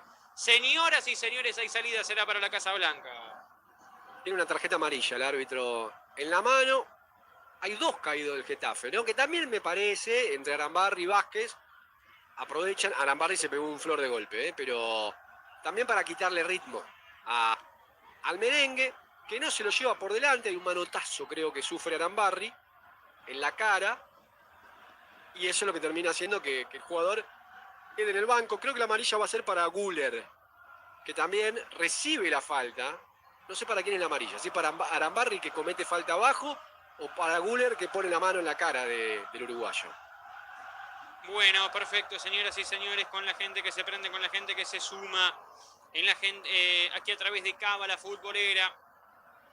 Una persona y somos 853.850 suscriptores. Si te gusta el contenido, suscríbete y tu nombre aparece en la pantalla. Partido detenido ahora mismo. Sí. Otra vez la amonestación, sí. Franco, perdón, la amonestación va a ser para Arambarri. Está esperando que se reponga el número 8 uruguayo, que yo vi también, por eso lo decía, cometió falta abajo a Güler, motivo de la amonestación. Claro, 11 faltas del Getafe, estoy fijándome acá, 11 faltas contra 2 del Madrid. Esto de ir recurrentemente y cortar el juego tiene sus consecuencias. Está bien el árbitro en esta, amarilla para el 8 seguramente. Bueno, perfecto, señoras y señores, con la gente que se prende, con la gente que se suma en el aire de Cábala. Saludos a Jacob, a Jorge. En estos momentos recordamos a Cristiano Ronaldo. Y bueno, otras épocas, ¿no? Piden gol, los hinchas del Madrid en el chat, piden gol. Es verdad, le falta eso. El que más se lo merece, Vinicius Junior, que está jugando muy bien. Sí, coincido. Después, poquito, poquito realmente. Bueno, Arambarri amonestado en el conjunto de Getafe. Me da la sensación que Getafe se puede quedar con uno menos en algún momento, Lautaro, Por lo menos tengo esa sensación. Si sigue cortando con falta todo el tiempo, si sigue recurriendo a eso, el árbitro puede empezar a amonestar y en el segundo tiempo ya acumulación de amarilla. Bueno, puede zafar, viste, que con esto de los 5 cambios también y puede ir rotando y sacando los amonestados. Claro, también, sí, es verdad. La pelota que viene contra un costado, domina Carreras, toca para Vini, Vini retrocede para Carreras, hacia atrás en dirección de Antonio Rüdiger, para Rüdiger, a la punta derecha, bien abierto, entonces ahora recibe la pelota el número 15, estamos hablando de Güler para que vaya tomando la pelota entonces. Arnold entregó mal, ataca ahora mismo el merengue, domina bien plantado Vini, cara a cara, pie a pie entre la marcación de Iglesias, dominó, filtró para Güler, a la punta derecha para Arnold, centro, y se termina yendo la pelota al córner porque Iglesias la terminaba sacando, era rico. El córner desde la derecha será para el merengue. El mejor después de Vinicius para mí, Arda Güler, digo en ofensiva, que es lo que tiene que tratar de subir el volumen el Madrid para llegar al gol. El córner desde la punta derecha que va a corresponder al merengue. 36 y algo más. 36 y algo más de este primer tiempo. Merengue 0, Getafe 0 en el aire de Cábala Futbolera. Señoras y señores, Alexander Arnold levanta un centro, viene contra el área, cargan varios, termina sacando la pelota Duarte con golpe de cabeza, saca el arquero Soria con los puños, domina Valverde, la pone para Güler, a la derecha para Alexander Arnold, el centro fue fuera del área, la paró Pitarch que la maneja, la cambia para Vinicius que la maneja, la domina, vino el centro, corta. Du kan si at hvis jeg ikke hadde hatt alarmsystem, så hadde dette aldri gått bra. og alarmen begynner å gå, så går det et par sekunder, så plutselig så roper en stemme i stuen min Muestra la masa, la cambia hacia atrás ahora para que vaya saliendo perfectamente el conjunto de Getafe con Rico. Domina Rico para Vázquez. Se va ese balón contra un costado lateral que va a corresponder al conjunto de Getafe. Saludos amigos de Cámara Futbolera, dice Jacob. Bueno, gran saludo para vos, querido amigo. Gran saludo para toda la gente que se prende, para toda la gente que ya se va sumando en el aire de Cámara Futbolera. Suscribite ahora, ¿eh? Una persona nada más y somos 853.900. Una persona que se suscriba y somos 853.900 suscriptores. O sea, presiona el botón de suscripción, es sencillo, es fácil, es apretar un botoncito. Si estás en la televisión, apretás, qué sé yo, el botón de la derecha para desbloquear lo que es la tele. Vas a la parte inferior derecha y ahí ya te aparece el botón de suscripción. ¿Es un poquito más complicado que en la comp? Puede ser. Ahora, sumamente imposible. Tampoco, o sea, así que desde el celular, desde la compu, desde la tele, presionás el botón de suscripción si te gusta este contenido. Otra cosa, señoras y señores, y ya está suscrito a Cábala. La pelota que la va sacando del fondo Boselli, domina desde el medio Satriano, terminó entregando mal, recuperó contra el medio Milla que la pone para que se venga desde un costado, bien plantado Iglesias, vino al centro, corta Rudiger con golpe de cabeza, al arco le pegan ahora, ¡golazo! ¡Gol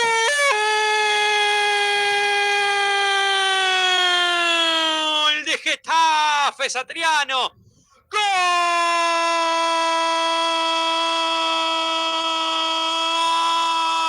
de Getafe, Satriano! Un gol de otro partido.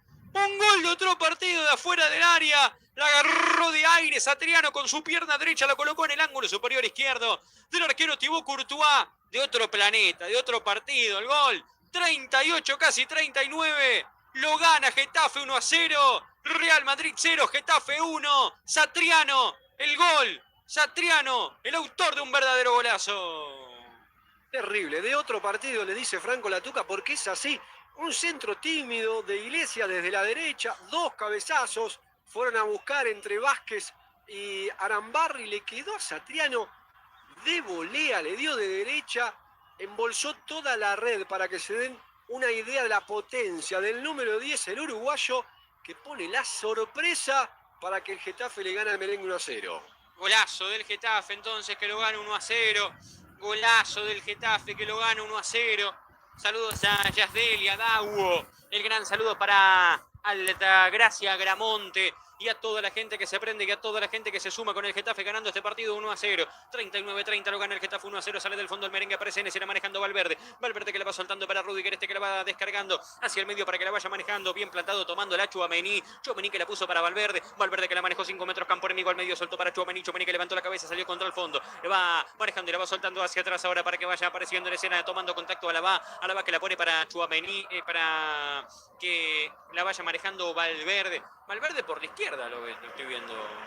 Sí, se está rotando, ¿no? Sí. Entre Güler, Pitarch y Valverde van apareciendo por diferentes lugares. Pelota de Valverde, entrega mal, recupera Milla que la pone atrás para Duarte. Duarte que sale contra el fondo, no se quiere comprometer, por eso alcanza a tocarla en dirección del futbolista Said Romero. Ataca Getafe y puede ser. La pelota que viene por la izquierda, domina Rico que la pone hacia la izquierda, el taco para Satriano, para Rico, no terminó prosperando, sin embargo la gana Arambarri, falta en ataque, marca el árbitro, salida del fondo, será para el conjunto del merengue que lo pierde 1-0 en 40-30.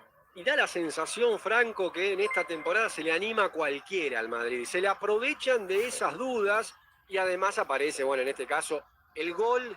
Le recordamos a los que recién llegan, un golazo de otro partido de Satriano, el uruguayo, de volea de afuera del área. Pelota que viene para Pitarch, va descargando hacia atrás para que la vaya tomando Arda Güler, que la pone para Rudiger, ahora para la va 41 y algo más. Y la va manejando rápidamente contra el fondo el merengue, domina Tchouaméni que la pone por la izquierda, pegado a la raya, aparece Carreras para García, con un poquito más de 5.000 personas que tenemos en vivo ahora mismo en el aire de Cábala Futbolera. ¿Te suscribís? Y tu nombre aparece en la pantalla. Te suscribís y tu nombre aparece en la pantalla aquí mismo en el aire de Cábala Futbolera. Señoras y señores, pelota que viene contra la dirección de Valverde. tocó para Pitarch. Pitarch que la manejó y la cambió por bajo hacia la punta derecha para que vaya apareciendo Guller. Terminó entregando mal. Trabó, luchó, ganó. Se la llevó Arda Guller. La purificó por la punta izquierda para Vinicius pegado a la raya. Levanta un centro. Está el empate. El cabezazo hacia atrás de Tchouaméni. La encontró, La encontró el arquero Soria. La domina, dice mía y sale para Getafe. Esta rotación del Madrid no tiene que terminar siendo un desorden. Tchouaméni de 9, por ejemplo, ¿no? Momento desesperante para el Real que quiere empatarlo antes de que termine el primer La tiempo. bola hacia la línea central, corta bien plantado Guller, que es uno de los mejorcitos de este Madrid. La terminó perdiendo con falta, no dice el árbitro. Picó habilitado Vázquez, terminó cubriendo bien plantado, manejando la carrera. Sí, pasaba, ¿qué pasaba? No, la va manejando perfectamente Pitarch, toca al medio, suelta para Tchouaméni, Tchouaméni para Pitarch, está hacia atrás en dirección de Rudiger y ahora para Alaba. Y la salida del fondo para el merengue, 42-30, gana Getafe, lo hace 1-0, vos lo vivís a través de Cábala Futbolera. La pelota que viene contra la punta derecha, aparece ahora tomándola bien plantado Pitarch. Pitarch entonces ahora cambia la pelota contra el medio para Rudiger, para Alaba. Cruzó la línea central, se plantó un campo enemigo de pierna izquierda, le quiere meter un pase, no puede. Sin embargo, la pelota viene contra el fondo, va tomando Rudiger y sale desde el fondo el conjunto de la Casa Blanca. Manejando Antonio Rudiger. Rudiger que levanta la cabeza, toca la pelota para que se venga. Bien plantado manejando Arnold. Arnold que la maneja, toca hacia atrás, descomprime. El balón entonces contra el fondo, entonces en la salida al futbolista estamos hablando de Antonio Rudiger. 42, casi 43. Gana Getafe. Lo hace 1-0. 5.400 son las personas que tenemos en vivo ahora mismo en el aire de Cábala Futbolera. Vos te suscribís y tu nombre aparece en la pantalla, totalmente gratuito. Una persona y somos 854.000 suscriptores, rumbo a los 900.000, después al millón interminable de hacer Lautaro. Te juro que yo no aguanto más de la ansiedad. Pelota que viene para Carrera, la toca al medio, cambia para Valverde, suelta para que vaya tomando la pelota Arda Güler, va al merengue, con decisión, con garra, a buscar el empate. Pelota de Pitarch, enganchó contra el medio, soltó para Güler, devolución para Pitarch, el pase terminó siendo malo, ganó a la vara, tira larga para que corre Luis Vázquez. La pelota la maneja Rudiger, que va a tomar ese balón y volver a salir para la Casa Blanca. Muchos mensajes, agradecemos y muchísima gente del otro lado. Invitamos a suscribir, es completamente gratuito, entre otras cosas. Mañana Barça Atlético Madrid. Ataca ahora mismo el merengue, pelota que viene contra un costado, terminó entregando mal ese balón, aparece en escena tomando la Tchouaméni, Tchouaméni que la pone contra el medio, aparece en escena tomando la Carrera, terminó entregando mal, recupero contra la línea central, aparece Arambarri la va tirando para que corra contra un costado, bien plantado el autor del gol, Satriano, domina el número 10 Satriano que la gira y la toca hacia atrás entonces, ahora para Rico que la cambia para que vaya manejando contra el círculo central Romero, y después de hacer un gol, ese golazo acá en el Bernabéu, jugás todo lo que resta del partido agrandado, en el buen sentido, digo, ¿no, Lautaro? Pero jugás como con otra confianza, te imagino, ¿no? Lógicamente, crece la confianza de cualquier jugador después del golazo que hizo el 10. Pelota que viene hacia la punta derecha, aparece en escena tomando Iglesias, el vértice del área derecha, un centro que viene a la Carrera, el cabezazo, quedó bollando la pelota, Rico, ay Rico de mi vida, la quiso parar y le terminó errando la pelota. Se termina perdiendo ese balón por línea final. Va a tomarla el arquero Courtois y salir para el merengue. Y ojo que Rico ya avisó, tuvo una clara, fue la primera del Getafe. Digo, en esta rotación, movilidad del Madrid termina siendo desorden porque nadie marca ahí. Y llega el 16 de nuevo libre. Bueno, ¿cuánto más se va a jugar, Gravano? 6 minutos más, está bien, ¿eh? Sí, recordemos que paró varias veces. Está bien, sí. El gol se paró varias veces. Ataca ahora mismo el Getafe por la punta derecha. Se fue la pelota. Para mí, sí, se había ido. Es lo que entendió el juez de línea derecho. Kiko Femenía le dice como que no. Bueno, señoras y señores, habrá salida que va a corresponder al merengue. Domina Vini, termina sacando rápidamente la pelota a Boselli. Pelota entonces ahora que va tomando Alaba que la va soltando contra la mitad de la cancha para que se venga. Bien plantado tomándola Güler que la maneja en campo enemigo, toca hacia la izquierda, cambia la pelota para Carreras, para Vinicius, termina sacándole Iglesias. Se va ese balón contra un costado, señoras y señores, hay lateral que va a corresponder al merengue, rápidamente lo van haciendo. Aparece en escena Güler que levanta un centro, viene contra el área, cargan varios, saca la pelota rápidamente a la bala, entrega hacia el círculo central, domina Arda Güler que la toca, cambia para la va, 46-15 de 51 que se van a jugar en estos primeros 45 minutos.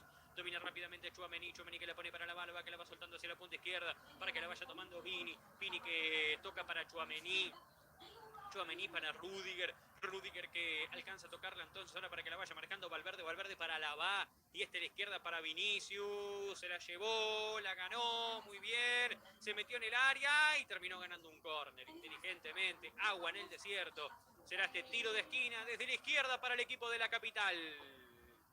Le acomodó la defensa, sobre todo Iglesias y Boselli, escalonadamente le fueron quitando preponderancia, ¿no? a Vinicius en el partido.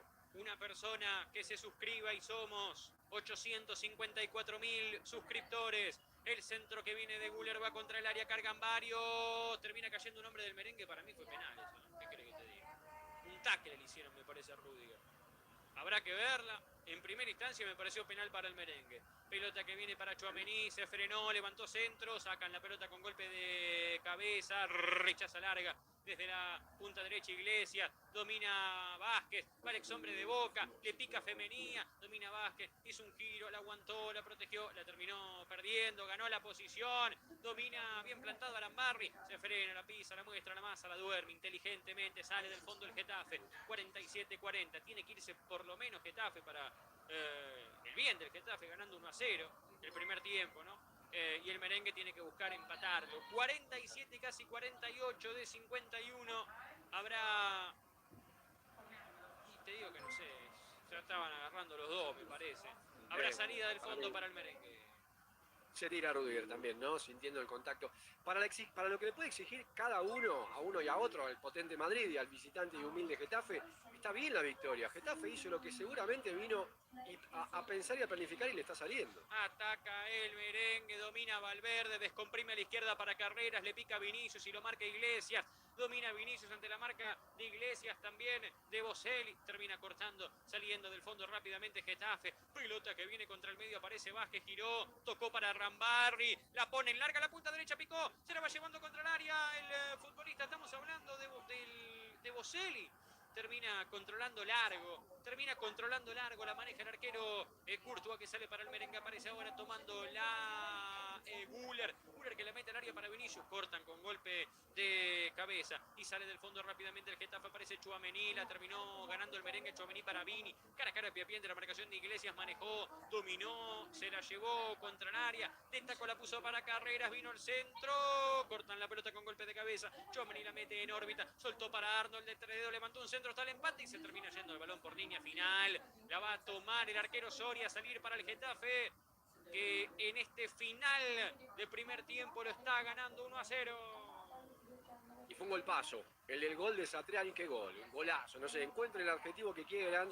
Franco Latuca se los contó. Golazo de volea que termina dándole una victoria que lo apagó al Madrid, ¿eh? Definitivamente el gol del Getafe le bajó el volumen al ruidito que estaba haciendo el merengue.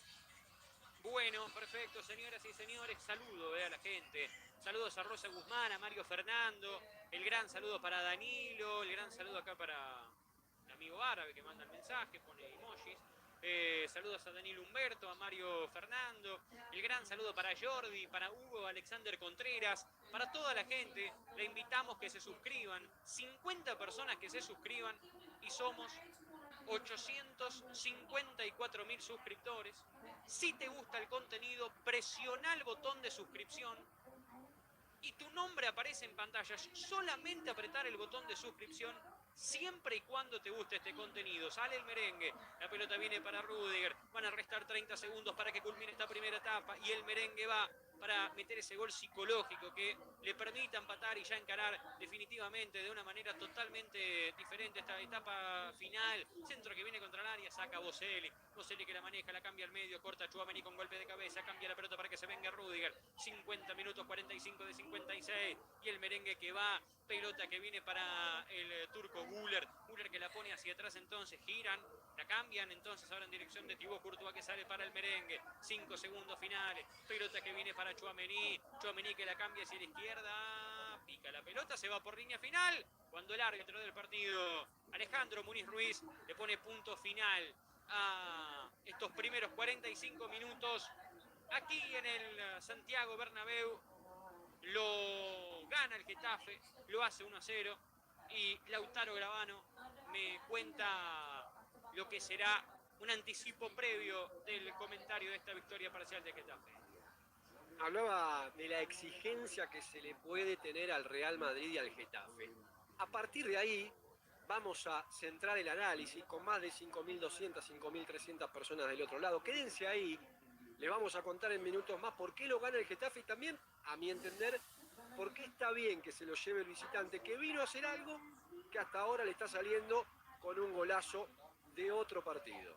Bueno, perfecto, señoras y señores, voy saludando a la gente que se prende, voy saludando a la gente que se va sumando aquí a través de Cábala Futbolera. No te olvides de dejar ese botón de like, no te olvides de dejar también ese botón de manito para arriba. A través de Cábala Futbolera estamos junto a todos ustedes, a través de Cábala Futbolera estamos obviamente junto a todos ustedes, llevándoles lo que es este gran partido que estaremos viviendo aquí a través de Cábala Futbolera. Señoras y señores, saludos a Ismael, saludos a Armando Manzanilla, saludos a Ismael Victorino Aguirre, a Jordi Castillo José, el gran saludo para José Cantor, para Johnny Vallejos, para Pablo Emanuel Cordón Jiménez, el gran saludo para José, para Ismael, para la gente que se prende a través de Cábala Futbolera. Una persona, gente que se suscriba. Somos 853.999 suscriptores. Solamente una que se suscriba y alcanzamos los 854.000 suscriptores. Suscríbete y tu nombre aparece en la pantalla. Suscríbete y tu nombre aparece en la pantalla en el aire de Cábala Futbolera. Vamos, quiero que te suscribas. Así, tu nombre aparece en la pantalla. Suscríbete, vamos. Una sola y somos 854.000 suscriptores. Gracias a todos. Saludos a Johan, saludos a Jordi, a Gabriel Bernal, a Jazmín Funes, a Gennaro Choque, el gran saludo a Gabriel, el gran saludo a Jordi, el gran saludo, sí, a la gente que se prende, a la gente que se va sumando aquí mismo en el aire de Cábala Futbolera. Saludos a Hermel Pimentel, a Gerson, a Karina Pérez, a Rocky Olivares, el gran saludo a Mario Fernández, a Manuel, gracias por Dios, qué tremenda estafa, dice acá, bueno. No quiero que mi nombre salga en la pantalla, dice, bueno. A dejar su manita arriba, Cabuleros. Vamos, Getafe, nos dicen. Señoras y señores, lo gana Getafe 1-0 aquí de visitante, pero el que lo comenta, el que lo analiza a través de Cábala Futbolera, se llama Lautaro Gravano.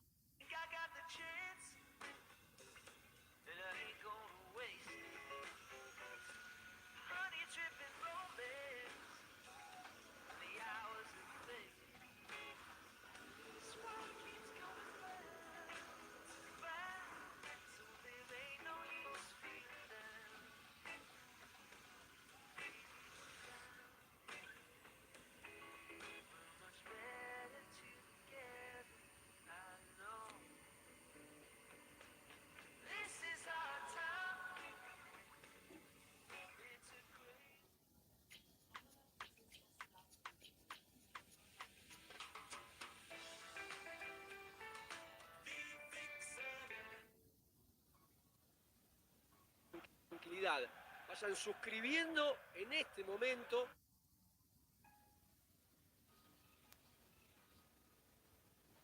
Para llegar a los 854.100. 5 de ustedes, de tanta gente que está del otro lado, van a suscribirse completamente gratuito en este momento, mientras les cuento por qué. El Getafe le gana bien al Real Madrid. El análisis inicial es que no se le puede exigir lo mismo a un Getafe que va a jugar contra el merengue de visitante que a un Real Madrid que tiene la historia que tiene y la grandeza y sobre todo la jerarquía en la plantilla. Porque de un lado tenemos a Vinicius Junior, le está costando muchísimo reemplazar a Mbappé, es algo que se sabía, pero también era una incógnita. Lo cierto es que al pobre Gonzalo García, el centro delantero que está reemplazando al goleador francés, que es más es algo más que el goleador. Están los goleadores y están quienes se adueñan del empuje anímico de los equipos. Y Mbappé es de esos, es de los referentes que cuando no anotan, levanta a los suyos para ir en búsqueda de un resultado. Y cuando pueden, además resuelven. Ese rol, esa aposta, la tiene Vinicius, la tuvo John Harder Castro, abrazo grande, suscrito aquí, acaba la futbolera, pero no le alcanza con Vinicius y está sintiendo mucho la ausencia por un esguince en la rodilla de Kylian Mbappé. El gol, usted me dirá del otro lado, bueno, el gol es un golazo y bueno, está bien. Así como Vinicius, como Mbappé hacen de las suyas, Guller, Emi Chávez, el abrazo grande, bienvenido acá a la futbolera, suscribirse.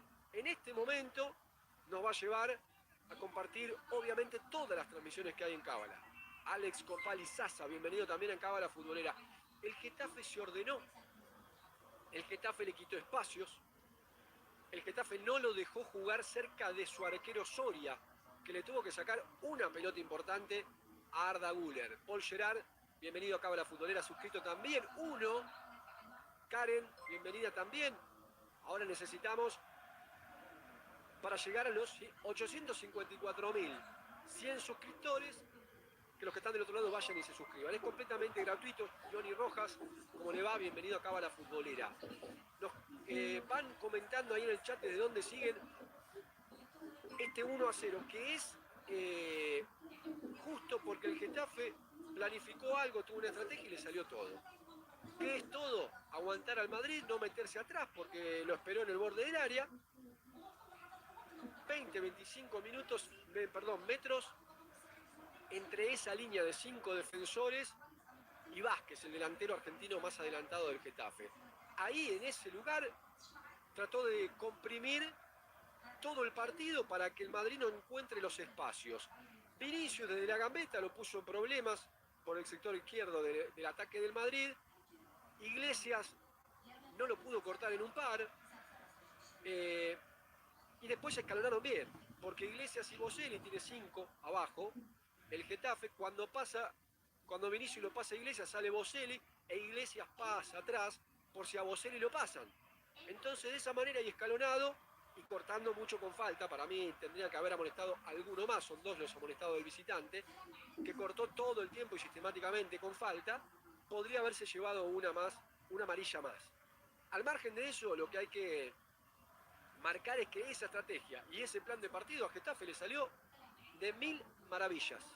Y además le sumamos a que yo creo que estaba conforme con el 0-0, con llevarse un punto, pero a los 39, un centro de la derecha, 2 despejes o 2 cabezazos, creo que el primero es de Rüdiger y el segundo es de Arambarri, el número 8 que está amonestado de Getafe, que no llevaban peligro, dejó la pelota flotando en el borde del área y el uruguayo Satriano, el número 10, la agarró de volea, nada para hacer para Courtois, por la distancia a la que estaba, por la violencia que tenía el disparo.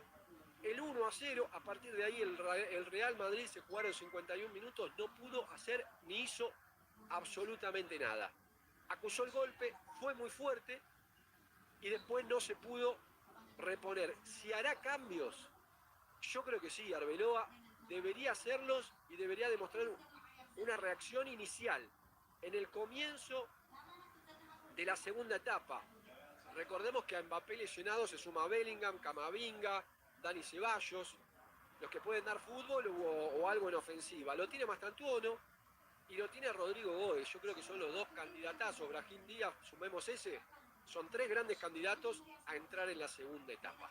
Hasta acá lo pierde bien el Madrid porque no le salieron las cosas y porque le ha salido todo muy bien al Getafe. Por eso digo que lo gana bien, porque uno no le puede exigir al visitante que lo pase por encima al Madrid, que le maneje la pelota, que le patee mucho al arco. No, pateó una vez al arco, fue un golazo y después lo controló. Y Soria no pasó sobresaltos. 4 veces le remataron al arquero del Getafe y pudo contener en la que lo llamaron. Bueno, paso al chat. pidiendo nuevamente, reforzando e invitando, faltan 4 en este momento, suscriptores, totalmente gratuito, como siempre, a vos que estás del otro lado, a usted, como quieran. Pero se suscriben 4 en este momento para llegar a los próximos 854.100 suscriptores, completamente gratuito. Las mejores transmisiones de fútbol, los mejores partidos, el fútbol más interesante. Mañana, por ejemplo, Barcelona, Atlético Madrid en la definición de la semifinal de la Copa del Rey. Luis, paso ya al chat. Luis Ángel Castaño, me pueden ir diciendo, está Brahim Díaz, Mastantuono y Rodrigo Góez. ¿A quién le gustaría que Arbeloa ponga en el segundo tiempo? Le faltó en ofensiva, le falta un socio para Vinicius. Así que yo creo que cualquiera de esos 3 puede en cualquier momento ingresar. Miguel Ángel Molina dice, hoy gana Madrid, a la Madrid, saludos, Cábala Futbolera, dice Pablo Lara, abrazo grande, Mario Fernández. Lucas Santos, hola, dice Pedro Amancio, ¿cómo le va? Ernesto gracias, también va por el Madrid. Vamos mis reyes a ganar hoy, dice Rosa Guzmán, siempre bienvenida ahí en el chat. Alonso Sala, vamos Madrid con fuerza desde Perú, abrazo para Perú. Jorge Alberto Rodríguez, sí, Jorge, creo que sí. Saludos desde Rusia, Karina Pérez, mire usted. Sabela Celestín, Mario Fernández, a Marlene Ibarras desde Argentina, a Milton Escobar, a ¿quién más? A Rocky Olivares, a Luciano Doblado, Rodrigo Góez, quiere ver a Rodrigo, Mac García quiere ver a Mastantuono y a Rodrigo. Yo creo que 2 cambios podría ser, tiene que pegar un golpe de efecto el Madrid, A la Madrid, saludos, dice Edgar. José Fabricio, ¿gana Getafe? La verdad que si todo sigue así, crecen las posibilidades de que gane el visitante, que se lleve un triunfazo, Un triunfazo sería entre uno de los que está peleando por no descender y otro que aspira al título. Hola, dice Jorge. Ezequiel también desde El Salvador. Desde Atalaya, Panamá, Ariel González. Desde Miami, Pedro Milan Romero. Pedro Milan Romero, ahí está. Vamos Madrid, 2 goles, es lo que necesita para darlo vuelta, claro que sí. Alonso Salas, a Mariel Faría, a Edgar Stanga. Vamos Getafe, va desde Venezuela, desde Dubái, Luis Ángel Castaño. Hoy gana el Madrid, Miguel Ángel Molina. Gonzalo está jugando, dice Rosa Guzmán, sí.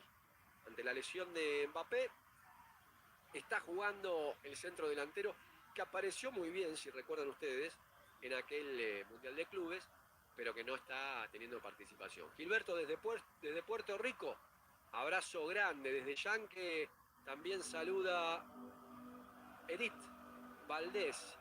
Confío en el Madrid, Valentina Simbrón Díaz. Angeline Forza Barça aparece aquí, ahí tirando.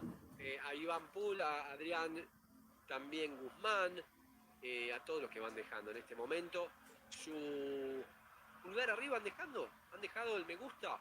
Bueno, es la invitación a que vayamos por los 854.200 suscriptores para ustedes. Saludos de Perú, por ejemplo, a Eduardo en este momento. Desde El Salvador dice Camellonaldo. Van, se suscriben, es completamente gratuito. Viven todas las transmisiones de Cábala Futbolera. Les reitero, mañana se viene un partidazo entre Barcelona, que tiene que levantar un 4-0 en la semi de la Copa del Rey, contra el Atlético Madrid. 854.200 suscriptores es nuestro próximo objetivo con ustedes del otro lado. Es el objetivo que tenemos con ustedes ahora, inmediatamente, antes de que arranque el segundo tiempo. Se acomodan. Real Madrid de un lado, Getafe del otro. ¿Habrá cambios o no? Ya se lo estaremos contando. Saludos desde Perú. Hoy gana Madrid. Impactito MS. Ahí está. El abrazo grande. La gente que manda sus saludos personales también. Los invitamos a seguirme. Ahí mi nombre es Lautaro Gravano, @LautaroGravano, en cualquiera de las redes que tengan. X o Instagram o TikTok. Por ahí me pueden buscar. También al relator, alma mater de aquí de Cábala Futbolera, @Francolatu con doble T, y los vamos saludando personalmente también a los que nos sigan en las redes personales. Esperando el penalti a favor del Madrid, dice Ángel. Estuvo bien el árbitro, hay que decirlo, no tuvo ningún tipo de incidencia. Jorge, mejor dicho, Alberto Rodríguez. Hola Lautaro, saludos, ¿cómo le va? ¿Cómo le va? Bienvenido. Invitamos también a seguir ahí las redes personales. Gana el Getafe con un golazo de Satriano, su número 10, que agarró una pelota perdida, así como que tímidamente estaba insinuando un ataque del Getafe, y esa pelota o ese calefón caído del cielo lo convirtió en un golazo. Se llenó el empeine, derechazo terrible a la izquierda de Courtois, nada para hacer para el arquero belga, que en general salva al Madrid, pero no pudo con esta. Un golazo. Melissa Trujillo Cruz, el abrazo grande, claro que los saludamos a todos en este momento. Kevin López, a Ernesto Yaías Herraz, a Ariel Sotelo, desde Pekín. Arturo, ¿cómo le va? ¿Cómo le va? Recuerdo desde Barcelona, dice, desde Sabadell, Ciudad de Busquets, dice RTI, se va a venir Rodrigo Góez, se va a venir Mastantuono o Brahim Díaz. Veremos en el segundo tiempo. Ya van a mover en cualquier momento para la segunda etapa. Madrid está tenida una confusión porque el Real pierde 1-0 en casa y contra el Getafe. DJ Mixer Colombia, saludos de Colombia. Un abrazo grande. Barça o Madrid. Buena pregunta ahí para todo el chat. Ya va a comenzar el segundo tiempo. Lo pierde el Madrid 1-0 o lo gana el Getafe, porque hay que decir que ha hecho las cosas muy bien el visitante para en este momento llevarse el triunfo. Franco Latuca en cualquier momento ya, con los segundos 45 minutos de un resultado y partido hasta aquí sorpresivo, pero en el trámite justificado. Gana el Getafe 1-0. Rosa Guzmán alentando al Madrid. También RM2, Arturo. Mielin Sánchez, bienvenido. Luis Ángel Castaño. 854.140 suscriptores, ya llegando a los 854.200. Momentos antes de que ruede la pelota, de que se suscriban, es completamente gratuito. 3 de ustedes de los 5.000 que están del otro lado, nada más. 1, 2, 3, a la Madrid, dice Yuri en el chat. Yo recuerdo que Madrid volteó el partido contra Benfica. Impactito dice, está bien. Sí, puede tranquilamente darlo vuelta, El Real Madrid, que se viene al campo de juego sin cambios. En la segunda etapa no hay cambios, por lo menos a la vista. Eso le vamos contando. Intentará entonces el Madrid con los mismos 11. Si esto sigue en los primeros 10 minutos, seguramente Arbeloa estará tomando alguna determinación y dándole minutos a Mastantuono, a Rodrigo Góez y, ¿por qué no?, a Brahim Díaz, ¿no? Las primeras alternativas en ofensiva que tiene el Madrid. Empieza a rodar la pelota y Franco Latuca le va a contar a ver si el Madrid puede o si Getafe lo mantiene. Gana la visita, 1-0. Bueno, perfecto, señoras y señores. Segundo tiempo en marcha. Ya están entonces jugando Real Madrid y Getafe. Algunos minutos ya de esta segunda etapa. La pelota viene hacia atrás, entonces ahora va tomándola perfectamente, sacando rápidamente entonces el futbolista. Estamos hablando de Courtois que la cambia hacia atrás. Hacia la línea central termina derivando el balón entonces para que la vaya manejando Soria que va tocando por la punta izquierda, domina perfectamente Rico que la cambia entonces contra el fondo para que vaya saliendo perfectamente, tomando la pelota bien plantado Boselli que la pone larga contra el fondo, corta bien plantado a la bala para de pecho y la cambia entonces contra la dirección de entonces del portero. Estamos hablando de Thibaut Courtois. Va saliendo Courtois que la pone para Alaba que la maneja, la cambia contra el fondo, sale y toma la pelota entonces ahora con Courtois para Alaba. Me repetí si hay variantes en esta etapa final, querido Lautaro. Sin modificaciones de ningún lado. La pelota viene contra el medio, va tomando perfectamente Tchouaméni, domina en el círculo central, la cambia por la punta derecha para Arda Güler, 3/4 de cancha, campo enemigo recostado por la punta derecha, domina Arda Güler que la cambia bien para Tchouaméni, que la suelta al círculo central entonces, no para que se venga, bien plantado en primera instancia Valverde, tocó para Vini, domina Vini que se la lleva, va contra el área, paralelamente a la misma, toca el medio, suelta para Tchouaméni que la tiró para Valverde, dominó Valverde que se frenó, levantó la cabeza, la cambió contra la izquierda, domina Valverde, siempre Valverde, toca para que se venga Vinicius, terminó entregando mal. Suscríbete al canal, tu nombre aparece en pantalla, deja tu botón de like, deja también tu botón de manito para arriba, pelota que viene contra el medio, aparece Alaba que la tocó para Rüdiger, la cambia al medio para Tchouaméni que levantó la cabeza y la soltó contra la punta izquierda, ataca al merengue y puede ser Vinicius para que se venga Carreras, levanta centro, rebota, el balón se termina yendo al córner, tiro de esquina será para el merengue. Intentará empujar y si no le salen las cosas, decíamos en el entretiempo, Brahim Díaz, Mastantuono, Rodrigo, algunos se vendrá a la cancha. Suscríbete al canal para este y para mucho más contenido, deja tu botón de like, pelota entonces ahora que viene contra la dirección de Milla que la pone para Rico, dominando Rico, girando Rico, 4 minutos, etapa complementaria, sale del fondo el Getafe, que lo gana 1-0, en el aire de Cábala Futbolera, con este resultado el Barcelona queda 4. Así es. 64 para el Barça, 60 para el Madrid, que necesita cortar la distancia. Ataca ahora mismo el Getafe desde la izquierda ante la marca de Rüdiger. Corría con ese balón Satriano, terminó perdiendo. Le robaron ahora. Pelota que queda en el área. Confronta por esa pelota Tchouaméni. La termina ganando uno del Getafe. Falta que no dice el árbitro. Le pegan al arco. A las manos de Thibaut Courtois, la maneja. I got the viral boneless couch from Temu, and wow, it literally exploded out of the packaging. Super fun to set up. It's insanely soft, but way firmer than I expected. I even did a few jump tests. Totally solid. For the price, it's way better than I thought. It's on sale right now, so if you've been thinking about it, grab it. I definitely buy it again.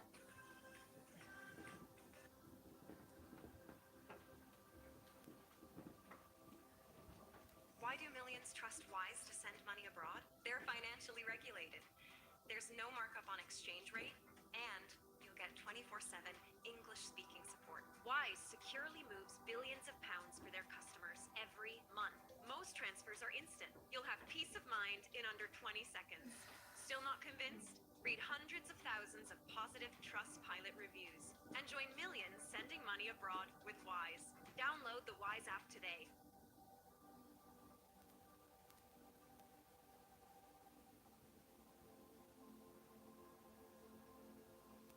Viene contra el fondo, sale el merengue hacia la izquierda, aparece Carreras, la mete al área, va Valverde, de taco la cambió para Pitar, tiró, desviado, a las manos va la pelota del arquero Soria, que la maneja y que sale para Getafe, se aproximó la Casa Blanca.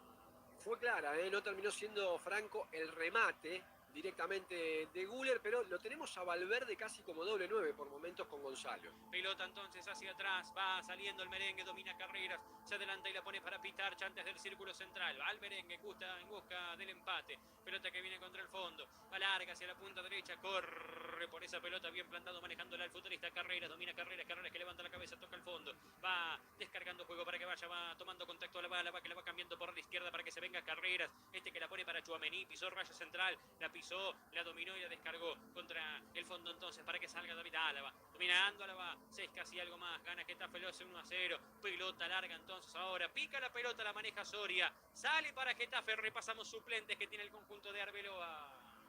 Arbeloa tiene Mastantuono, tiene a Rodrigo Góez, los arqueros Mestre y Lunin, también a Brahim Díaz, Carvajal, Cestero, Fran García, Hoysen, Mendy, Manuel Ángel y César Palacio. Pelota que viene contra el fondo, corta, ¿no? Entonces ahora va larga, va sacando con golpe de cabeza bien plantado, manejando a Rüdiger, la para perfectamente contra la línea central, hacia la punta derecha, apareciendo en escena, tomándola el futbolista Milla, la mete al área, pelota para Vázquez, devolución para que se venga Femení, el pase terminó siendo algo malo, por eso toma Pitar que la pone para Arda Güler, que la va soltando bien para que se venga Valverde antes del círculo central, cambió para Vinicius, lo sacaron a Vinicius entonces, la pelota que se pierde contra un costado, lateral, será para el merengue en defensa y por la izquierda, tendrá, me parece, ¿no? Que capaz, digo, ¿no? Hacer alguna modificación a Arbeloa, ¿no? Querido Lautaro. Sí. Creo que el primer candidato a víctima y a ser cambiado es el chico Pitar. Un tema que no los quiere quemar seguramente también, ¿no? Pelota de Güler, enganchó para su derecha, muy cerca del área, tocó para Valverde, Valverde que la va cambiando hacia la punta izquierda para que se venga Carreras, levanta Carreras, domina Carreras, toca al medio, cambia la pelota para que la vaya a manejar. Bien plantado desde la izquierda, Vinicius. Va Vini, quiere meter un pase, no puede. Por eso toma contacto con esa pelota, ganando ese rebote el futbolista Valverde. Valverde que la pone para Carreras, este que la cambia para Vinicius. Se la lleva, termina perdiendo ese balón. Y el balón que va contra un costado. 8 minutos y algo más. Va a haber salida del fondo que va a corresponder a Getafe. Me parece que se vienen las variantes en el equipo vestido de blanco. Te van a venir algunas variantes, yo no comprendo. 2 son defensores, porque están Hoysen y Carvajal, y después otro lógico como Rodrigo, pero veremos qué busca Arbeloa con esto. 5.256 personas que tenemos en vivo, 1.763 pulgares para arriba. Si te gusta este contenido, presiona el botón de pulgar para arriba. Si te gusta este contenido, presiona el botón de pulgar para arriba y también suscribite al canal. Una persona y somos 854.200. Suscribite y tu nombre aparece en pantalla. Totalmente gratuito suscribirse acá a La Futbolera. Mirá, Diogo Rocha se suscribió y su nombre apareció en pantalla. Hace como él. Suscribite y tu nombre aparece en la pantalla. Totalmente gratis.